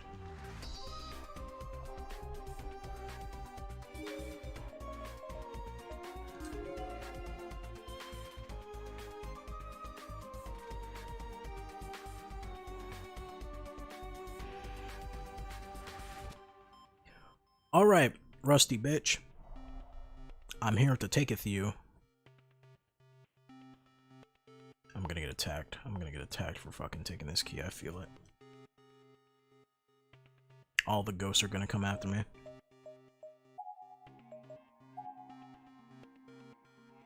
Like the reverse ghost sense. The reverse Danny Phantom.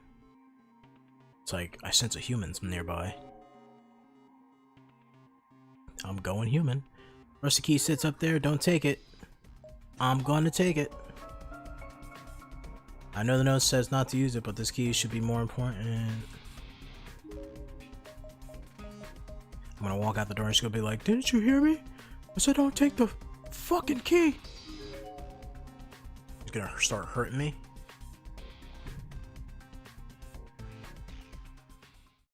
Oh shit. Shit, where are you? I'm looking all over for you. Are you over here? I just want to see you. No, stop it, Maya. If you start crying over something like this, imagine how badly Shig would tease you about it later.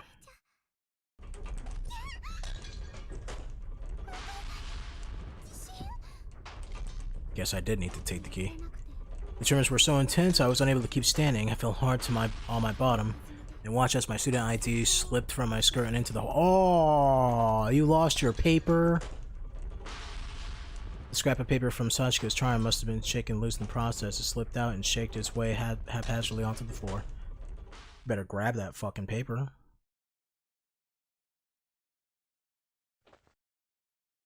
Was it finally over? I cautiously pulled myself up back to my feet. And that's when I realized that the floor, no, the whole hallway had changed. Cracks and holes in the floor are somehow being sealed up, and a window that was there before was now completely gone. I couldn't really come to terms with what I was seeing. Was this reality? What kind of hell was I stuck in anyways? I was getting goosebumps all over my body, and my mind felt like it was shutting down. Then I saw the Sachiko charm scrap and snapped back to my senses. God, I gotta be more careful. I almost lost this. Scooped it up thinking of Shig standing next to me and everyone else smiling and laughing during the ritual. My body was trembling in fear and my vision was beginning to blur. This place was taking its toll on me. Pleasant memories of friends were all I had left. Why? Why is this happening?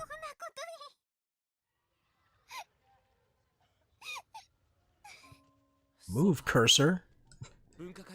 So in other words, they don't let us use the cultural assembly stage. Unfortunately not. I got his permission to use it on the phone, but I guess it really doesn't do us any good if the advisor in charge of it isn't on board.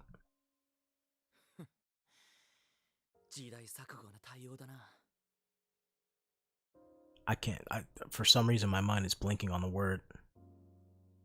Anachronistic? Is that the word? I don't think I've ever used that word a day in my life. Not much we can do though.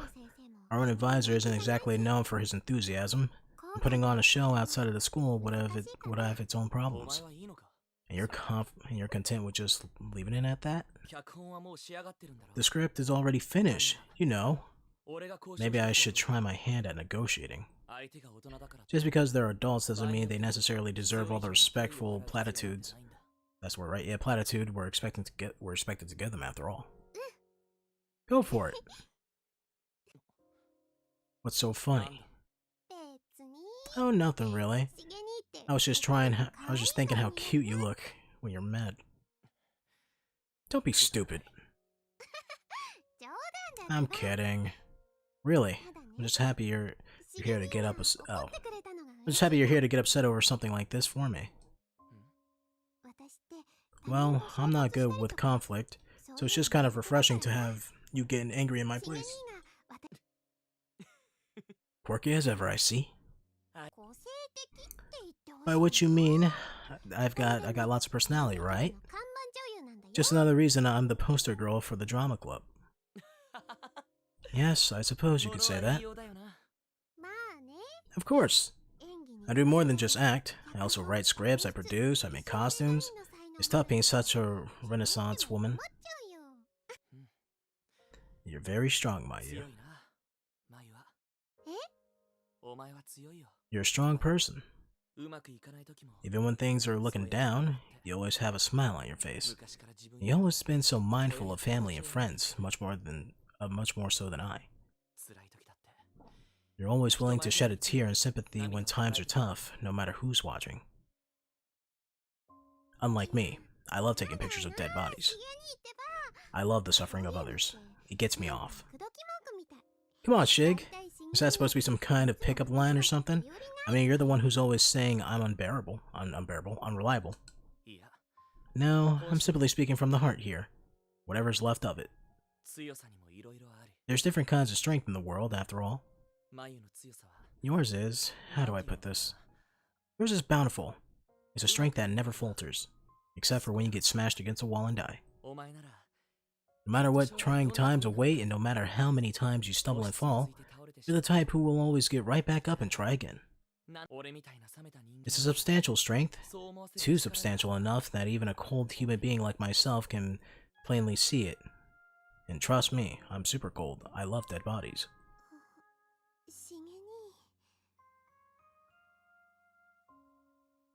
I don't like anything that comes out of his mouth.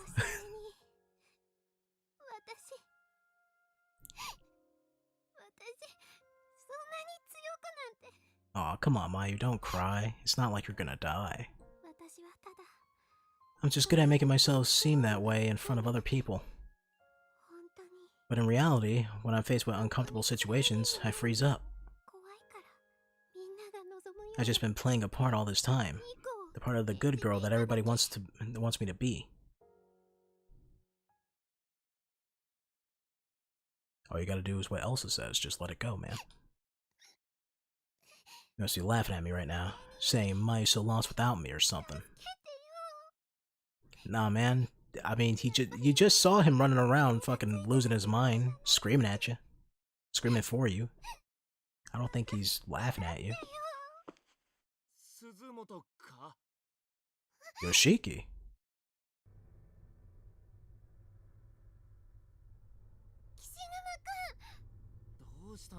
What happened?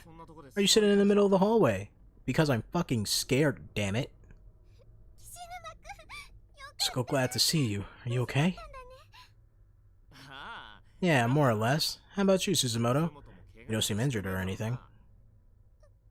Yeah, I'm fine. I almost died. Ghost grabbed me and then I slapped him with a paper seal. And he burned into flames. Did he see me crying? Hey, you got a little snot there. It's kind of dirty. But you can use my handkerchief if you want. Oh, thanks, but no thanks. You should save that for Shinozaki. What do you mean by that? What do you mean by that? It's not like I like her or anything. Never mind, don't worry about it. Just me being silly. Okay, speaking of Shinozaki, though, have you seen her anywhere? You haven't seen her yet, either? Wait, you didn't see Shinozaki? Don't they start out together? No, I haven't. Okay, so this isn't the way she came, I guess. Was Shinozaki with you then? Yeah, up until just a short while ago. Oh yeah, she runs away because she, like, gets possessed or some shit. Then she suddenly started acting weird. It was like she was possessed or something. Oh yeah, well there you go. She started screaming all kinds of crazy things. I couldn't understand, then she ran off somewhere. Oh no. That's bad. I don't like that at all. She got a real affinity for the spirit world, you know? Maybe the earthquake was somehow connected to her. Maybe. Actually, about the earthquake. What about the earthquake? Huh. Kishinuma sure was taking his sweet time.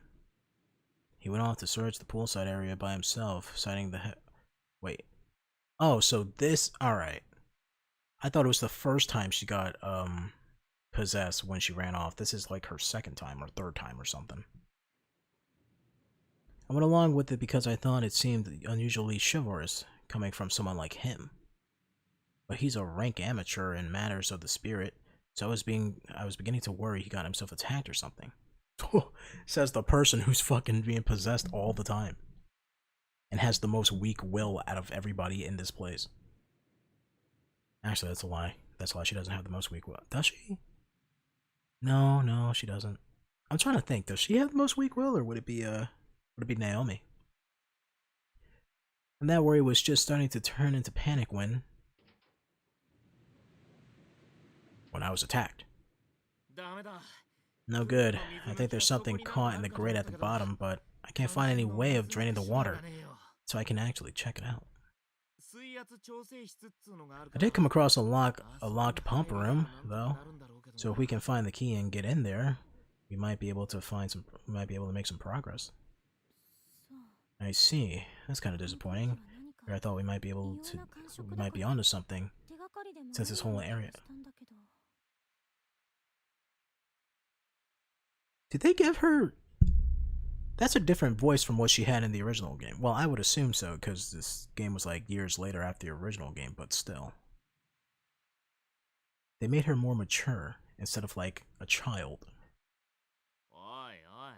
And now, aren't you forgetting something? I'm the one who's freezing my ass off after scattering around in the pouring rain. How about a little gratitude? Gratitude? As I recall, you said you handled this because it was too dangerous for me, so you bought this on yourself. Oh, seems like they made her a little bit more bitchy too. Well, yeah, I guess, but it's not like it hurt to thank me. What was that? Nothing? So what do we do now? Well, we can't get up to the second floor. We can no longer reach the staircase past the entranceway on account of the hall splitting in half. There was the earthquake not too long ago. You think that was split in half? You think that split the hall? That's a good possibility, yeah. It's happened right around when the door to this locker room opened up, after all. Do you think maybe our actions are having a direct influence on the building? That sounds like a setup to some loony bin occultic fanfic or something. Hey, don't use the word occult like it's some kind of insult, but it is. It's not. It's not. It's not an insult, but it sure as fuck seems like it. It comes from Latin, you know, occultus, meaning hidden, and is primarily used today to describe paranormal studies, which stand in opposition to. Alright. Alright. I had asked for your life story, miss. I'm sorry, I shouldn't have said that. Can we save the lecture for another day, please? Believe me, I have a whole new respect for the occult since coming here. I mean, the things that are happening to us are surely aren't natural. Hell, we've only been here for a few hours and I've already lost count of all the dead bodies and ghosts we've seen. I have no choice but to believe you. Though, coming from anybody else, all this talk about other dimensions and spiritual planes and stuff would seem pretty far-fetched, even in here. Reality is pretty persuasive, huh? It has a way of forcing you to accept truths that you might have otherwise struggled with forever. They really like matured her up a little bit more. They made her a little bit more cynical. Well, not a little bit more, a lot of bit more cynical compared to how she was in the original, where she just kind of seemed like a pathetic little girl. No matter how messed up those truths may be. At any rate, I guess all we can do right now is recheck all the areas we can still get to.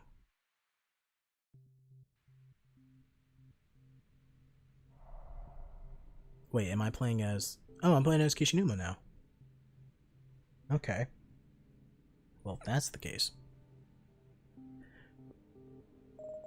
then I'm guessing the key I got. Goes to the pump room. So I need to go and meet up with Naomi.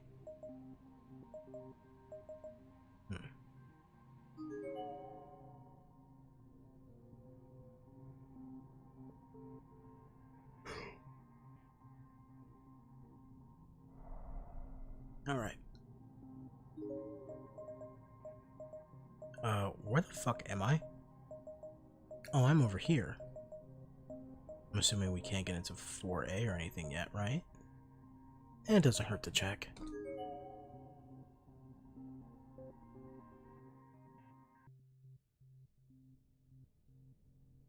Oh yeah, that's right. We have to wait for the earthquake to happen first in order to, make our way to, what's-her-face? To Mayu. Door classroom is locked. Alright, shit. Well. Guess I'll take one more step down the hall just to check the area out. There's a door. Okay. Door's frozen in place. It's a fake door. Nice.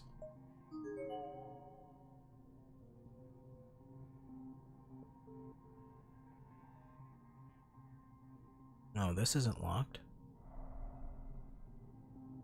Why, hello there, spirit. Make sure you don't meet his gaze, or your soul will be broken. Thanks for the advice, buddy.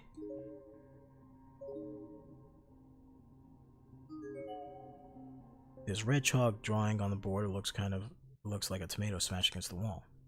Based on the crudely colored shapes and uneven lines, it's likely drawn by an elementary student.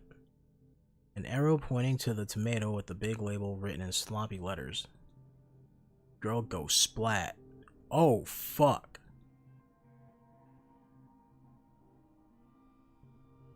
Guess that's supposed to be Mayu, huh? That's what they're planning to do with her.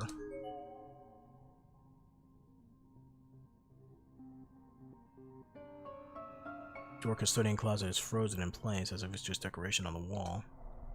Cannot be opened. And what about this? Nothing. That's fine. Guess I can head this way.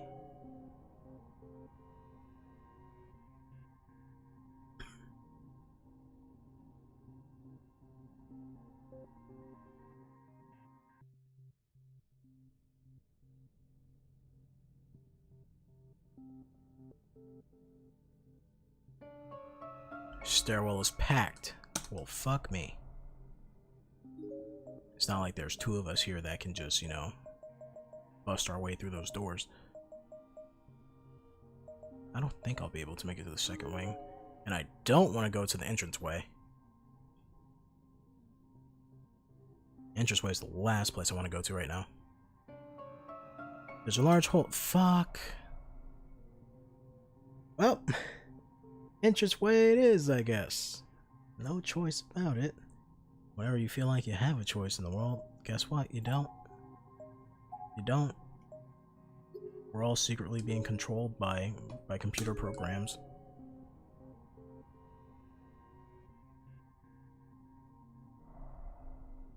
Where's the kid? Where's the kid who's gonna kill me? Where is he? Door's frozen in place. There's nowhere else for me to go.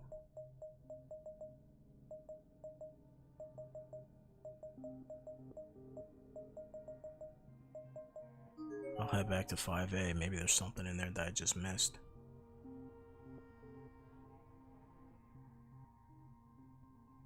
I mean, I didn't check out the skeleton, so I don't want to risk going insane or something. Oh, there's a door. Oh wait, no.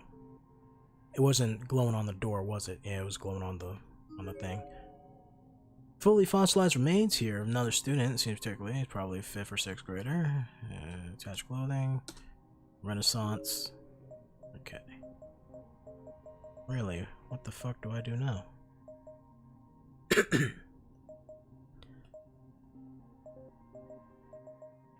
What do I do now, actually? Can't go up there. Oh, let me... Oops, didn't mean to do that. Wait, where am I going? Ah, shit. Can't stop it. Can I stop it? Stop. Nope. Just gotta go to my destination. I did not mean to do that.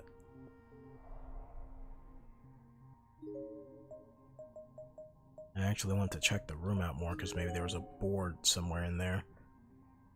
Oh my god, I am so fucking hungry. Holy shit.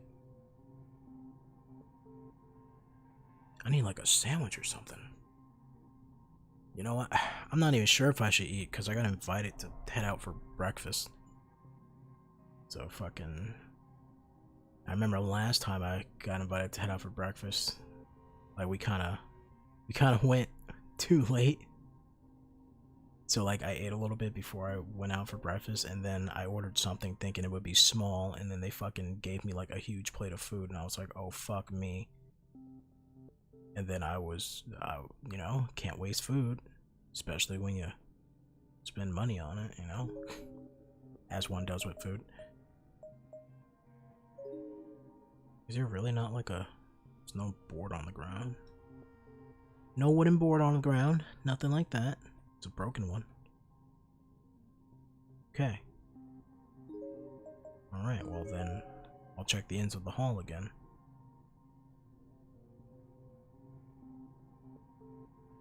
Unless I have to individually check the halls, like a board or something. Which I really don't want to do.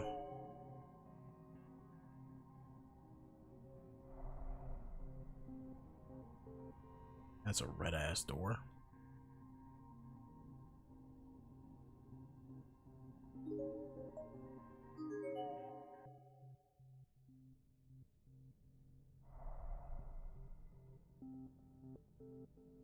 There's no boards over here, nothing on the ceiling. I really hope there's never anything on the ceiling.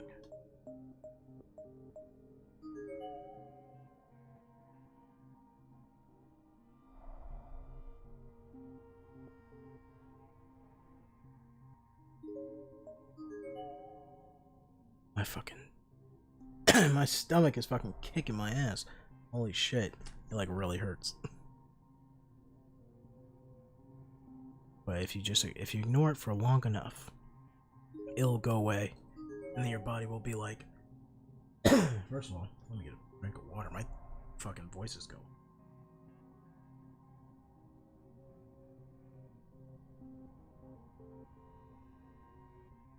Alright. As I was saying, you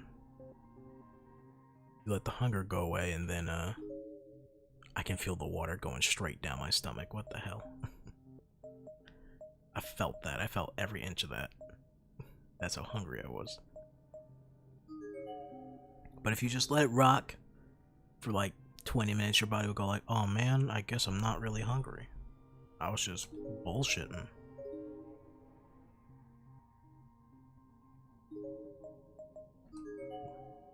Alright, Kishinuma, come on, one at a time. Don't get yourself killed. Oh, there's a body here. Oh shit.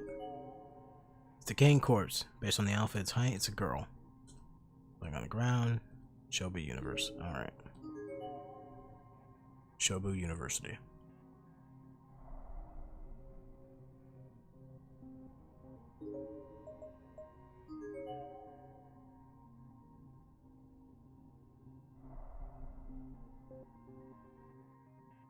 Still nothing. And there was nothing towards the exits either. I'm actually surprised. This is cut off. And this is cut off over here.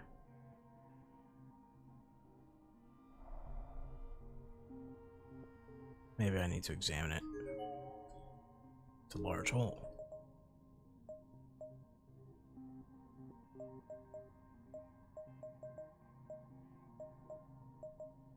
I guess I can walk back into the locker room.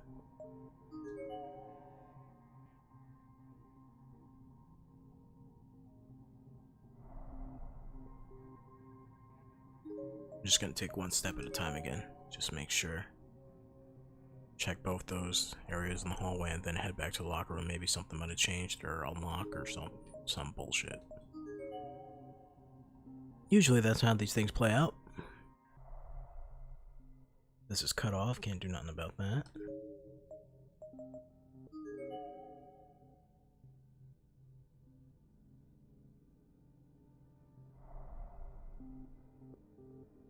There's nothing out here besides the door.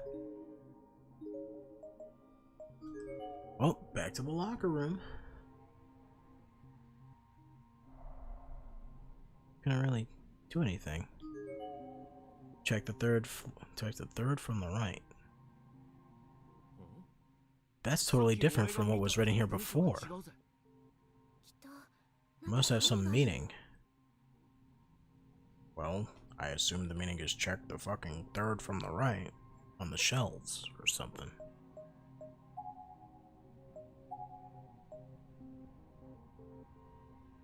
hell is my... There you go. Thanks for the follow. Greatly appreciate it. I wish I can say the name, but I'm not. I can't look at it right now. All right, she said third from the right. Wait, third from the right. So like bottom. Sec. Excuse me. Third from the right. Oh, these. Okay, thought they meant the shelves. All right. So this one. Twisting the handle is a 10 showered head. 10 shower head above sprung slightly small. I can't even read it. Hold up. Upon twisting the handle, the 10 shower head above sprung slightly. The 10 shower head above sprung slightly, and a small bent piece. I feel like I'm having a stroke reading that. This could come in handy. Hopefully it does. What would I use it for though? Can I use it as a makeshift lockpick?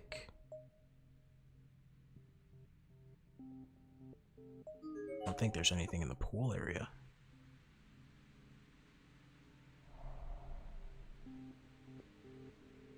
Besides some dead bodies floating. Fresh corpse in the pool. Looks like to be that of a female student. Must have been struck pretty hard. Okay. Nothing really of note there.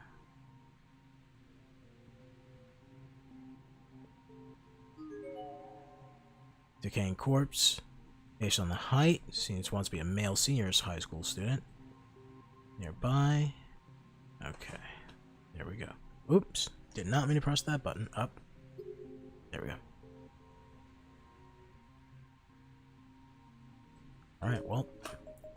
I guess we can use this as a makeshift lockpick for one of the rooms, right?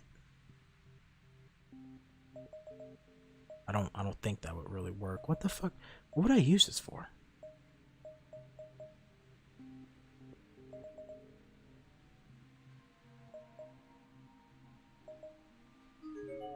Let's head back up. I don't know what I would use that for.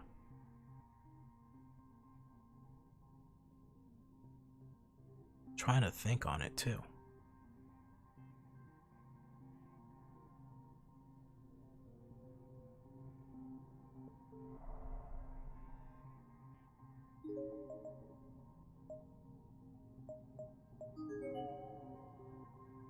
I don't think I can lockpick any of these doors. Because it's all supernatural and shit. But it's worth a try. All doors frozen in place? Yeah. Alright, well what about here? What was in here that I could have possibly missed? Want to help me, ghost? Make sure you don't meet his gaze? Yeah, okay. Well, thanks for the hint. Thanks for the hint. What the hell would I... Let's try 4A, maybe.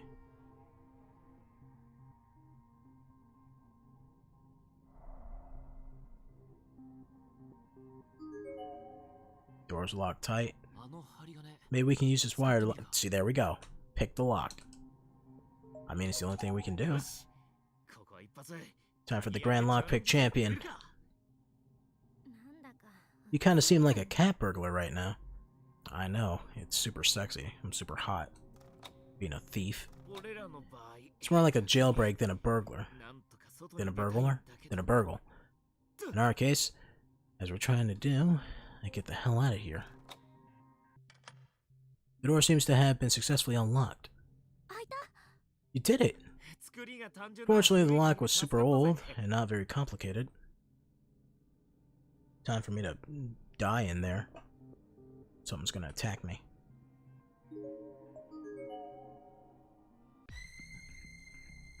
What's with the noise? The hell? This isn't shaped like any classroom I've ever seen. Wait, what did you just say? Just that Just that this room is screwy. I mean, look at it. Kishinuma, have you ever said that before? No, of course you haven't. But I know I've been in here before. This is where we saw the little boy spirit. The fuck you on about? Is she having the deja vu too? Is she remembering her secrets? There we go. I'm gonna save that right there, just in case I fuck this up, because I will. Oh, there he is! Oh crap, it's him. When the hell did he get in here? No, can't go near him.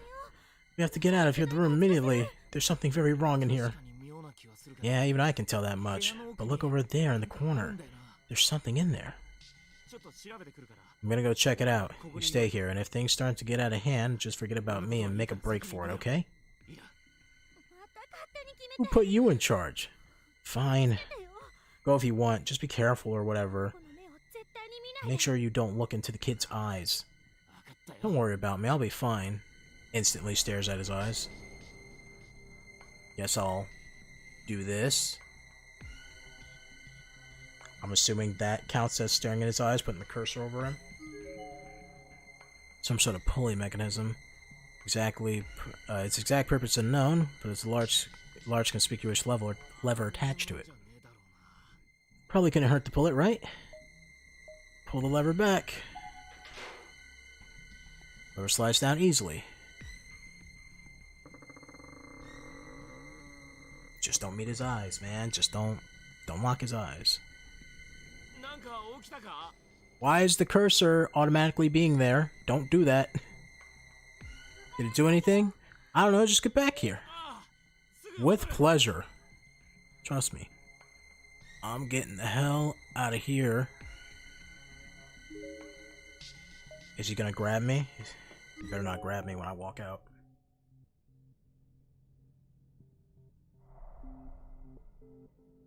Am I good? Are we good? Are we doing it? Did we do it? We in the money? Are we in the money? I didn't mean to press that. I meant to press the save button just in case, because I don't want to do that shit all over again. I'd rather not do it all over again.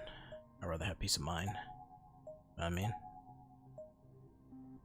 Separate save slot. Love that I have a bunch of them.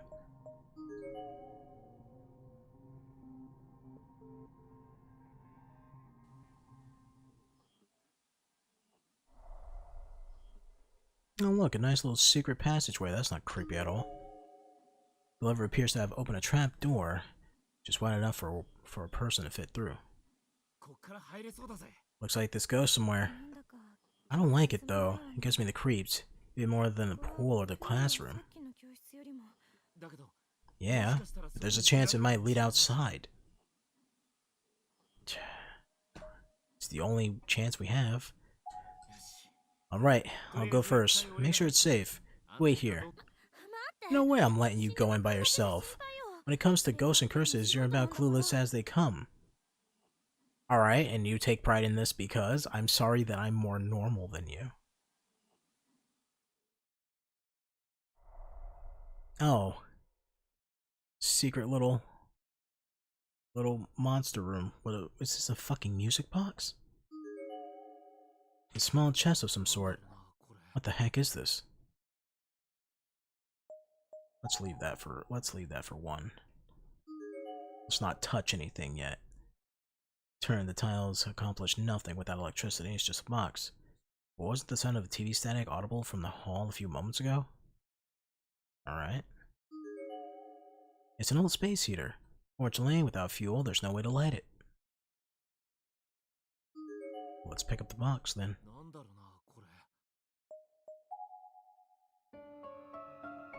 Got a small, faintly detailed accessory case made from tortoiseshell.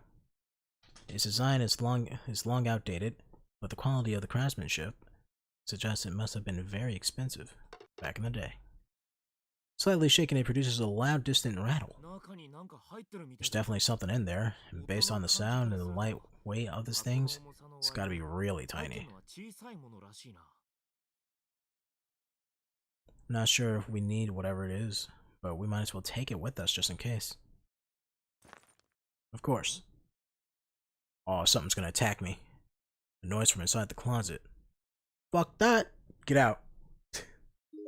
Get out. Nope. Oh! Tim again. Can't let ourselves get caught. We have to run. Run where? Oh, he's here. Come on, Shinozaki. We have no other choice. The trapdoor is our only way out of this. Escape through the door. Stand your ground. Stand my ground? It's gonna suck my soul out through my eyeballs. Oh, fuck this. Oh, now we're caught in his trap. The kid's in there. He's all like, huh, you activated my trap card. Fuck. There's gonna be another one in here, isn't there? Damn it. Bitter, it's bitter. It's wearing down my back teeth.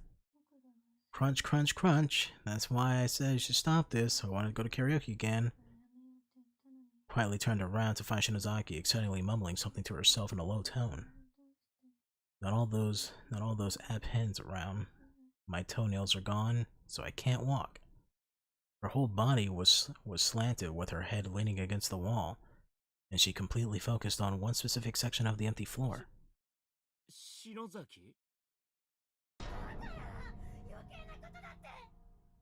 Well, excuse me. What do you mean? Should I not have taken this chest or something? What's wrong? They began repeatedly banging her head against the wall. Oh, fuck. Maybe I should stop her. The motion was almost rhythmic. Can't say the word. As if the time with the tick of the clocks or a metronome. And cut it out! What the hell's wrong with you? Did you just smack the shit out of me? You always do this. What's it you said? Because we're friends? Well, I can't take care of myself. What's with that look? You just hold on a second. My throat's burning up. It stinks. It's rancid. I have to run. Why would you do this to me? You're my sister. Well, you can die too. Oh shit. But the ghost boy's out there. After stumbling around almost drunkenly for a few moments, Shinozaki suddenly took off running. She leapt through the trap door and out the hall. What the hell was that about? Wait, this isn't the time to be standing around. I gotta go find her. Ah! She's certainly an interesting specimen. Who's there? Oh! Oh wow, you really do have like dead fish eyes. Oh god. Wow, I thought that was just a descriptor. You really are dead inside. I'm not certain where she came from, nor when or how she got here. She seemed to be about the same age as me. She looked mostly normal, but her eyes were much less vibrant than they should have been, appearing flat and lifeless like those of a dead fish, for real. Her name is Shinoki. Senoki. I guess you could say I'm a medium comm writer. What? A medium comm writer? What? Comm high school student? A medium comm writer, comm high school student. Okay, my bad. Or something like that. Or I was anyways, when I was alive. When you were alive? Are you telling me you're a ghost? Regrettably, that's exactly what I am. You seem pretty chill about it. Are you one of the little bastard's friends, then? The hell did you do to Shinozaki? And why did you trap us here in the first place? Oh my, I think there's been a misunderstanding. I, like you, am essentially a victim, though there's a little more to it than that, of course. Oh, so you were trapped here too, then. And you... More importantly right now, the girl who just ran off here seems to have quite a gift. Oh yeah, Shinozaki. Wait, if you wish to have a place at her side for a long time to come, I believe it would be advantageous for you to listen to my advice. At her side for a long time to come. Well, I do love her. I guess I'll listen to you. Take that fucking smile off your face when you're talking to me like that. Alright, but make it quick. Such a firm, cool response is so very telling. Well, I'm listening. So what's this about Shinozaki being gifted? You're familiar with the concept of spiritual mediums, shrine maidens, and shamans, no? They're all people with the ability to lend their bodies to beings and natural science can't quite classify. Beings you would call spirits or gods. They're people who take part in channeling rituals, basically possessions, much like a demonic sort you see in the movies. So kind of like a itako. I don't even know what the fuck word that is. I'm not Japanese. From traditional folklore, then. Exactly. You've seen it, no? Your friend can take in the thoughts of the dead that flit about in these accursed halls and output them throughout her own body. And note I said thoughts, not spirits. They aren't souls, but rather the loose remnants of broken minds. Heavenly Host is a frighteningly unique place. So, if she is indeed able of challenging them, take it from me, she has a very powerful gift. Can you really call that a gift? She's not like you know. Perhaps not. But if you intend to escape from here, these talents of hers could prove most advantageous, provided of course she learns to control them. Control them? Well, you saw what happened. She wasn't in control at all, but rather being controlled by the thoughts of another. Think of it as if she could have an enormous antenna on her head with impeccable reception 24 hours a day. Except that antenna was missing not only any means of changing frequency, but any sort of on and off switch as well. At this rate, she's bound to short circuit and break down, or worse still. She might lose her sense of self and essentially become a mindless radio. Are you saying there's no way to get her back? I don't know. Who says? That all depends on her, and you. Well, then come with me. Help me save her. I'm sorry, I can't do that, you see? I'm also trying to find someone who's important to me.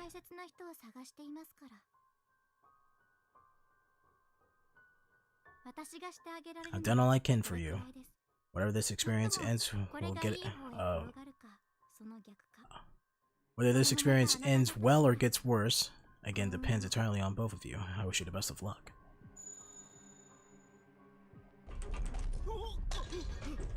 Another one.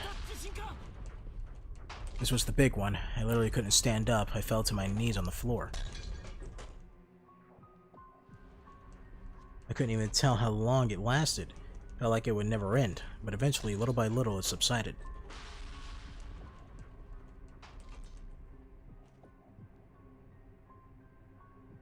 I stood back up and surveyed my surroundings, but as expected, the ghost of the girl was nowhere to be seen anymore. And this particular quake felt like it shook the very foundation of the entire building. Shinozaki was all I had on my mind. She was in serious danger. I just don't know what the hell is going on anymore. But if there's one thing I do know, it's that I have to be there for her, no matter what.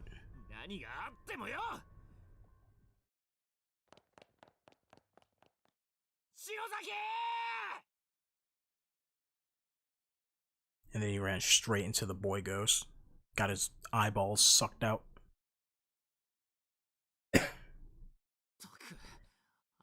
You know what really pisses me off, though?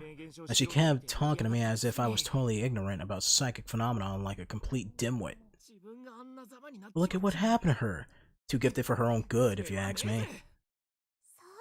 Wow, she sounds like you and Shinozaki had a pretty rough time in here, too. Well, you seem to have done pretty well for being by yourself.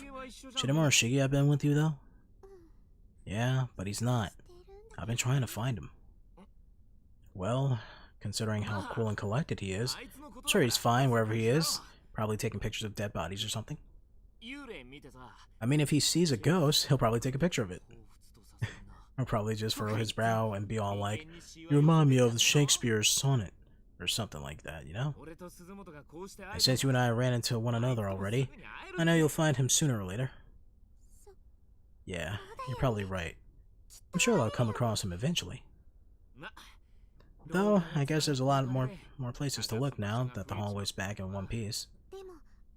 But there's two of us, and two pairs of eyes are better than one. There we go. That's more like Suzumoto we all know and love. Okay then, let's get this everything we got and find our friends.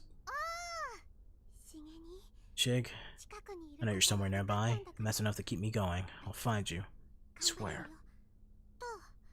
But before we set off, I call a bathroom break. Seriously? Sorry. I've been so scared and nervous since we got here, I guess it's taken a toll on my stomach. I get this way before production sometimes too. Fair enough. Guess we'll keep an eye out for a restroom on our way then. My mouth is so fucking dry right now. There's a gap in the floor here. I gotta drink something.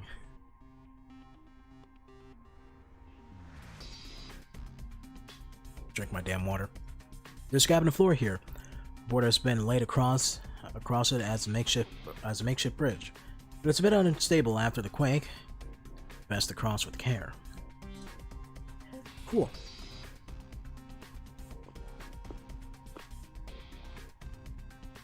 I still got these red stains on my fucking screen, so I guess that's like somewhat health or sanity.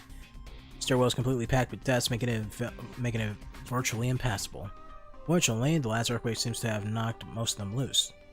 With two people working in tandem, it shouldn't take very long to clear the path. What do we do with these desks, Kishinuma? We just climb over them with a little effort, but they might all come crashing down if we make one wrong move. Let's move them. I mean, you can just move one of them and have gravity do most of the work. They'll all just fall over. And then once they hit the ground, you just push them to the side.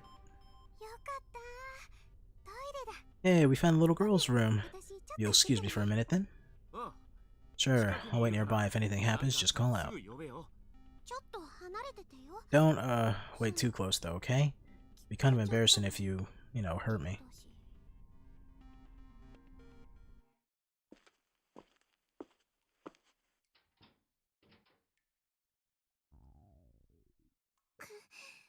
Guess my stomach must be pretty bad shape. She's so gonna be attacked by a ghost in here.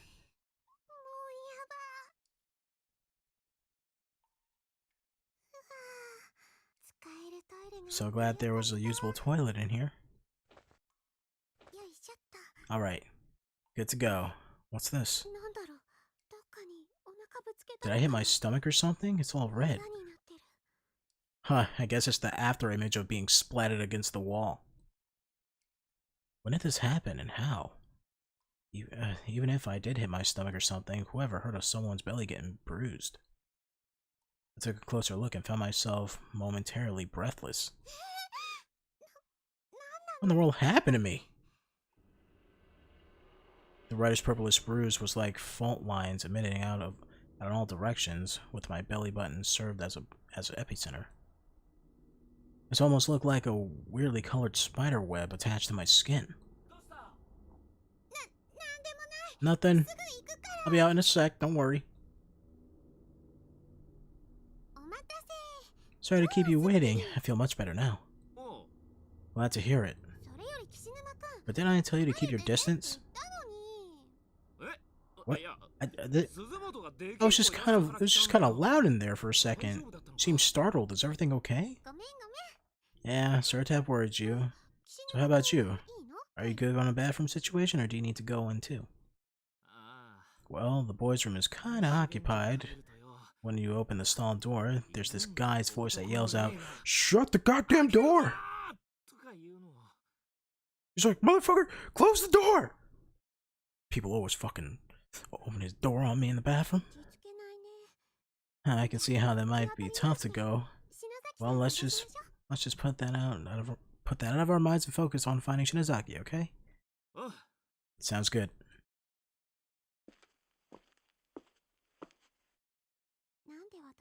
Why am I not saying anything to him about the bruise on my stomach? Is it because I'm too embarrassed to show it to a boy?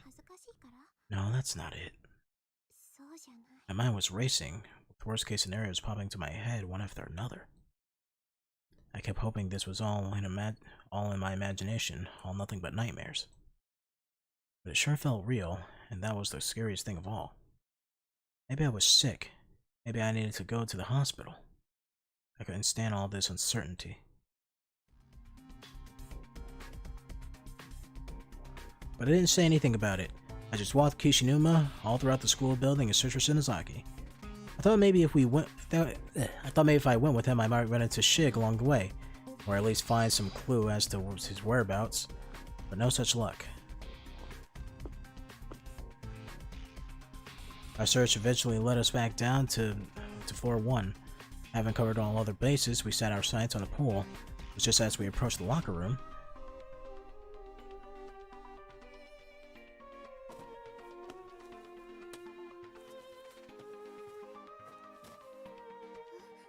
Hey, did you hear that? Yeah, it came from in there.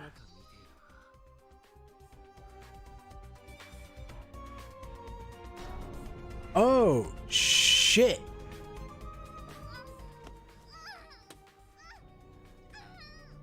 The girl who looked to be around middle school age has been laid flat on the floor. Both her arms were bound, and her eyes and mouth were covered with sash-like strips on the slash-like strips of cloth. She was obviously being held against her will. She was kicking both legs and writhing all around frantically, trying to break loose from her bindings, but it didn't seem likely that she would succeed. Oh god, we gotta save her. It was only after saying this that I noticed the bruises on her legs. Those weird marks look awfully a lot like the ones on my stomach. Or am I just paranoid? Regardless of what caused them or how they might relate to my own injuries, this girl had markings like rope burns clearly visible on her slender thighs. Why do you gotta tell me they're slender? They were peculiar bruises that looked almost like letters, as if they could signify something that was just beyond our ability to decipher. Earth to Suzumoto. Sorry. Hang in there. I'm gonna loosen these binds right now. Wait, stop. Don't go closer. This isn't gonna be easy. Kishinuma grabbed my arm and held me back. I was a bit confused, but did as he suggested. It didn't take me long to see the problem. The strips of cloth holding the girl to the floor actually seemed to be rolls of gauze. And whoever bound her like this really did a number. The gauze was stretched haphazardly all across the room's furnishings. Several strands of it were then projected upwards to the top of the nearest chubby shelf. Chubby? Chubby. Really? Cubby? Oh, cubby. Chubby. Cubby! Nearest cubby shelf, where they were wrapped around the neck of the plaster bust. And from there, they extended up to the ceiling, where there was wrapped tightly around the handle of a bucket suspended in air, probably a bucket of acid or something. Then right above the girl. In other words, if we pull all any of the bandages, long move and desk, the plaster might... Oh, okay. Bucket would spill right onto her. Shit. Damn it. Alright. Well, fuck. This is what I didn't want to happen. Alright. Well, unfortunately...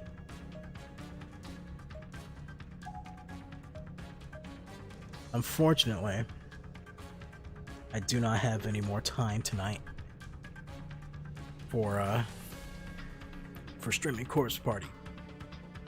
So I'm gonna have to end it here. And my throat is super dry. God damn it. I can barely talk, to be honest.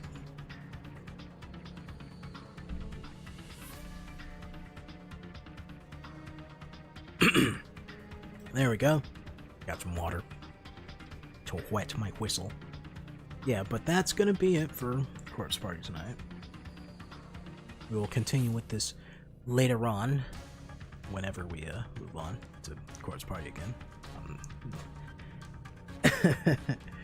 Fuck. I hope it was fun. Oh my god, my throat is like, I don't know what is it tonight. It's a little sore, not gonna lie. But like I lowered my headset so it got super quiet. I got nervous. I can't even formulate my words right now because also my leg fucking fell asleep. Holy shit. So if tomorrow night is not tomorrow, I keep saying tomorrow night. If next stream isn't Batman Origins, which it might not be because I still got to do some of the Riddler shit, and I might not be able to do that today because I have to go a bunch of places today. So Riddler might be hold. It might be like the next day or something like that. So might not be Arkham Origins. If it's not, then it'll either be Vampire or Tsushima. Either one of those, it doesn't matter because I really want to play it. I'm also gonna have one of my friends that are way more knowledgeable about PCs than I am to take a quick look at my graphics card because I don't want the streams fucking crashing no more. It hasn't crashed tonight at all. So I'm just assuming that at some point I must have like overheated my graphics card without noticing it or something like that. But so far tonight it hasn't crashed at all or done anything weird. So that's good. But also Corpse Party isn't a graphically intense game. Neither is the other games, but you know, I got the stream up, I got the fucking chat up, I got the game playing, I also got OBS, so my CPU's doing its bullshit at the same time and all that bullshit, you know. All that, all on one computer, on one screen, so maybe that's what's causing it. Most likely. I mean, I would assume so. Other than that, I don't really think there's anything else I have to say. Trying to think. No, I think that's it. I don't think there's any like. I'm not gonna say there's not a new playthrough that I'm looking into right now, but there's nothing set in stone. Let me see. I'm pulling out my phone real quick. I feel like there's something important that I'm forgetting. Something important that I'm forgetting. Don't know what it is at the moment. Fuck. I'm very professional. Okay. So, since I can't remember shit right now, that's gonna be it for tonight's stream. Later on tonight, either Tsushima or fucking Vampire the Masquerade. It might be. It's most likely probably will be Vampire because I want to play more of that. I was having fun with that. Same thing with Tsushima, but Vampire. Tsushima is still fairly new, so you know everyone's still streaming it, stuff like that. So I'm not that much in a rush to beat it. But Vampire the Masquerade, that's been out for a while. Since 2004. So I gotta get into that, you know? I need that. And where we last left off, fucking I looked up fucking if there's a way for me to save both Therese and fucking what's her name? Jeanette. And I guess I just fucked it up to the point where I can't save Jeanette at all. Which, I mean, doesn't matter. Doesn't matter to me. I just would like to have them both there. But I guess Therese is alive. And I think that's really it. And it's pretty much everything I have to say for tonight. Signing off, you know. So I'd like to say thank you for everyone who came to the stream, watching the VODs, watching the YouTube. If you're on YouTube, subscribe. If you are subscribed, click the bell. All that other jazz, you know it. Everyone says it. I feel like I shouldn't have to say it. I don't want to say it, so therefore I won't. And that is pretty much... yeah, that's it. That's everything. I keep saying it, but that's everything. That's it. Got nothing else to say. I'm hungry. I'm a little bit tired. My dogs are looking at me. I want to cuddle them. I want to sleep in my bed and get all the warmth from them. And then, that's what I'm gonna do with my life. So, as always, I'd like to say thank you for everyone watching. And I will see you in the next video. Stay happy, stay healthy, and take care.